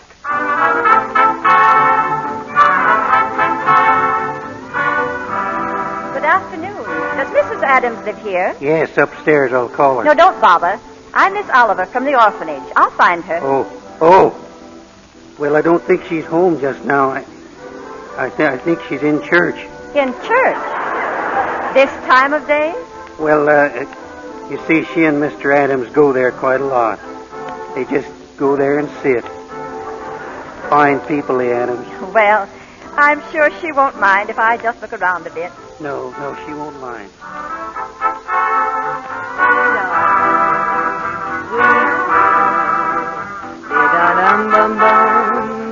How do you do? Oh, Miss Oliver. Oh. How are you, Mrs. Adams? I'm sorry, Oh, it's all right. You've come to see the apartment. That's right. Well, this is it. It's not very neat at the moment. We're cleaning. I see. Hey, Julie, where in blazes did you put my pants? Oh, Roger. I have to go around in a bathrobe all day just because you... Hello, Mr. Adams. Well, hello, Miss Oliver. We weren't expecting you. Mr. Adams was working late last night getting out the paper. I understand. Well, I think I have a surprise for you, Mr. Adams. A baby came in yesterday. No. Miss Oliver, you mean that... Well, here, come and sit down. Thank you. That's the reason we came around to see you sooner than we expected. It's a little girl. Oh, well, we don't want a girl. 5 weeks and 3 days old. 5 weeks? Well, we did speak of an older child, you know. Well, sure, 2 years. You might have to wait a long time. After all, aren't you making too great a point out of the child's age, Mr. Adams? Eventually, this child will be 2 years old. Yeah, but we don't know anything about such little babies. Well, no one does until they have them. And this is such an unusual little baby. Actually, there's another couple who has first choice. But somehow, I feel she's exactly the child for you. That's why I wanted you to see her first. And I couldn't resist giving you the chance. Did you bring her with you? Oh, no, she's in the nursery. You and Mr. Adams will have to come over to the city to see her. What is she like, Miss Oliver? Well, I can't describe her exactly, but she's like no other child. Like no other child? Yeah, she isn't a boy. Oh, Roger, there's no harm in looking at her. If you don't like her, I won't say a word.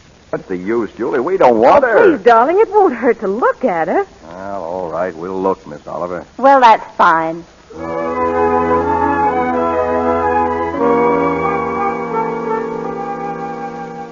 Oh, look at her, Roger. She's holding your finger. Yeah, got quite a grip, hasn't she? Yeah. For a girl, I mean.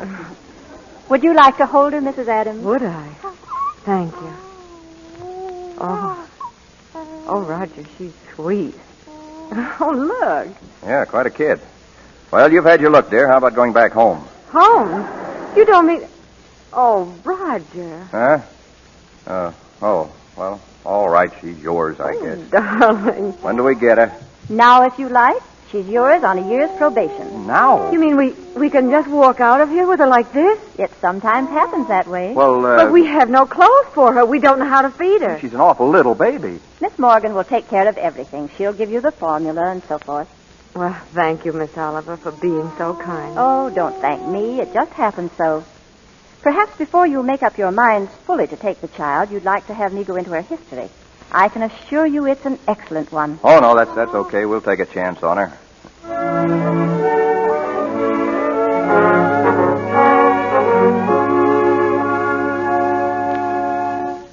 Put the chairs around the bed. Look out, you're in the way. Shh, don't make so much noise. She wakes up again, you know what that means. Yeah, that'll do. You think she'll be all right in here? Sure, it'll be okay. She? Yeah. Well, come on, let's go to bed. Oh, I don't know. I don't think I'll go to bed. She eats again in a half hour. The directions say so. Well, I'll set the alarm. Come on. Oh, no. Maybe I just better sit here and watch her. Oh, now, don't be silly. She might wake up. It won't wake up. Oh. Roger! What in the... Turn it off! Turn it off! Well, I'm trying to. It's stuck. I can't move the thing. Oh, Roger. Well, I couldn't help it. Look at the baby. Is it awake? No. No? Well, what's the matter with it? Well, I don't know. You think she's all right? Well, I don't know. Is it breathing? Oh, yes, she's all right. Oh, well, come on. She's certainly a good little baby, isn't she? We were lucky to get her. Now, let's go to bed. Be quiet, closing the door. Oh, don't worry. Go ahead. Roger! What's the matter? What's the matter? Oh, Roger! Here, do something. Do something. What do I do? Well, do something. Can't you see the baby suffering? I don't know what to do. Don't just stand there. Do something. You take her. Pick her up. Huh? Oh, go on. You do something. Oh, no, never mind. I'm going to get Miss Oliver. You can't call her at this hour. I'll pick her up. Come on, baby. Come. Hey, look, it shut up. Oh. Oh, darling. Yeah, just wanted her daddy, that's all. Yeah. Ugly, ugly, ugly, ugly. Yeah, just wanted her daddy.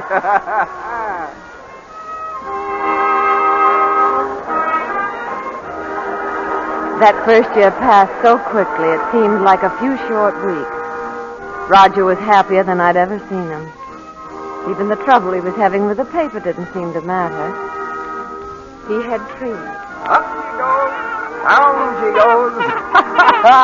Hey, Julie, look, she's trying to dance. That's the girl. Go ahead. She's got your smile, Roger. Why, sure. She's good looking. Are you still sorry she wasn't a boy? Uh-huh. A boy? What do you mean a boy? Don't let her hear you say that. You wanted a boy. I didn't want a boy. Oh, hello, Miss Oliver. Roger, turn that off. How do you do, Mrs. Adams? Sit down, Miss Oliver. Thank you so much for letting us know you were coming this time. Hello, Miss Oliver. Trina, this is your fairy godmother, Miss Oliver. Say hello, sweetheart. There. She's not very timid, is she? I can see plainly that she adores her father. Oh, she means everything to us. When are we going to get to own her outright, Miss Oliver? You go before the judge the 27th. The 27th, huh? Fine. Now, these are the same questions that you answered last year. We just want to bring them up to date. Let's see. Religion? Same. Age? Oh, 1 year older. I have that. Profession? Still publisher, isn't it? Yes. Income? Income? Well, you see, Miss Oliver... None. None? I don't understand. Well, that's the way it is in the newspaper game, Miss Oliver. You have to close down once before you really get going. Oh, it's only temporary. I'll have it humming by the 27th. I'm sure you'll find a way, Mr. Adams, but you and I have to prove to the judge that your income is enough to take care of Trina. Oh, you know we'd give Trina everything she needed, Miss Oliver. No matter who else had to suffer around here. I realize that. Well, I must go now. That's all we can do today. Goodbye, Miss Oliver. Goodbye. Mr. Adams, you'll bring the baby when you come before the judge. The 27th. We'll be there.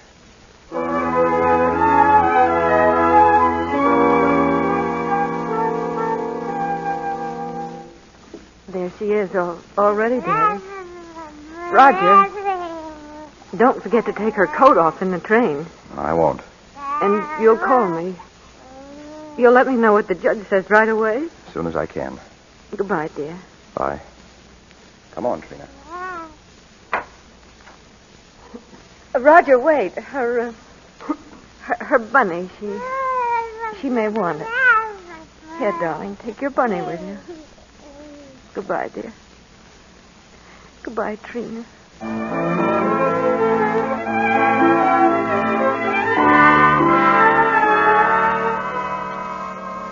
Mr. Adams, in looking over these adoption papers here, I see that you have no income at present. Is that correct?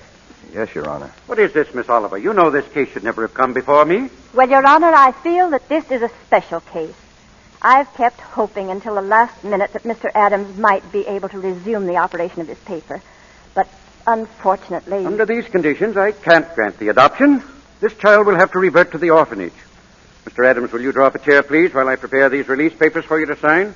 It's just a matter of routine. If you please, Your Honor, it can't be just a matter of routine for people to have their baby taken away from them. But those are the requirements of the law. Yes, but well, you see, we've had her since she was 6 weeks old, and it just doesn't seem reasonable that we should have to give her back now to strangers. Mr. Adams, you're not here to plead your case. You've had the regular opportunity to prove your fitness to provide. But we are fit, Judge. I'm sorry. Without any income, I have no alternative. Look, Your Honor, she's not like an automobile or an icebox or a piece of furniture or something you buy on time, and then when you can't keep up the payments, they come and take it away from you. Now, Trina, sit still and be a good girl. Well, anyone can give up those things, but I ask you, Judge, how can you give up your own child? And she is our child, just as much as if she'd been born to us. Look, Judge, we've had her over a year now. Why, we've walked the floor with her when she had the colic. We've lost nights of sleep worrying every time she cut a tooth. We've gone through everything. Everything that real parents have with one of their own. And you sit there and say it's a matter of routine for you to take her away from us. Please, Mr. Adams. I'm sorry, Judge, but... Well, you see, we weren't as fortunate as most people. We'd have had one of our own, only... Well, you don't know how badly my wife wanted a child. It wasn't so important to me. I don't know. I suppose most men are like this, but children never meant a great deal to me. Oh, I liked them all right, I suppose, but... Well, what I'm trying to say is... Your Honor, the first time I saw her, she looked so little and helpless. And when she took hold of my finger and held on to it, she just sort of walked into my heart, Judge, and she was there to stay. I didn't know I could feel like that. I'd always been kind of careless and irresponsible. I wanted to be a big shot. I had to be my own boss, that sort of thing. Now here I am standing in front of a judge, pleading for just a little longer so that I can prove to you I can support a little child that doesn't weigh quite 20 pounds. It's not only for my wife and me that I'm asking. It's for Trina's sake, too. She doesn't know any parents but us. She wouldn't know what had happened to her. There's so many little things about her, and nobody'd understand the way Julie and I do. We love her, Judge. Please don't take her away from us. Look, I'm not a big shot now, but I'll do anything. I'll work for anybody. I'll beg, I'll borrow, Oh, please, Judge, I'll sell anything I've got until I get going again. Only she'll never go hungry and she'll never be without clothes. Not as long as I've got two good hands to help me.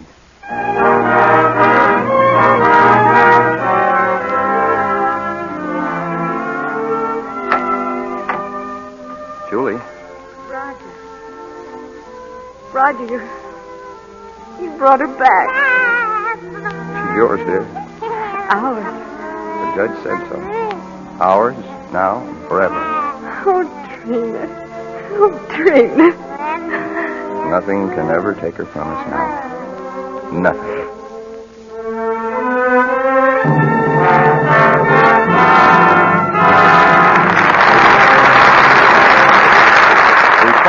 For station identification, this is the Columbia Broadcasting System.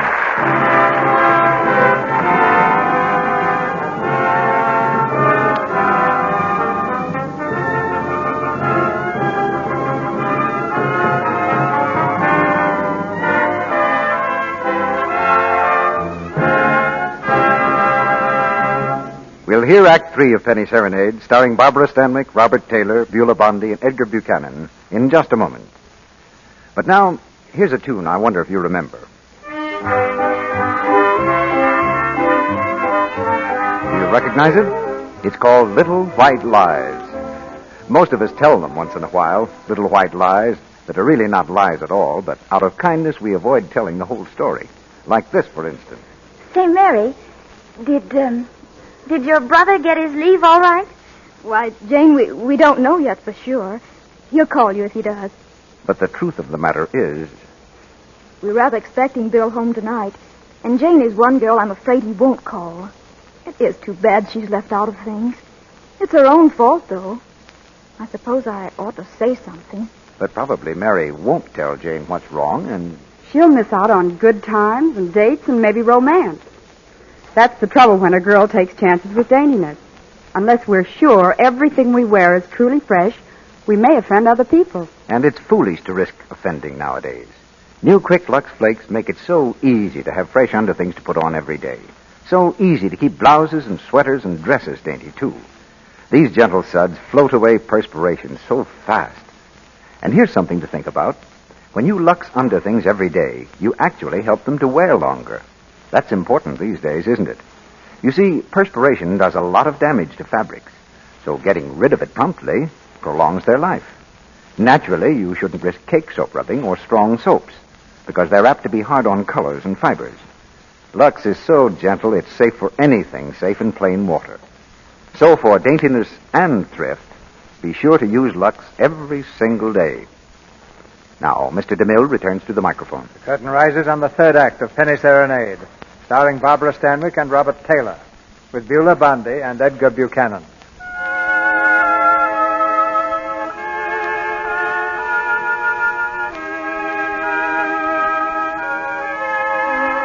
little apartment over the newspaper office, Julie Adams plays her album of old records, the story of a happy marriage. She's almost at the end of the album now. As Applejack watches silently, Julie places another record on the turntable.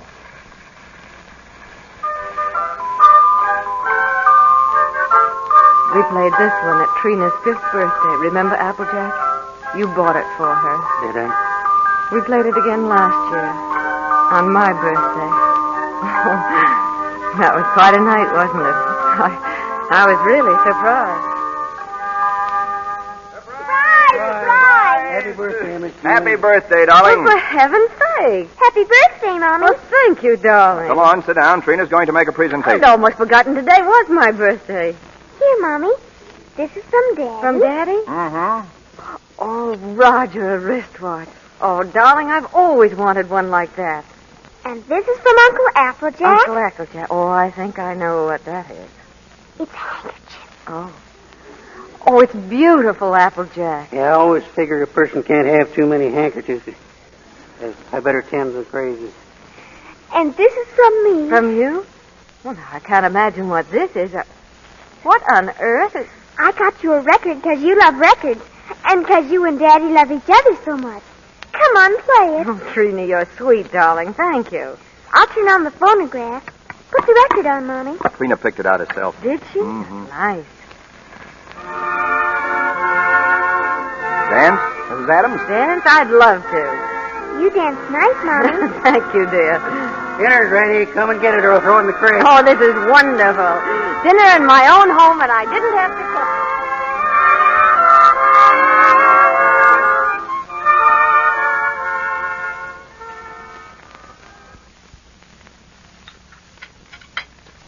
Well, we sure changed the complexion of that bird. We certainly did.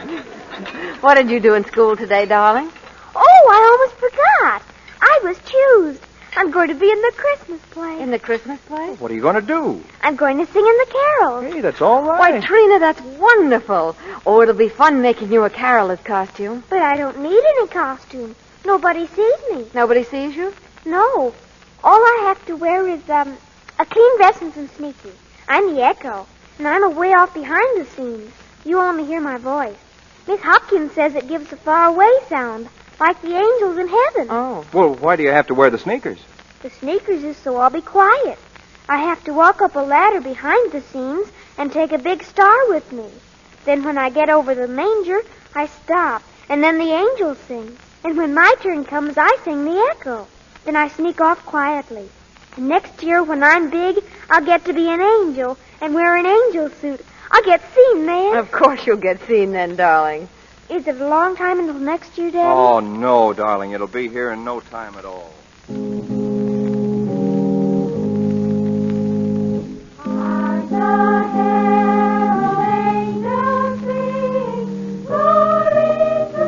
I don't see Trina yet. You can't see her. But I don't even see the star. Do you suppose anything's happened? Oh, what could happen? She said she had to climb a ladder. Look. There's the star. Oh, Roger, she's doing very well, isn't she? Roger! She fell off the ladder!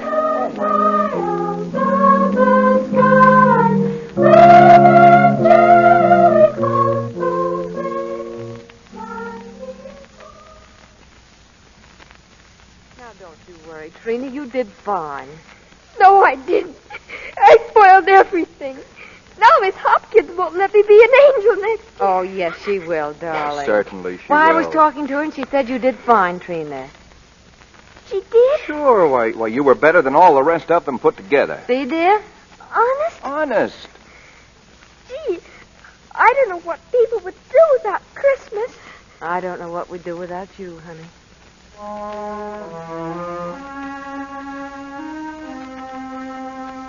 All this past year, Trina was looking forward to this Christmas.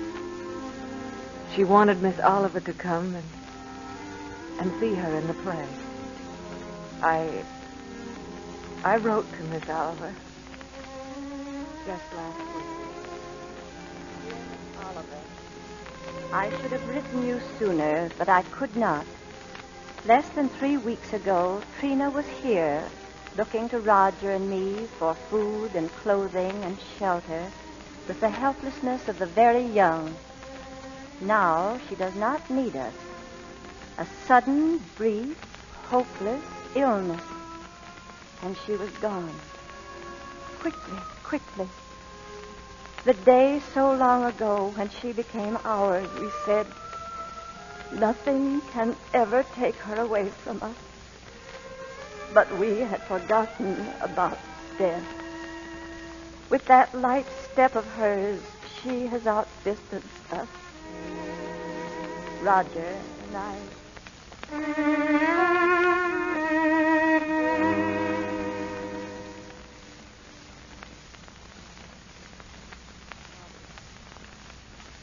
Roger, why don't you speak to me?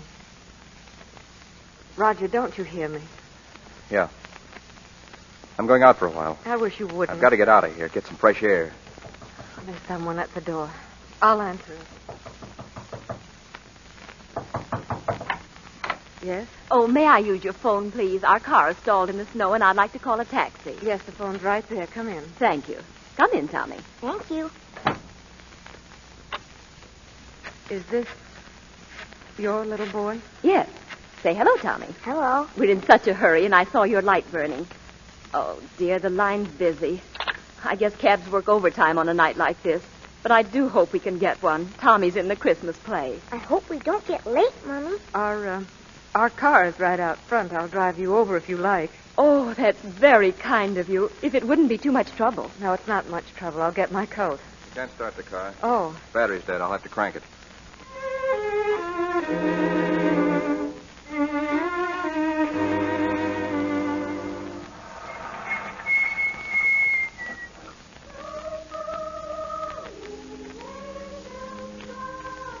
The nearest I can get. Oh, thank you. This is fine. You can go in the side door. Yes, I know. Mommy, they're singing already. We're late. Good night, and thank you again. If you only knew what these things mean to a child. Good night. Come on, Mommy, come on.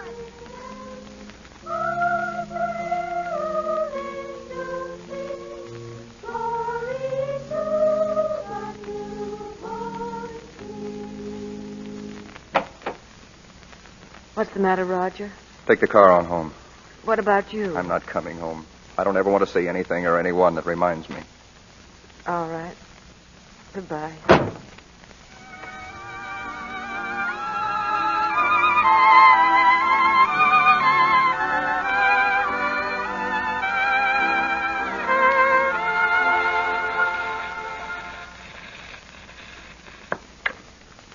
That's the last of them, Applejack. Those old songs really take you back, don't they? Yes, they take you back. Did you decide which ones you're going to keep and which ones you're going to leave for him? Funny, Applejack, I can't seem to divide them. They belong to both of us. I guess I'll just leave them. Julie. Applejack, will you get the rest of my things out of the bedroom for me, please? Sure. You, leaving, Julie? Yes, Roger. Well, I don't blame you. I don't blame you at all. You should leave me. I haven't done any of the big things I planned to do for you. Right where we started, still struggling. I let you down all around, honey. All I needed to make it 100% was for you to leave me. I can't think of a reason in the world for you not to. I'm licked, Julie. You're not licked, Roger. It's just us. We're licked as far as our being together is concerned. When something really came along that hit us hard enough, we couldn't face it together. I've needed you an awful lot these last few days, but you've been miles away. I've been entirely alone right here in this room with you. I know, dear. It just didn't work out. Oh, it did work out, Julie. Things were wonderful until this happened to us. I don't know, I just haven't been able to think straight the last few days. She was never sick before, and then all of a sudden it was over. There was only some way that people could know a few days ahead what was going to happen. Yes. The day before she was taken sick, she asked me for a quarter, and I wouldn't let her have it. Then she asked me to take her to the movies, and I said, no, run along, I'm too busy. I know. It was the same with me. I was trying on her angel costume, and she was so excited she couldn't stand still. I scolded her. I said, I'll never try another dress on you again. And I never did.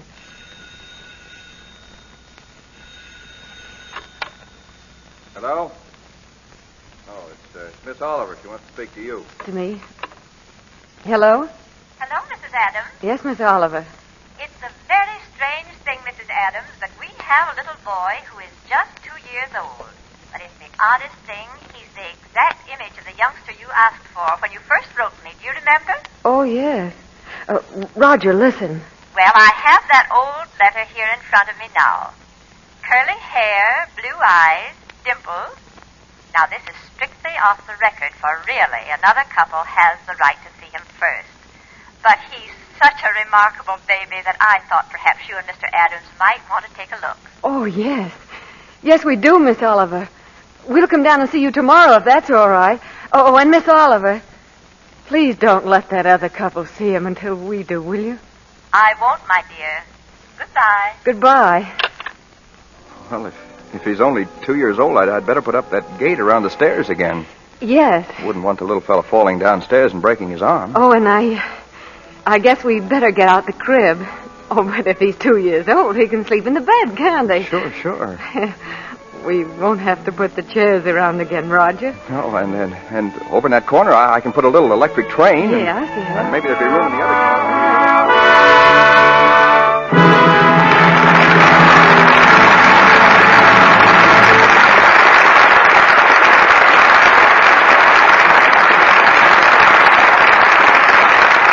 Our stars will be back for a curtain call in just a moment.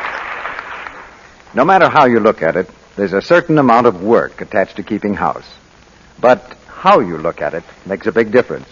Take washing dishes, for example. Some people think it's a terrible chore. Yes, they're the ones who make it even tougher for themselves by using strong wash day soaps that roughen and redden their hands till they look like Cinderella, the little kitchen drudge. But then there are other people who breeze through the dishes. Breeze through the dishes with a smile and a box of Lux Flakes, and end up with hands that are still as smooth and soft as though they'd never washed a dish in their lives. Scores of careful tests have proved that simply changing from strong soaps to Lux will make rough, red dishpan hands grow softer, smoother, and lovelier again, without the use of any creams or lotions. In these tests, there was noticeable improvement in from 2 to 7 days. So if you've let your hands get that ugly dishpan look, buy the thrifty big box of new Quick Lux Flakes first thing tomorrow morning and start using it for your dishes. As you watch your hands grow lovelier again, you'll find a big change in your whole attitude toward that daily job of washing dishes. You'll join the millions of women who...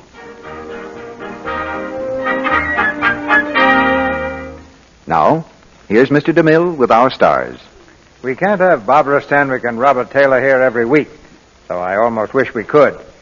But we'll hold them a few moments longer now for a curtain call. Well, thank you, C.B. It's always a pleasure to be here. And tonight, of course, you have my favorite leading lady. Yes.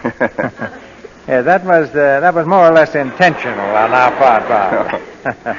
Incidentally, Barbara, I've heard some rather surprising news at Paramount about your picture of the great man's lady. Better let me know the worst right away, C.B.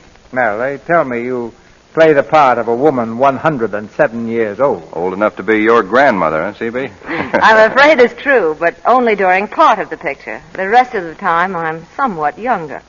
Say, I rather like that idea of yours, Bob. What idea is that? Being old enough to be Mr. DeMille's grandmother. Believe me, I'd make little Cecil toe the line. I'll toe the line for you just as you are, Barbara. That's very nice, C.B. Now, what play do you have next week? Changing the subject, eh? Well, next Monday night, we're going to present our adaptation of RKO's Suspicion. And our stars will be Joan Fontaine and Brian Ahern. You'll hear Joan Fontaine repeat the performance that won her an Academy Award in this drama of suspense and mystery. Suspicion is one of the most exciting pictures of the year. So get ready to have your pulse go up a few beats next Monday night. Well, you've got a full order of thrills and suspicion, C.B. I'll be listening. Good night. Good night. Good night. Good night. Penny Serenade with $1 million tune. Ladies and gentlemen, You have received many appeals for money in the past few months.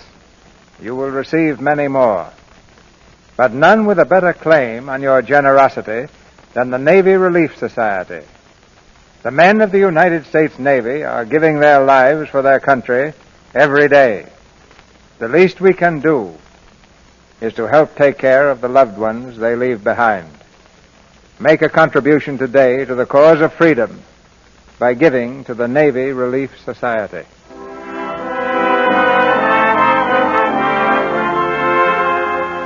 Our sponsors, the makers of Lux Flakes, join me in inviting you to be with us again next Monday night when the Lux Radio Theater presents Joan Fontaine and Brian Ahern in Suspicion. This is Cecil B. DeMille saying good night to you from Hollywood. Edgar Buchanan appeared through the courtesy of Columbia Pictures and will soon be seen in their picture, The Talk of the Town. Ann Todd appeared through the courtesy of 20th Century Fox Studio. Heard in tonight's play were Griff Barnett, Dwayne Thompson, Bobby Larson, Warren Ash, and Leon Ledoux. Tune in next Monday night to hear Joan Fontaine and Brian Ahern in Suspicion. Our music was directed by Louis Silvers, and your announcer has been Melville Ruick. This is the Columbia Broadcasting System.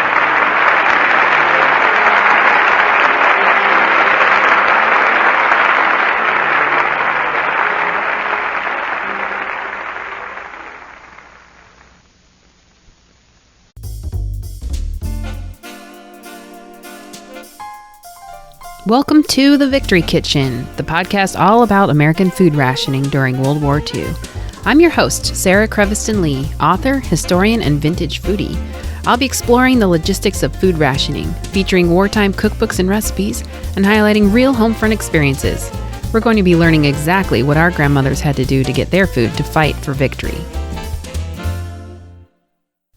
Before we dive into today's episode, I wanted to let you know that the Victory Kitchen podcast has an Instagram account. You can get sneak peeks and see the progress of my research for all the episodes by following at Victory Kitchen Podcast. Hi, welcome to episode number 4. There's dynamite in that grease. And that's right, today we're talking about fat rationing. Back in 2014, over on my history blog, historypreserved.com, I had dedicated the entire year to learning about wartime rationing.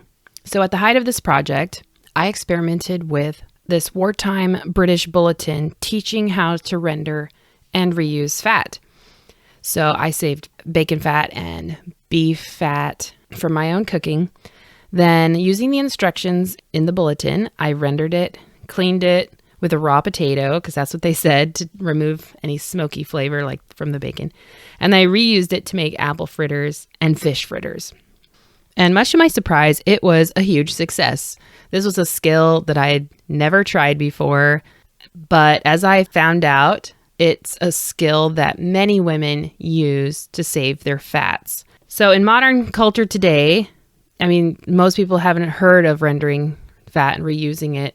In our modern food culture, fat has been on a bit of a roller coaster. For a long time, fat was valued for its calories and its taste, but then it became unpopular for diets and because of, a lot of weight gain, like the obesity epidemic. But in recent years, there's been a wave of, I guess I could say, traditionalists re-emphasizing the important role fat has in our health. So this brings us to, how was fat important during World War II? Well, I think it can be argued that fat was the most important thing that we can talk about in wartime rationing because of all of its uses and then how much consumers valued it. Starting on March 29th, 1943, with the new Ration Book 2, meats, cheeses, processed foods, and then all the fats were rationed at this point. So the fats that were rationed were butter, margarine, oil, lard, and shortening. And what's interesting is that the dates for when these different fats were removed from rationing are all very different. So lard was removed from rationing March 3rd of 1944.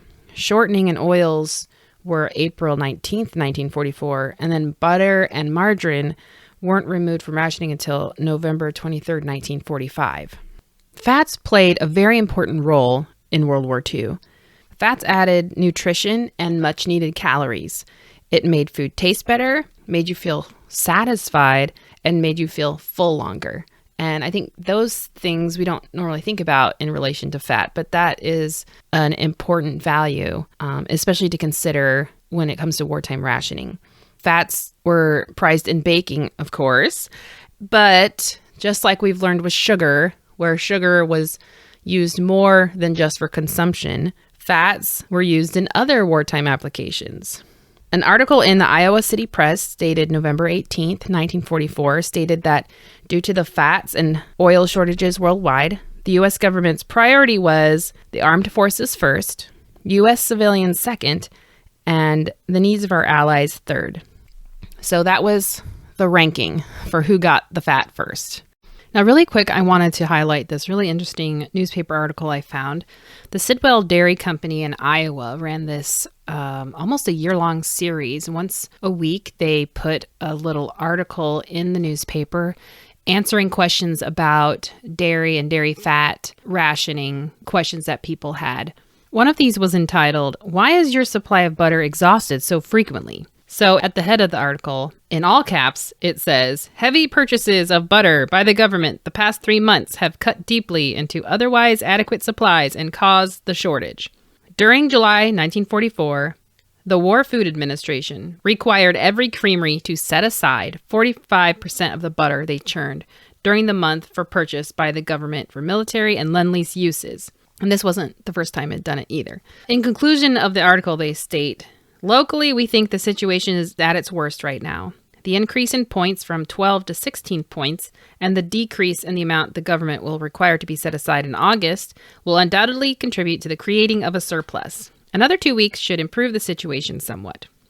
This is a really great example of how the rationing system, together with the food supply and demand, fluctuated constantly during the war, which contributes to how confusing it is to pin down when we try and study rationing now. Besides feeding the soldiers, here is a short list of many other wartime applications for fats. Lard was used to grease guns. Glycerin was used for explosives. Fats could be used to make synthetic rubber, pharmaceuticals like medicines, fabrics, military and civilian soaps, lubricating fluids, paints, and then thousands of other civilian and military products. I think the one that surprised me the most, because I hadn't thought of it, was the soaps. If fat is rationed, how easy is it going to be to get soap, which is such a basic necessity? I know as a housewife, that would be something I'd be worried about. It's making sure I've got soap to clean stuff.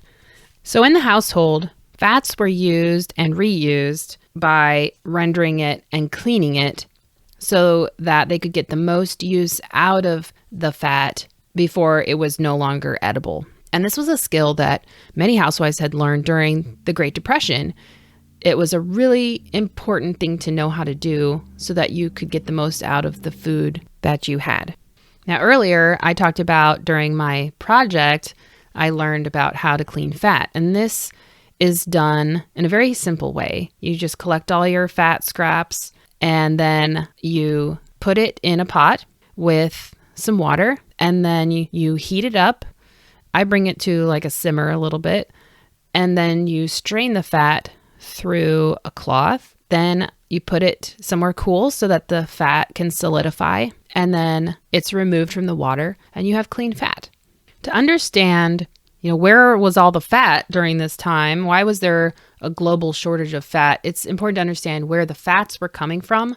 So a lot of fat comes from animals, and then it also comes from plants. And a lot of the oils and things, even copra, which was the coconut meat that they would extract oils from, these sources were affected by the war, as well as the ability to ship these fats around the world was hampered by the war. So countries kind of had to fend for themselves a little bit to get their fat needs fulfilled. And so the United States, they had a lot of pigs and cows that they were able to get fat from. But a lot of the oils and other things, there just wasn't as much to go around. And all of those things that I listed, that fats were used for, everyone around the world used them in the same way. So when all of a sudden the supply has been cut dramatically, all of these things that fat are used for are put at risk. Now, did every American housewife save their waste fats? I don't know, but apparently, according to the government, they didn't. A lot of fat went to waste, and there was a huge campaign to encourage housewives to save your waste fats. And when they say waste fats, they really mean the inedible stuff. So they're not saying, fry your chicken this one time and then donate the rest of the fats to the war effort. Like, it wasn't like that. They just wanted the fats that could no longer be used for consumption, because that was very important, that people were getting their fats in their diets. It was after that they were interested in the fat that couldn't be used anymore, because that still had many uses. So today I have a super exciting resource that I found. And I have been holding on to this, not being able to tell anybody, but now I can finally share it. Hooray! All right, so in an online archive, I found a public domain video that was animated by Disney, created by the Conservation Division of the War Production Board, and distributed by the War Activities Committee Motion Pictures Industry. This was a propaganda film explaining to housewives why they needed to save their waste fats and to do their part for victory. This little cartoon stars Minnie Mouse and Pluto the dog. So at the beginning, you're going to hear Minnie singing and some little scruffy sounds. That would be Pluto. So without further ado, here is the audio clip.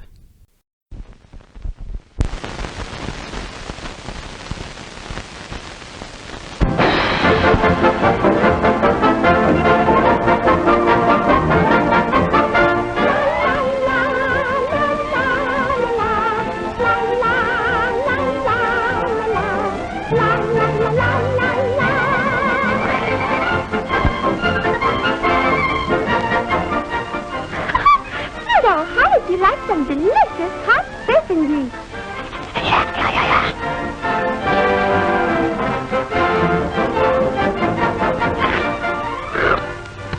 Don't throw away that bacon grease.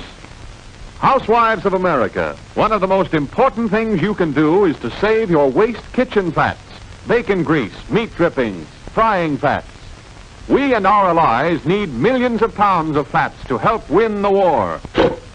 For fats make glycerin, and glycerin makes explosives. Every year, 2 billion pounds of waste kitchen fats are thrown away. Enough glycerin for 10 billion rapid-fire cannon shells. A belt 150,000 miles long, 6 times around the Earth. A skillet of bacon grease is a little munitions factory. Meat drippings sink Axis warships.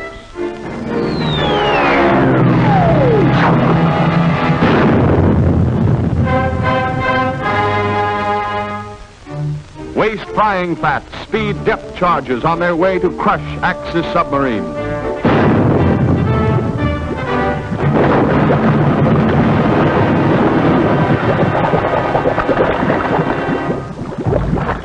Your pound of waste fat will give some boy at the front an extra clip of cartridges. Do you still want the bacon grease, Pluto? Pour your waste kitchen fats in a clean, wide-mouthed can. That's right, not a glass jar or paper bag. Please strain the fats through a kitchen sieve. Keep in a cool, dark place so it won't become rancid. When you have a pound or more, take it to your neighborhood meat dealer, who is patriotically cooperating.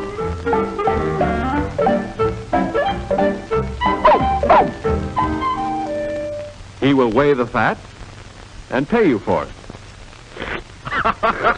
So you want weenies instead of money? Okay, catch 'em.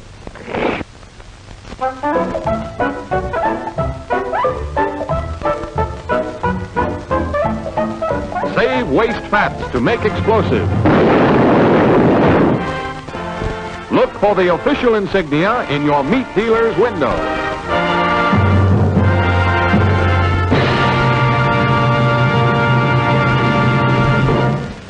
Is that awesome or what? All right, well, if you want to see Mickey Mouse in a World War II uniform, you have to watch this little film.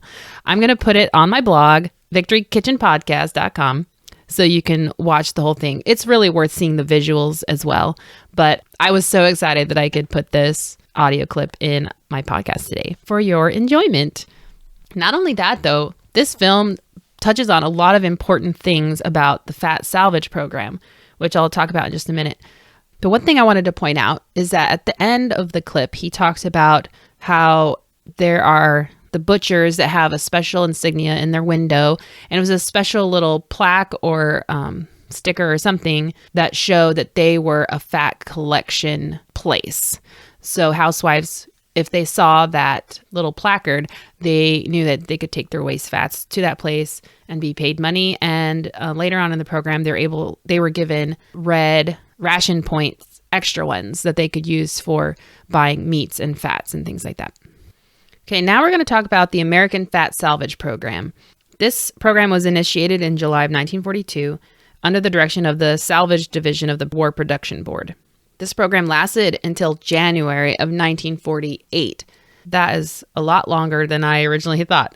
After VE Day, so Victory Over Europe, I found a bunch of newspaper articles urging homemakers not to be lured into a false sense of security, but that they needed to continue saving fats, continue with the rationing mentality because they still had victory to gain over Japan and the availability of fats was still low. And as we can see, the program didn't end until 1948. So even after the war, it took a long time for the world's fat resources and supplies to come back up to pre-war levels. So during the entire 5.5 years of this program, American women saved and turned in 670 million pounds of fat. And during the same period, the armed services recovered more than 186 million pounds. That's amazing. During consumer rationing, the OPA created provision for granting housewives red point bonuses. So that, like I said before, the extra meat, dairy, and fat points, in addition to the purchase price for salvaged fat. And so the purchase price was per pound. So it was 4 cents and 2 red points for every pound turned in. So I'm going to explain how this worked because it's one of those things you don't really hear about very much when you talk about wartime rationing, like the logistics. I always want to know how exactly did it work? All of this information that I'm reading from comes from a government report that was written and published in 1948 explaining how the American Fat Salvage Program came about and why it was needed and how exactly it functioned. And it's important to point out that the American Fat Salvage Board was not actually a government agency of any kind. It was run by private industry, but they did work hand in hand with the government. All right, so how this program worked was the homemaker saves frying pan grease, meat drippings, soup skimmings, pan scrapings, and fat rendered from meat and table scraps in clean tin cans. And these were usually fruit and vegetable cans. Fats that were suitable for cooking could be reused in the home until no longer fit for such purposes and then turned in as salvage fat. A newspaper article from the Sandusky Register, dated September 11th, 1945, entitled, "Despite Victory, Used Fat Saving Must Go On," says, "Don't turn in fats that can be reused!" But some fats, such as those rendered from lamb and mutton, are not suitable for reuse. Put them immediately into the salvage can. And with other fats, after you've got all cooking good out of them, there is always a little left. No matter how little it is, save it. So after they've saved the fat, homemakers turn the used fat into the neighborhood retail meat dealer, who pays her the going price per pound as determined by the current market situation. Practically all meat dealers, as well as operators of most frozen locker plants, received used fats. Then the next step was the renderers collected the used fat from local meat dealers and paid them for it. Renderers usually provided this pickup service once or twice a week. They also collected butcher shop fats from retail meat dealers and used fats from restaurants and other institutional producers. They also picked up and paid for waste slaughter fats at killing time. Then the renderers refine the used fats they collect and prepare them for sale to industrial users. The industrial user buys the used fats offered by renders in the open market through regular channels of trade. The used fat thus goes into the overall commercial supply of inedible fats and is available to any industrial operator. As a result, salvage collections add effectively to the overall supply and indirectly improve the supply of edible fats. So that's really cool to know. The salvage collection of the fats indirectly improved the fat situation.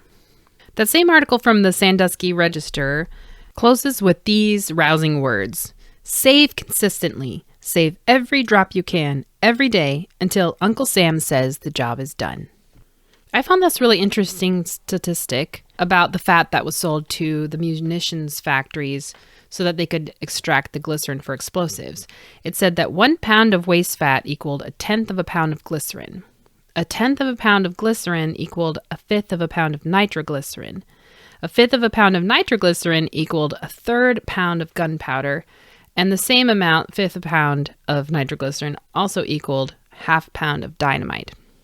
I really like this because, I've heard about the munitions factories using glycerin from the fats to make explosives, but it's good to know, exactly how much of these waste fats went into making these explosives and how much they produced.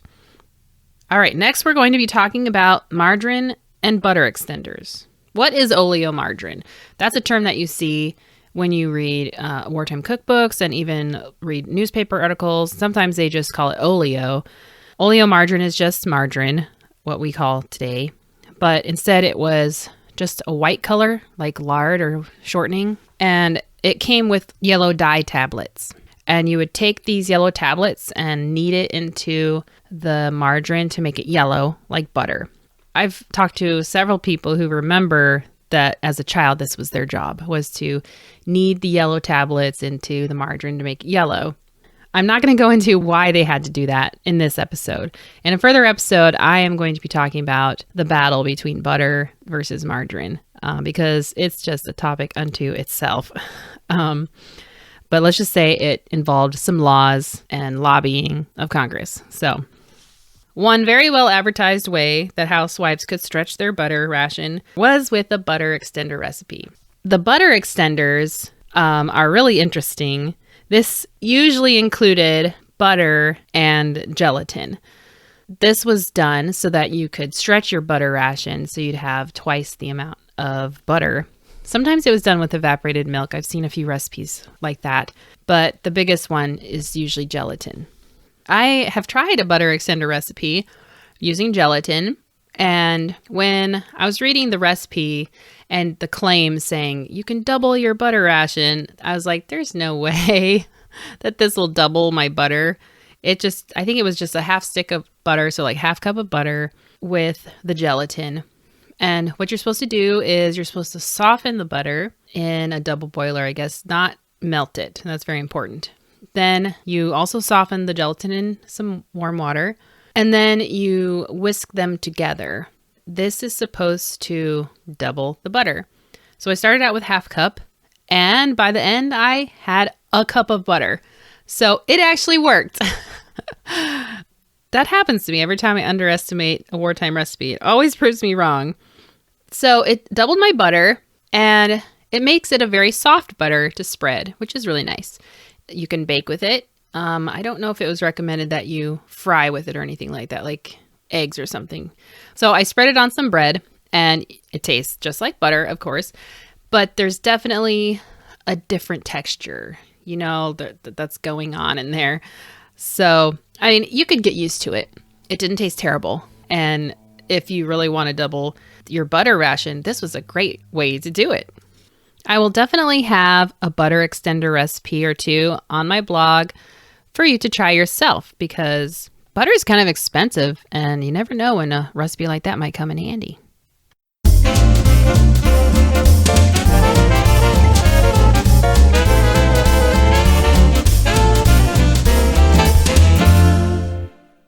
Today's featured cookbook is the Westinghouse Health for Victory Club Meal Planning Guide.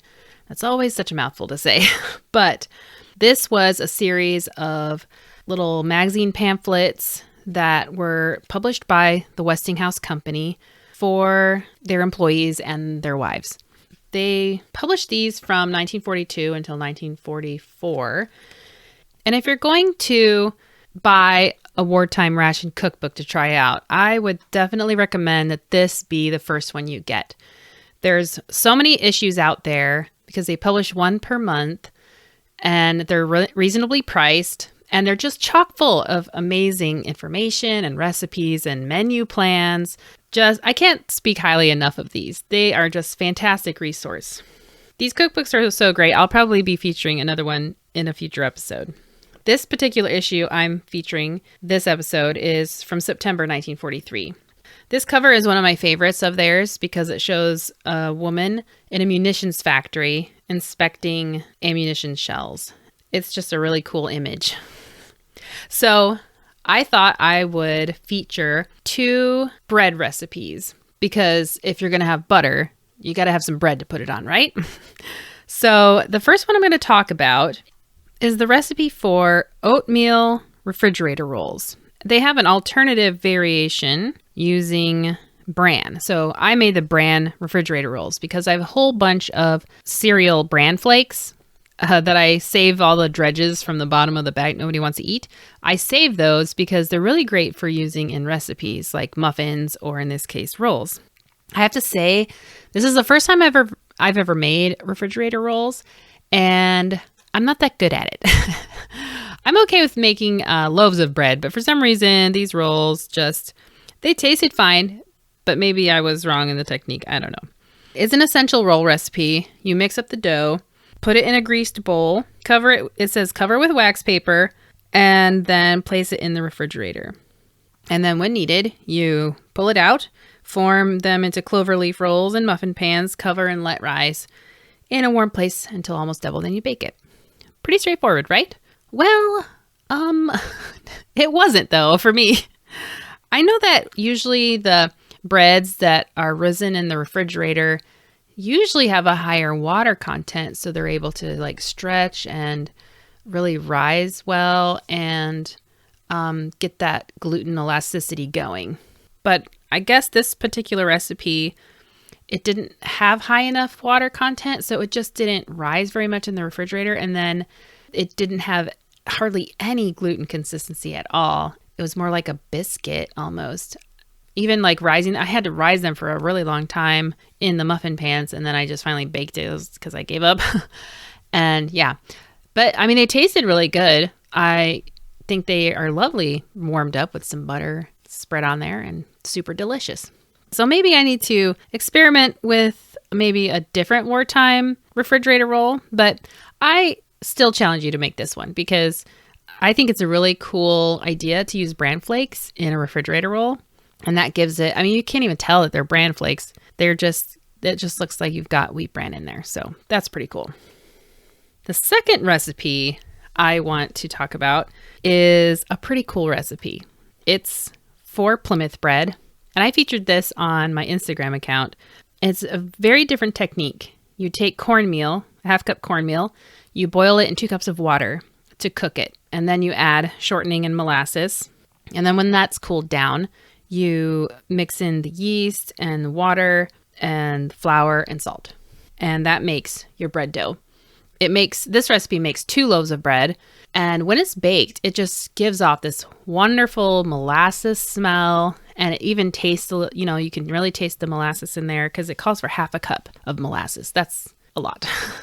But the great thing about this, the finished bread has a little bit denser, chewier texture to it, but it makes it awesome for slicing and toasting. So I use a vintage toaster, and those slots are a lot more narrow than modern toasters that accommodate bagels. So having a bread that I can slice and slip in there for toast is awesome. So I will have both these recipes on my blog, including pictures at victorykitchenpodcast.com.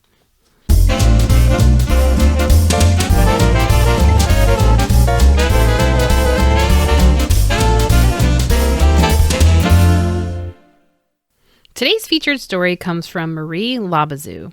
It's about her granny, Helen Roll Biggins. She was a mother of 8, a grandmother of many more. And Marie says, This recipe was handed down to me by my mother, born in 1943. She remembers Granny made her make this recipe over and over until she got it right before she was allowed to bake other things. The original recipe may have contained lard, but she cannot document that. So this recipe is for eggless chocolate cake. It calls for 1 cup white sugar, a 1/4 cup unsweetened cocoa, 1 teaspoon baking soda, 4 tablespoons shortening melted, 1.5 cups flour, 1 cup sour milk, 1 teaspoon vanilla, and a pinch of salt. Mix together the dry ingredients, add milk, vanilla, and melted shortening. Pour into a greased and floured pan. Bake at 350 degrees Fahrenheit for 20 to 30 minutes.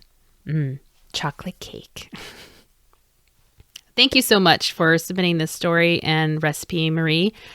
And if you are interested in sharing your family story of rationing with me for the podcast, I would love that. You can go to my blog, victorykitchenpodcast.com, where there is a form that you can fill out.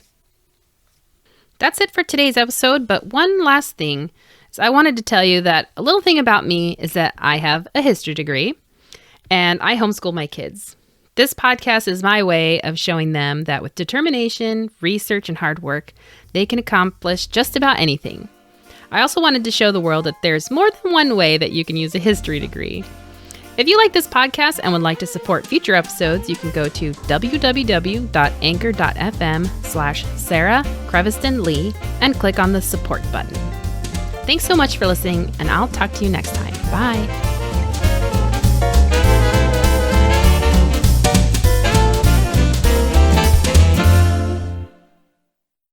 The Johnson Wax Program with Fibber, McGee, and Molly.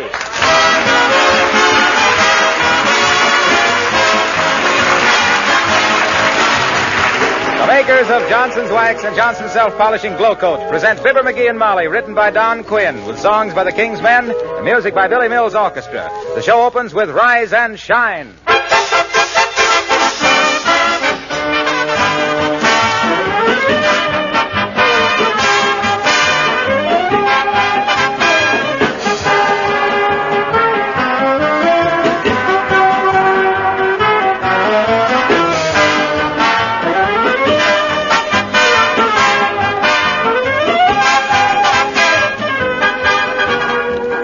With everything that's been said and written on the subject, you certainly don't need me to tell you to take better care of your automobiles.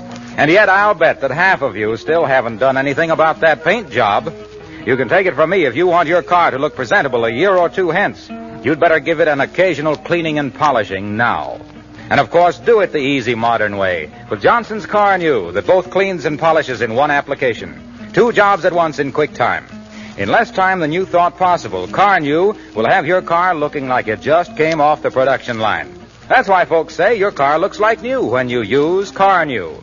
And here's an extra tip. If you want to give that rejuvenated finish maximum protection against sun and weather, try adding a coat of wax, either Johnson's Auto Wax or the regular household wax. By the way, Johnson's Car New is spelled C-A-R-N-U.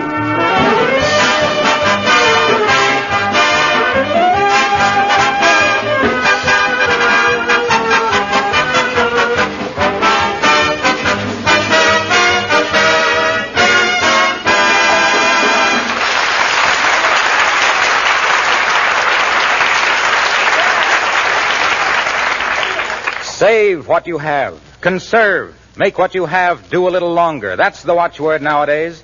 And the master of 79 Wistful Vista is not one to violate a national policy. So here, gazing speculatively at his last year's straw hat, we find Fibber, McGee, and Molly.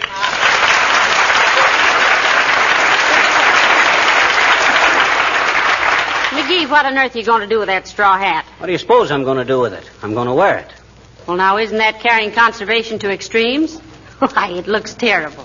Well, I'll either wear this summer or I'll wear that checkered golf cap. Oh, no, not that, dearie, not that. Okay, so I'll wear this. What do they charge to clean a straw hat? Oh, 50 or 75 cents ordinarily. Mm-hmm. But in this case, I think they'd make a special rate of $4.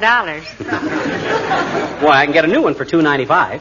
Well, that's what I was hinting at, in my delicate way. Well, I'm not going to do it. The government wants us to conserve, and by the million merry men of the mighty MacArthur, I'm going to conserve.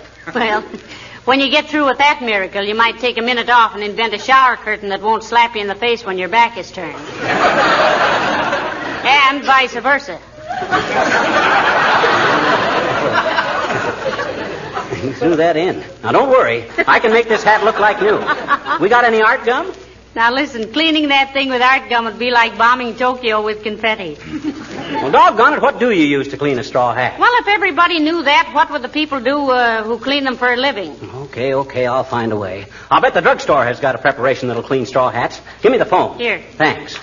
Hello, operator. Give me Kramer's drugstore on the corner of Mert. Is that you? Oh, How's every little thing, Mert? It is, eh? What say, Mert? Your uncle smashed his face and broke one of his hands. Oh, what's the matter, McGee? Did he drop his watch? Oh, sure. Hello, Mert. Nah, she guessed it right off.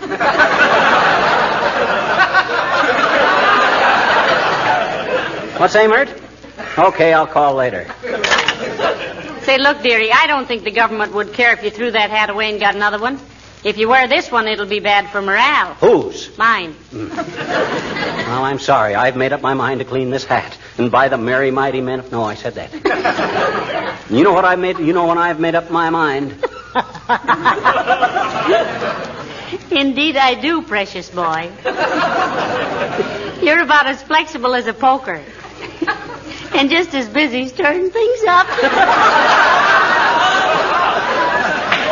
I got character. All us McGees have got that old persistence need. We follow through. When we start something, we finish. You don't say. Yes, sir. How about that ship in the bottle you started to carve in the spring of 1928? Well, I got my finger stuck in the neck of the bottle and had to bust it. I couldn't go through life waving a three-masted schooner at people, could I? Oh, I don't know. It might give you a little individuality. People would say, you know Fibber McGee. He's the man with the sloop on his pinky. Well, gee whiz, a fella can't always just... Hey, we got any peroxide? I think so. What for? I bet I can clean my straw hat with that. It's a bleach, ain't it? Well, yes, I think it is. But I never heard of anybody cleaning a hat with it. Well, I'm going to try it anyway. What can I lose? Well, you can lose a hat. And I can lose a bottle of peroxide. But go ahead now. Where would the steamboat be today if Eli Whitney hadn't invented the cotton gin, is what I always say. I'll go get you the peroxide, dearie. Where would the steamboat be today if Eli Whitney... Well, Whitney didn't invent the steamboat. What'd the cotton gin have to do with the steamboat if... Well, of course, they carried cotton in steamboats, but if Fulton hadn't... But Fulton didn't invent the cotton gin. That was Whitney. So if the steamboat had... Doggone it, I wish Molly'd get her facts straight. I can't sit around here all day. Come in. Hi, mister. What you doing? Oh, hello, sis. I'm going to bring this Katie back to life. I says I'm going to launder this lid, this straw hat. I'm going to clean it. How? Huh? You says, how am I going to clean it? I know it. Well, that, sis, is a moot point. Oh. What's the matter? Don't you know what a moot point is? Sure I do, I bet you. My uncle has a moot, and it's a pointer. That's a mutt, not a moot. You better run along now, sis. In a few minutes, I'm going to be deep in the heart of skimmer scraping. Can we talk business a minute, mister? Oh, business, eh? Mm-hmm. Well, as the furnace says, when the guy walks up with a nasty look, something tells me I'm going to be shook down again. So let's get to it, sis. What's the racket? I don't hear anything. No. I mean, what's your angle? What business are you referring to? You mean what am I selling? Seeds. Seeds? Sure. Vegetable seeds. Sparrowgrass seeds and radishes and cabbages and turnips and potatoes and marshmallows and petunias. Oh, wait a minute. You can't eat petunias. You ever try any? Well, no, but petunias... And petunias and onions and carrots. And cod liver oil. You can't plant cod liver oil either. You can as far as I'm concerned, mister. I despise it. You want some seeds, No, I don't believe I'd care. Haven't you got a victory garden, mister? Haven't you? No, I've been thinking of starting one, but somehow Look, mister. Look. How can we win this war if everybody says, well, I've been thinking of doing something, but I never did it? Well, sis, you really got a point there, and My teacher says that every single vegetable we grow means so much more food for our soldiers and sailors. She says we gotta have a green land here for those boys in Iceland. Well, that's a very good idea, and She says we have an ocean between us and Australia, and an ocean between us and Europe, and if we have a notion that we can just sit around doing nothing, we better get smart. Your teacher is a very intelligent She says that an army travels on its stomach, and if we don't keep them full of fuel, we just don't know our groceries. Well, you're absolutely right, sis. Give me $2 worth of seeds, and I'll get to work tomorrow. Furthermore, mister, Huh? my teacher says it's much better to get blisters on our hands than calluses on our hearts. And whether we're buying bonds or planting vegetables, there's only one thing we gotta do, and that's dig, dig, dig.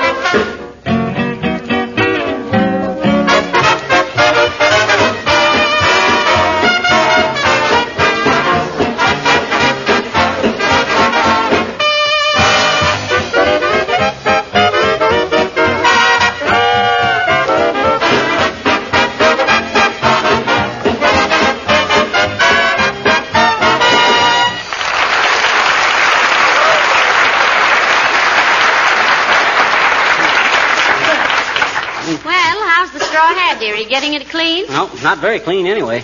Nothing I've tried seems to work. Look at it. What makes it so fuzzy? This brush is kind of rough on it, I guess. Where'd you get that brush? Well, it ain't exactly a brush. It's Lillian's curry comb. Now, McGee, you take that right back to the garage. I won't let anybody else use my brush and comb, and I'm sure Lillian would feel the same way about it. Why won't you let anybody else use your hairbrush? Well, I just don't like the idea, that's all. Don't hurt your hairbrush any, just to clean a straw hat with it. Maybe it won't. McGee, did you use my hairbrush to scrub that awful old hat with? No, not very long. It was too soft and wasn't making any impression, so I just had to throw it away. Now, believe me, if we weren't going to have guests just at this minute, my fine amateur bonnet brusher, What would you do? Well, nothing, probably. I can buy another hairbrush, but amusing husbands are hard to get. Come in. Hello there, kids. How you fixed for Christmas cards? Christmas cards? Aren't you jumping the gun a little, old-timer? It's 8 months till next Christmas. I still got a dirty little deficit from the last one. Johnny, let's talk this over man to man.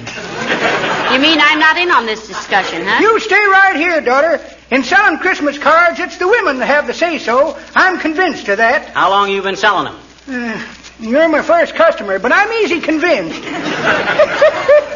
Now look, the first one of the book here. Happy, happy Yuletide from Canada to the Isthmus.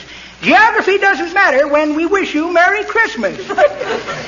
That one appeal to you? Now, please, Mr. Oldtimer, how can you expect anybody to get hopped up about Christmas right after Easter? That reminds me. I got Easter greetings, too. Here's one that says, North or south, east or west, Easter with you is Easter at best. Only $2 a dozen engraved with your name. No. We don't want any. Come back in 6 or 7 months and we might talk business, old-timer. 6 or 7 months, eh? Yeah. Let's see, that'll be November. Better buy your Thanksgiving cards now and save me a trip. Here's one But we don't want to. It says white meat, dark meat, all around the town. Hey? Close the sample book and lay off, will you, old-timer? We're not in the market. Why, well, that ain't like you, Johnny. You always was full of the holiday spirit. But if that's how you feel about it... Why, the idea of Christmas cards at this time of the year. At least he didn't try to sell us any Father's Day's cards. Got 'em right here, Johnny, Father's Day. Here's to Papa, bless his heart, bald and fat, not so smart. We love him and we all... No! Okay.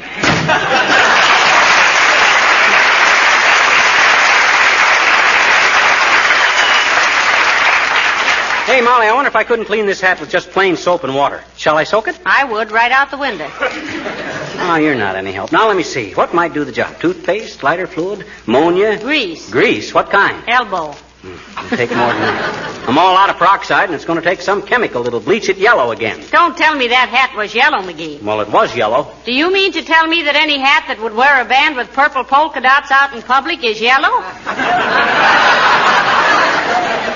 Look, Molly, will you please take this thing serious? Here I'm trying to save myself some dough. Hello, folks. Oh, hello, Mr. Wilcox. Hi, Harlow. Come on in. And what you sniffing at? What's that odd smell? It's peroxide, Mr. Wilcox. Oh. McGee's been trying to bleach a straw hat. It's gone brunette on him. Well, why don't you do what I did last year, Fibber? What was that? Well, I took my Panama out of the closet and wore it down to the office. I didn't notice how soiled it was until people began to comment. Oh, it must have been embarrassing. No, it was. There I was dashing in and out of the office all day, dictating letters about how Johnson's Glow Coat was such a marvelous labor and time saver because it eliminates rubbing and buffing and dries in 20 minutes or less to a beautiful, lustrous finish. Yes, but how about the hat? What hat? Oh, my Panama. Yeah. Well, I still hadn't noticed how bad it looked. Yeah. And me so sensitive to dust and dirt, too, on account of selling Johnson's self-polishing Glow Coat so long. And Glow Coat being marvelous for soiled and dull linoleum. So when I finally got through with my work, which was mostly writing an advertisement about how Glow Coat preserves and protects your linoleum, and it's particularly important right now to conserve what you have... Yes, but the hat. What do you mean? What did you do with your Panama hat? I sent it out and got it cleaned. There's still a funny smell in here. That, Mr. Wilcox, is McGee burning. You want me to take your hat down to the cleaners on my way, Fibber? No, thank you. Okay, see you later.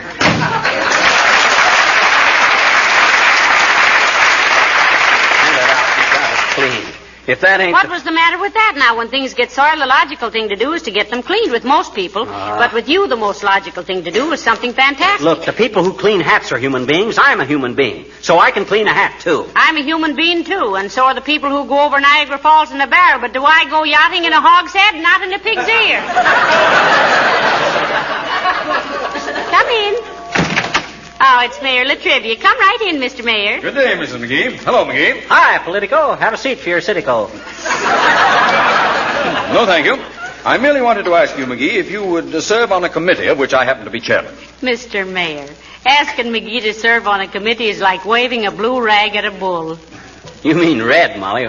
With a blue rag, nothing would happen. Oh, I see what you mean.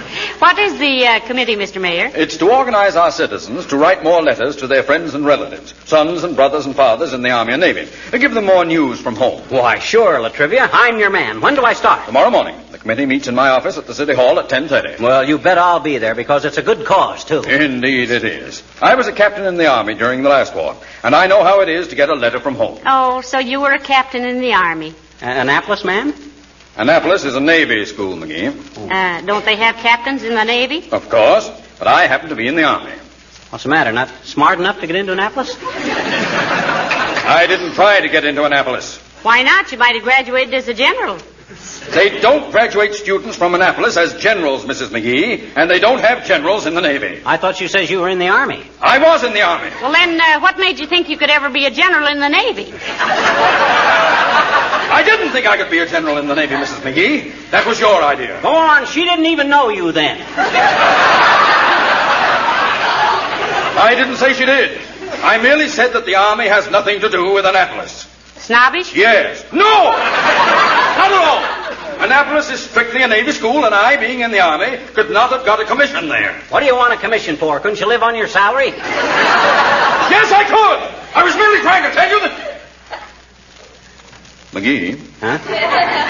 were you in the Army? Oh, indeed, he was, Mr. Mayor. He was a private in the Engineer Corps. Do you still have that old Army spirit, McGee? You bet I do, Latrivia. Fine. I was a captain, and I do too. Huh?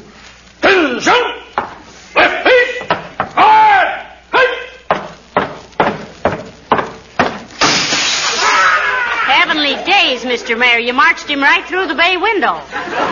Yes. Isn't that too bad? Well, good day, Mrs. McGee.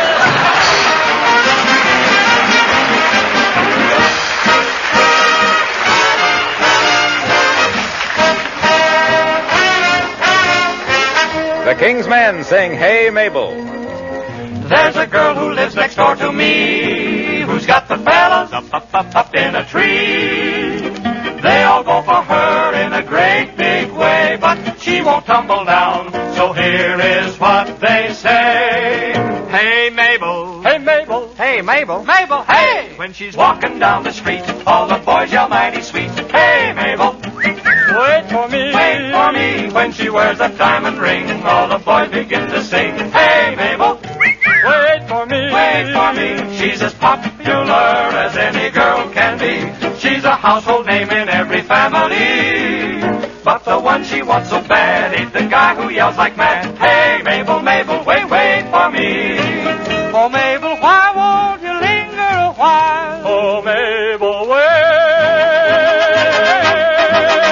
for me. Oh Mabel, please wait for me. Hey, wait. She goes a-strolling along down the avenue, and all the fellas rush out just to get a view. Hey Mabel, why don't you wait for me? Me too, me too. There ain't a fella in the neighborhood who wouldn't walk a mile to get a nod of her head or to see her smile. Hey Mabel, I wish you'd wait for me. 4 blocks around, the fellas all have a notion they love her. She is a peach on every family tree. They want to shake it. But the man she wants under the mistletoe is just the guy who does nothing but whisper low. Hey, Mabel. And that's all, brother, but as long as there's a doubt about her, I'll keep a-shouting. Hey, Mabel, wait for me.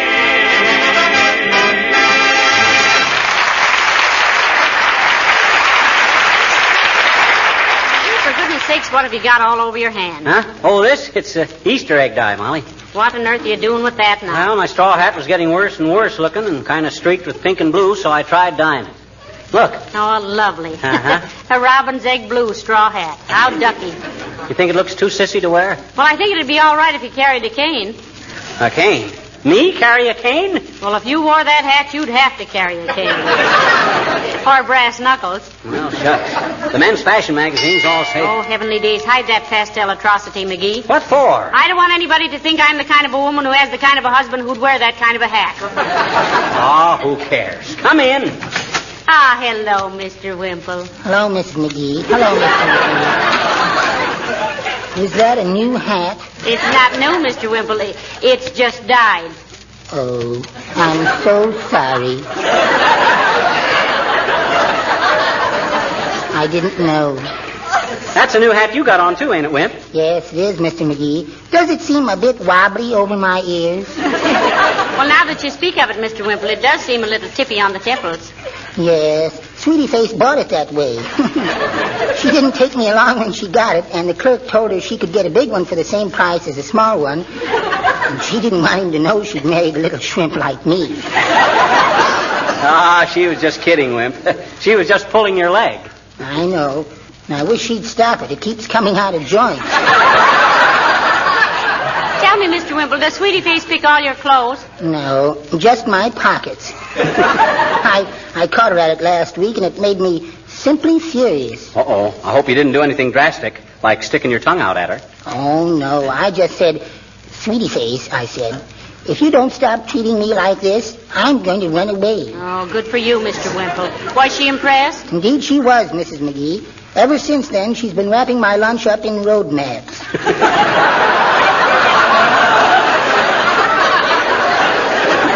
But I'd better be running along now. I've got to meet Sweetie Face at the Army airport. Army airport? What you going to do out there? Some officer promised to take her up in a blimp, and he said I could come along for ballast. Oh. What's ballast? Oh, my gosh. Ballast. That's what they throw out if the balloon gets too heavy.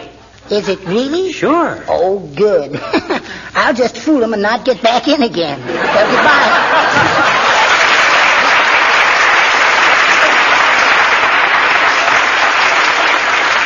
Now how that little man can take that treatment day after day is beyond me, McGee. Well, they say you can get used to anything in time.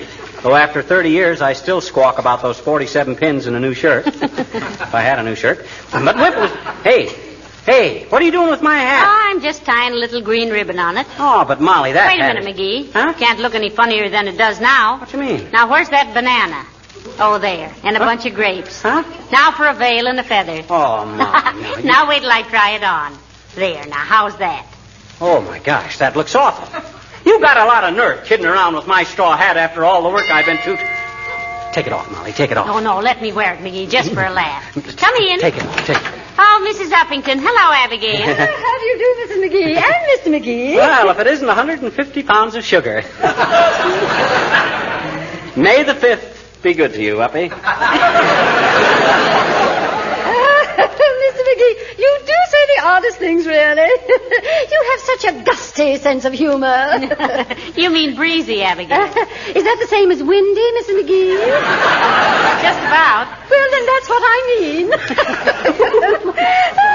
Oh, but I have the most wonderful news for you. You ain't moving out of town. Good heavens, no. Whatever gave you that idea, Mr. McGee? Oh, I don't know. I just thought quick of what was the most wonderful McGee. thing. Huh? What's the happy tidings, Abigail? Well, I have just thought of the most marvelous idea to conserve paper. I've written the government all about it. Oh, good for you, Uppy. What's the issue with the tissue? You asking your creditors not to send you any more bills? There you go again, Mr. McGee. Tell me, did you inherit your sense of humor from your grandfather? What makes you think that, Abigail? His jokes are so old. Oh, but I must tell you, my dear, you know how important it is that we conserve paper. Sure, we know that, Uppy. What about it? And you know that I was going to write a book about the history of Wistful Vista? Yes, we know that. Well, I've decided not to write it. Isn't that wonderful? Think of the paper I'm saving. Oh, that's great. Well, I've been saving them a lot of rubber, too, by not making any mistakes when I write a letter. I'd better explain that joke, Abigail. You see, he writes his letters in pencil. Oh, he does? He always... Why, Abigail, what's the matter? Oh, my dear, I can't contain myself a moment longer. Where did you get that delightful hat? That hat? Why, that's just a... McGee, you really like it, Abigail? Oh. It was designed especially for me. Oh, well, really, it's the most original and charming hat I've seen this spring. Oh, my dear, I will simply not sleep a wink till I find one exactly like it. Or better yet, I shall have one made. Oh. And I just have time to get to my milliner's. Oh, goodbye, Mrs. McGee. Get to the milliner's? Have one made. Like that. You hear that, Molly? I certainly did, McGee. Imagine her wanting one exactly like it. Well, I've been made a chump out of long enough. Come on, give me that hat. No. Huh? No. If Abigail Uppington thinks this hat is cute, I'm going to wear it. You're going to wear... Okay. I'll see you later. Wait a minute, dearie. Where are you going? I'm going out and buy a felt hat. That was the last straw.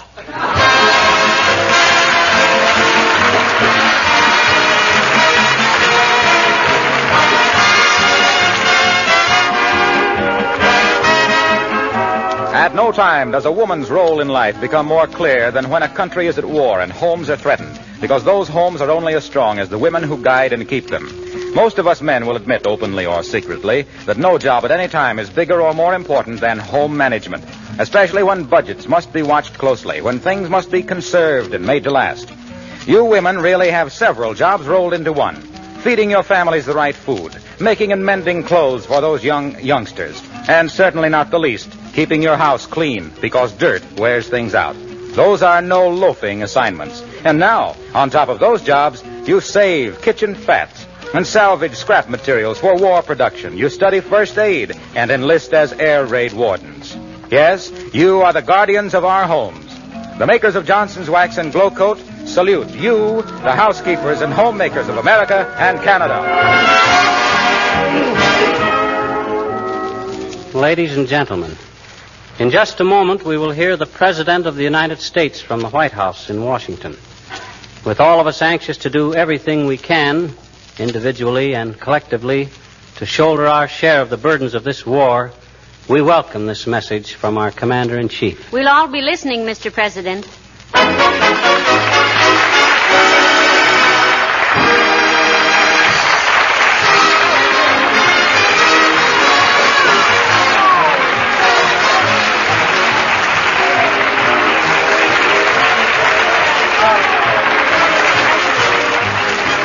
This program came to you from Hollywood.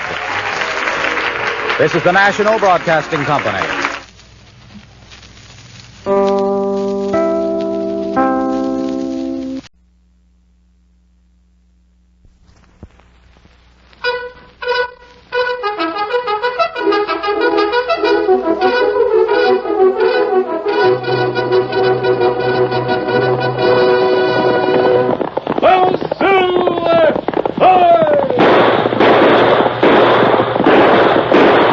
Fiery horse with the speed of light, a cloud of dust, and a hearty hi-yo, Silver, the Lone Ranger.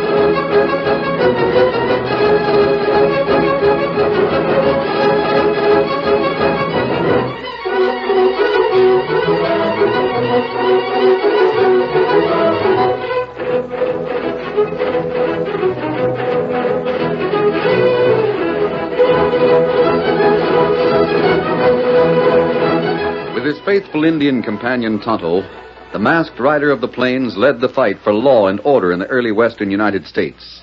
The stories of his strength and courage, his daring and resourcefulness have come down to us through the generations. And nowhere in the pages of history can one find a greater champion of justice.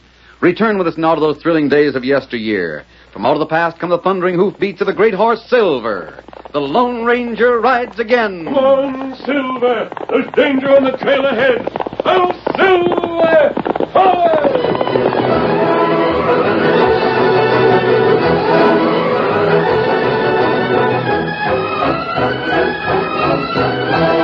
Morganville was the headquarters for all the sheep ranchers in the county. It was quieter than any cattle town, and the sheriff, Sam Blake, had often complained there wasn't enough action connected with his job. But this afternoon, as he watched a group of men dismount in front of the post office, a worried frown creased his forehead. 5 minutes earlier, he had seen Jim Dewey enter the cafe. 5 minutes more, and Ed Miller would be entering the same place. The lawman shook his head and crossed the street to the cafe himself. Once inside, he studied the men at the bar, then walked directly to Jim's side. Jim. Howdy, Sheriff. Ed Miller's over in the post office. He's sure to find out what you've done. I expected he would sooner or later. It might save me a little trouble if you didn't meet him until he got over it. You figure he's going to get over it? Let's hope he does. He won't. There's nothing wrong with what I've done. I'd just as soon face him now as later. Well, maybe you're right. I see there's no gunplay. Yeah, here he is now. Where's Jim Dooley? I'm right here, Ed. Why, you ornery sneaking coyote, ought to break you in two. You want to try? There's not going to be any fight, men. Start to tangle and lock you both up. Shucks, Ed's bark's always worse than his bite. You ought to know that, Sheriff. What's the matter, Ed? You know what's the matter. You've leased that north half section from Old Man Hardy. Yeah, that's right. Leased it for 10 years. It won't do you no good. Oh, you think not? Just try to graze your sheep there and see what happens. Well, now, careful, Ed. I got the law standing beside me. You got no right to... Don't talk about right to me. That land is mine. It belongs to Old Man Hardy. That don't say you haven't been using it, but it's about time that Hardy got some rent out of it. He needs the money. Now, look, Jim. Sheriff's right about this. There's no need for a fight between us. Now, you just sign that lease over to me and there won't be any trouble. You sure got a lot of nerve. I'm warning you. If you don't... You can't bluff me like you bluff the rest of the small ranchers around here. They all been afraid to rent that north half section because your flocks are grazing on it. Well, not me. I can use the land now, and I've got it. You better get your sheep off it, Ed. What's that? You heard me. Jim's got the law on his side. Yeah? Well, we'll see how much good it does him. Come on, boys. You can depend on me, Jim. I'll give you all the protection I can. Ed won't take a chance in going to jail. There won't be much you can do. You're a long way from town. But don't worry about me. I can take care of myself. And then there's your boy. I can take care of Buddy and the flock, too. I knew what I was getting into, and I'm ready for anything.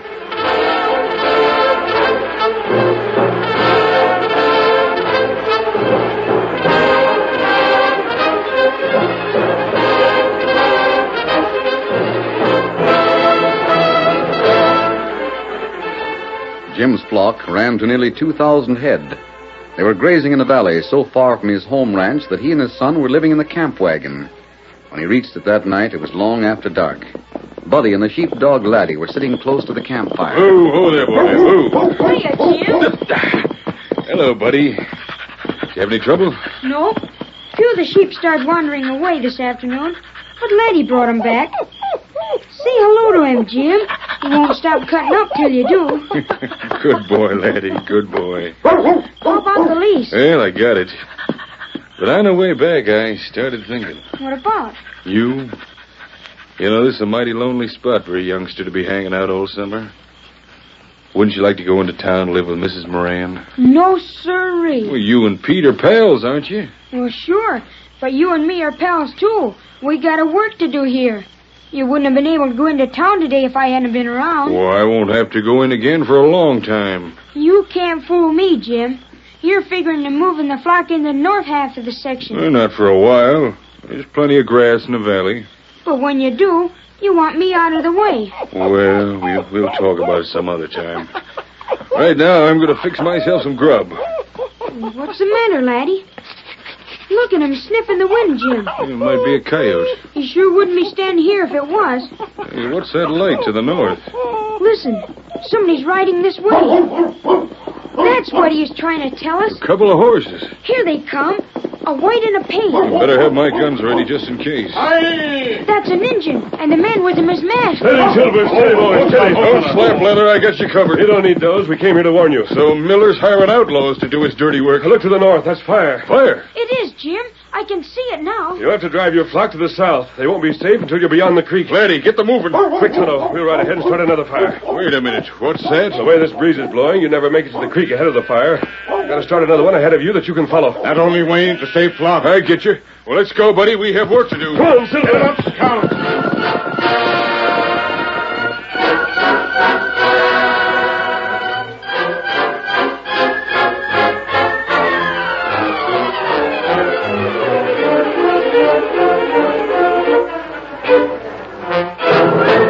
The Lone Ranger and Tonto fired the grass ahead of the flock, and soon an ever-widening strip of blackened meadow opened up. Jim drove the camp wagon south over this behind the flock. When the fire from the north reached the bare ground, it died out, and the second fire was stopped at the creek. But now the whole valley lay charred and desolate under the full moon. You sure know how to fight fire with fire, mister. Aren't you going to drive the flock across the creek? No, I can, not without breaking the law. This is the southern boundary of my section. You have land north of the valley? Uh-huh. We didn't intend to graze there quite so soon. Because of Miller? What do you know about him? I've heard about your lease. Oh, is that so?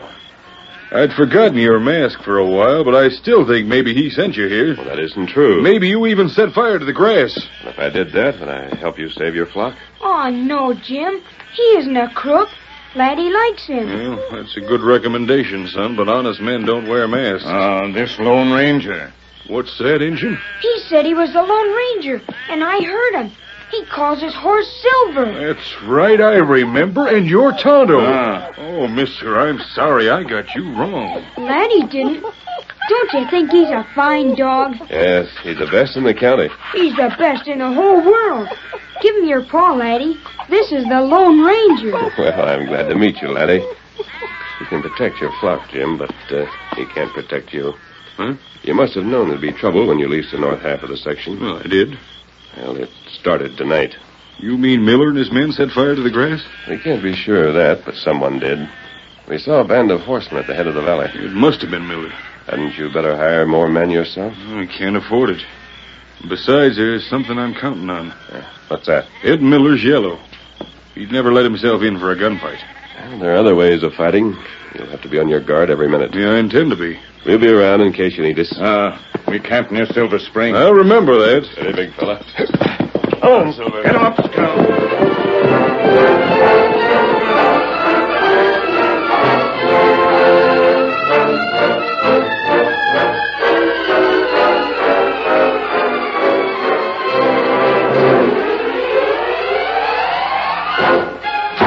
Ed. Yes, Bragg? The fire didn't work. He didn't lose a single head. You're sure? I saw the flock with my own eyes. What's more, with the valley all burned out, he's driving them north. Yeah? Yeah? Are we going to let him get away with it? No. All right, then. What are we going to do? Nothing today. We'll wait until tonight. You got an idea? I think it's a good one. Smokey's going to imitate a coyote. Imitate it? Yeah, I don't savvy. He's good. When he sets his mind to it, he can call him right up to a campfire. What's that got to do with Jim Dewey? Yeah, it's got plenty to do with his dog. And that's how we're going to get Jim. The dog sends his master to jail, or he gets him killed.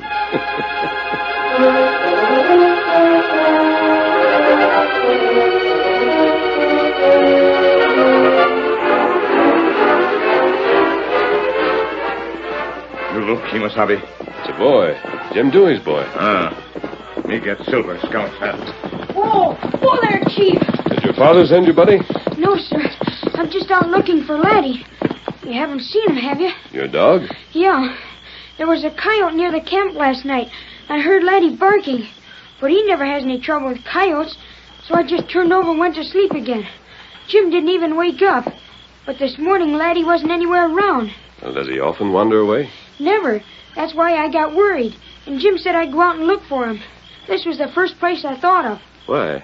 Because he likes you a lot. I thought he might have paid you a visit. Well, I haven't seen him. And I don't like the idea of you riding through the hills alone. Well, I promised I wouldn't go towards Miller's ranch. You'd better get back to your camp wagon. Tonto and I'll see if we can find Laddie. Has Miller got him? What makes you ask that? Well, that's a kind of a low-down ordinary trick he'd try. Steal our dog. Maybe even... We'll find him, buddy. Don't worry about it. Here's Silver, Kemosabe. Now, you get back to your camp as fast as you can. Steady, big fella. Come on, Silver. Get him up, Scout.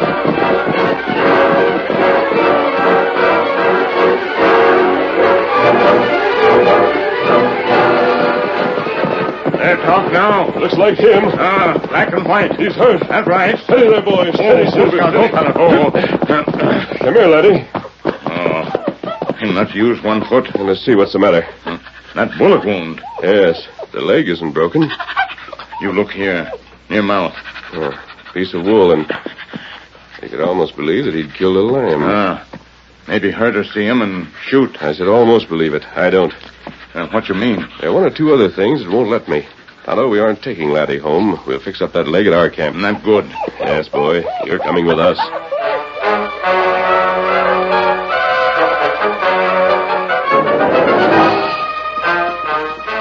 Get inside the wagon, buddy. It's Miller and his men. I want to stay with you. You get in there. Well, I guess it's all right. That's a sheriff with him. Morning, Sheriff. Morning, Jimmy. I don't see him around. They got him hid someplace. Look in the wagon. You stay right where you are. I'll have to look myself, Jim. Look for what? Your dog. Oh, he isn't here. He hasn't been here this morning at all. Well, I guess that settles it.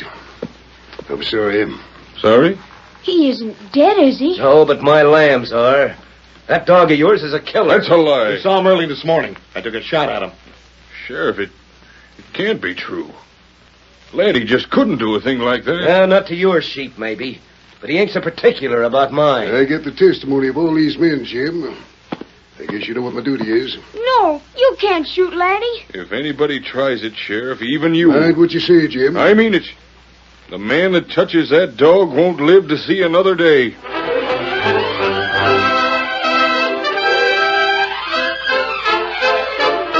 The curtain falls on the first act of our Lone Ranger story.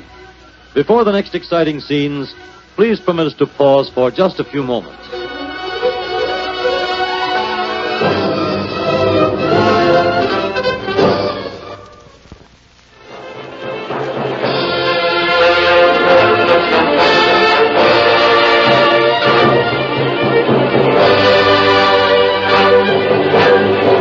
Now to continue our story.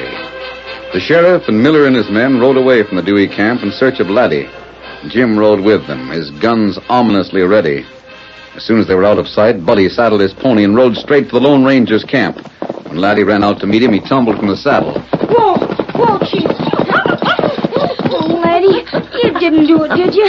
You couldn't have. You just not telling the truth, that's all. What's happened, Buddy? Miller says that Laddie killed some of his lambs, and if the sheriff finds him, he'll shoot him. Don't let him. Keep him here and hide him. I don't care if it's true or not. Laddie's my dog, and they can't kill him. They won't. Huh? It isn't true. Laddie isn't a killer. I know it, and so does Jim. He told the sheriff the man who touched Laddie wouldn't live to see another day. Buddy, when did he say that? Just a little while ago. I can't stay here. There's nobody watching the flock, but they're out looking for Laddie now. Don't let them find them. Where's your father? He's with them. Ready for action? Yeah. Kimosabe. Now we have a reason for it. Miller knew how Jim would act. The evidence is strong enough. The sheriff can only act in one way. That's right. And afterwards... maybe Jim shoot, huh? It's possible. He'd go to jail then, and that's what Miller wants. Can you prove any of that, mister? Not yet. But we're going to see that Laddie gets a fair trial. How? We've thought of a way, but it means that we'll have to leave our camp. Leave Laddie, too? We can't take him with us. I can't take him back to our camp. Yes, I know that. But Todd and I are going to show you a place where both of you can hide until late tonight. What about Jim and the flock? The flock won't wander. Not even your father will know where you are. Silver's got all saddled, Kimosabe. We ride now? Yes, Tonto. Through the forest and across the ridge. Steady, big fella. Got mounted, buddy. Yes, sir. Can Laddie follow us with that bandage on his leg? It won't bother him much, and we'll take it easy. Come on, Silver. Come on, Laddie. Get him up, Scout.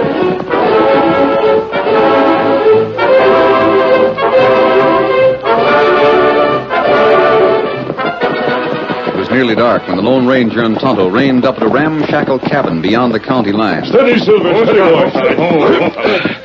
Well, he still has a dog. We're in luck. Howdy. And there's Jake now. Hi. Well, leaping Texas if it ain't the Lone Ranger and Tonto. Oh, shut up there, Wolf. Jake, we'd like to borrow that dog. What's that? We'd like to borrow Wolf. What for? You told me I'd never be able to train him, and I just about made up my mind that you're right. Well, he's downright vicious. He's half wolf. Yeah, so there ain't nothing to do but get rid of him. Why should you want to borrow... Oh, so you figure he's such a menace it might be right away, huh? Hey, you can make up your own mind about that, Jake. We only want to borrow him until tomorrow morning. Well, he's yours, mister, and if you want to be a friend, don't never bring him back.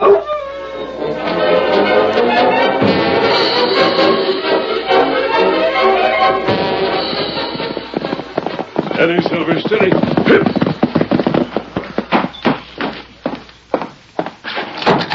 Don't go for your gun, Sheriff. Where's man? Busting right into my house. I'm here to see that justice is done. What kind of talk is that from an outlaw? I'm not an outlaw.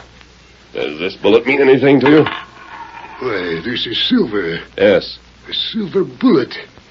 Say, you must be the Lone Ranger. Now I'm beginning to understand. What's this about justice? I want Jim's dog, Laddie, to have a fair trial with a judge and a jury. A judge and a jury for a dog? That sounds loco. Laddie deserves it. He has a right to have his name cleared. Mister, I'm not asking where you found out what happened about this morning. Why you're so interested. But we couldn't find the dog. That shot of Bragg's must have killed him. No, Sheriff. He isn't dead. He'll appear for his trial. You know where he is? Yes. Now, will you get the judge and jury? I guess so. Sure I will. And you'll bring the lad into town, is that it? The trial can't take place here. It'll have to be out at Miller's ranch. Mister, I don't want to shoot Laddie. I know how much he means to Jim and Buddy. But if you can't clear him, and I don't see how you can, I'll have to go through with it. Sheriff, we'll let the jury decide whether he's guilty or not.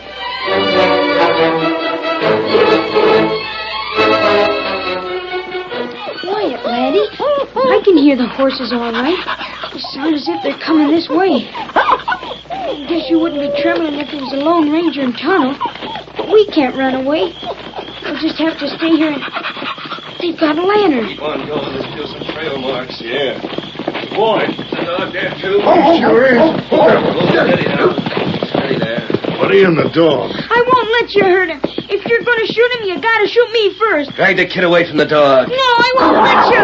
Get your arms from around his neck. He's my dog. He's my dog. Watch out for those teeth. I am. Let the kid stay where he is. You can put a bullet through the mud. I'll try it. Listen, did you hear that? That's a Lone Ranger. He won't let you hurt Laddie. He promised me he wouldn't. The Lone Ranger, boss. What'll we do? Stay right here. All we're doing is upholding the law. There's half a dozen men riding with him. The sheriff. That's good. Mister, you won't let him shoot Laddie, will you? Not before he's had his trial. Trial? What's the idea? Trying to fool the kid? The sheriff's going Good shit, Willie. You and Bragg and Buddy and the dog are heading for your ranch. Judge grabbed the jury are waiting for us.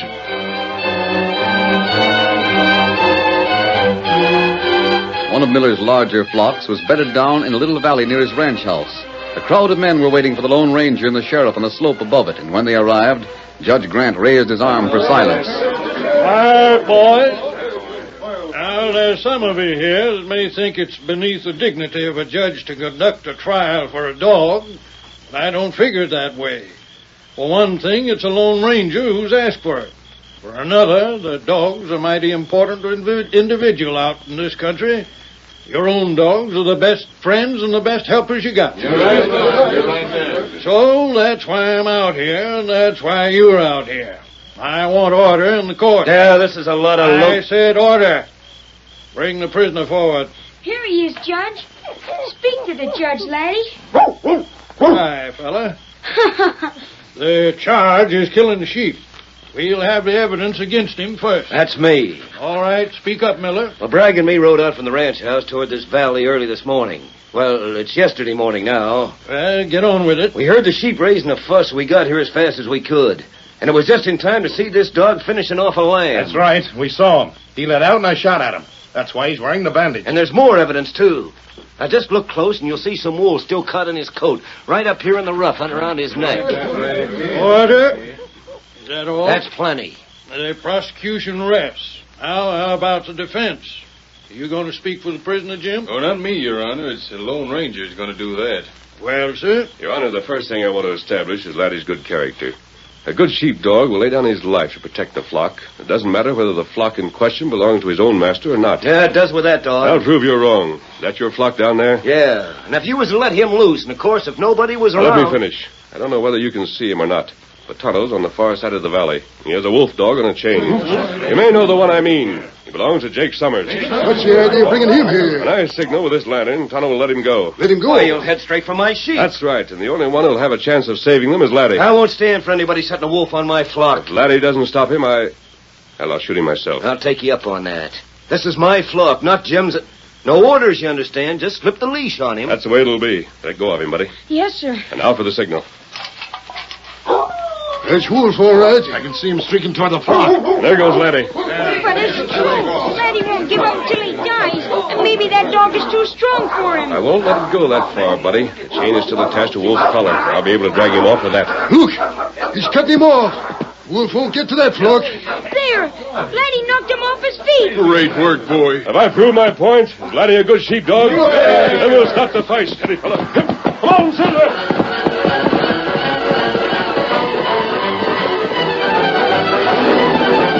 The Lone Ranger raced down the slope toward the spot where Laddie was turning back every attack of the wolf dog and driving him farther and farther from the panic-stricken sheep. The masked man slipped from the saddle, grabbed the length of chain that trailed from the wolf's collar, and pulled him off. Come here! Hurry!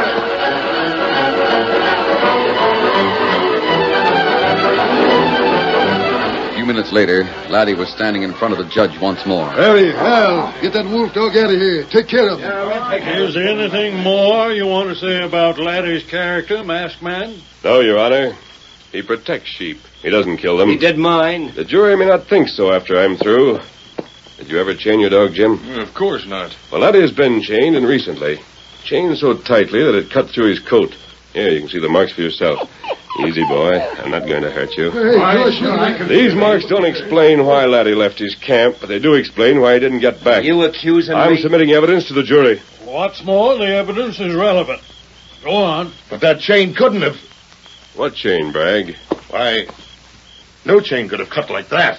The jury will decide that. I have one more thing to show them. The bandage, Tonto. Stand still for him, Laddie. He's just going to take the bandage off. Now, you gentlemen will remember that Bragg said he fired at Laddie as he and Miller rode into the valley. Yes, sir. You're right on the spot here. You can see how far away he must have been. I was lucky to hit him at all. He was moving fast. Yeah, you see now. Everyone look at the wound that was made by that bullet. It's been washed, but you can still see the powder marks. Powder marks, gentlemen. The bullet only grazed the skin, but there are powder marks. And that means the shot was fired at a distance of only a few feet, perhaps 1 or 2. That shot was fired while Laddie was chained up. Order. Well, that's all for the defense of Laddie. But now for the prosecution. Wait a minute. What do you mean by that? The sheriff has to make another arrest after this trial is over. You can't Miller and Bragg tied Laddie up, stuck pieces of wool in his coat, shot him in the leg, made him look like a killer because... I deny it. It ain't true. Because they wanted Jim Dewey to either kill or be killed in protecting him. But Jim either in jail or dead, there'd be no one to stop them from using the north half of Jim's section. This is a case of attempted murder. The defense rests. Order. Is the jury ready with its verdict? Yeah. Then let's have it. Guilty or not guilty? You mean Laddie? I mean Laddie. Is the dog a killer or isn't he? No. You're doggone right he isn't. Case is dismissed. But there's been a charge made in this here court, and I'm calling on the sheriff to arrest Miller and Bragg for attempted murder. That's a pleasure. You can't prove anything. You tried to frame Laddie, and I heard you threat Jim myself. Take him away, boys. Gosh, mister, What, buddy? Jim and me, we won't ever forget what you did for Laddie. Laddie won his own freedom. I only helped him out. You hear that, boy? Shake hands with a masked man. Goodbye, Laddie. Keep up your good work. Ready, Tonto? Tonto ready. Steady, big fella. Adios, then. So long, mister. Come on, Silver. Get him up, strong. Get him up. Oh, Silver! Hoy!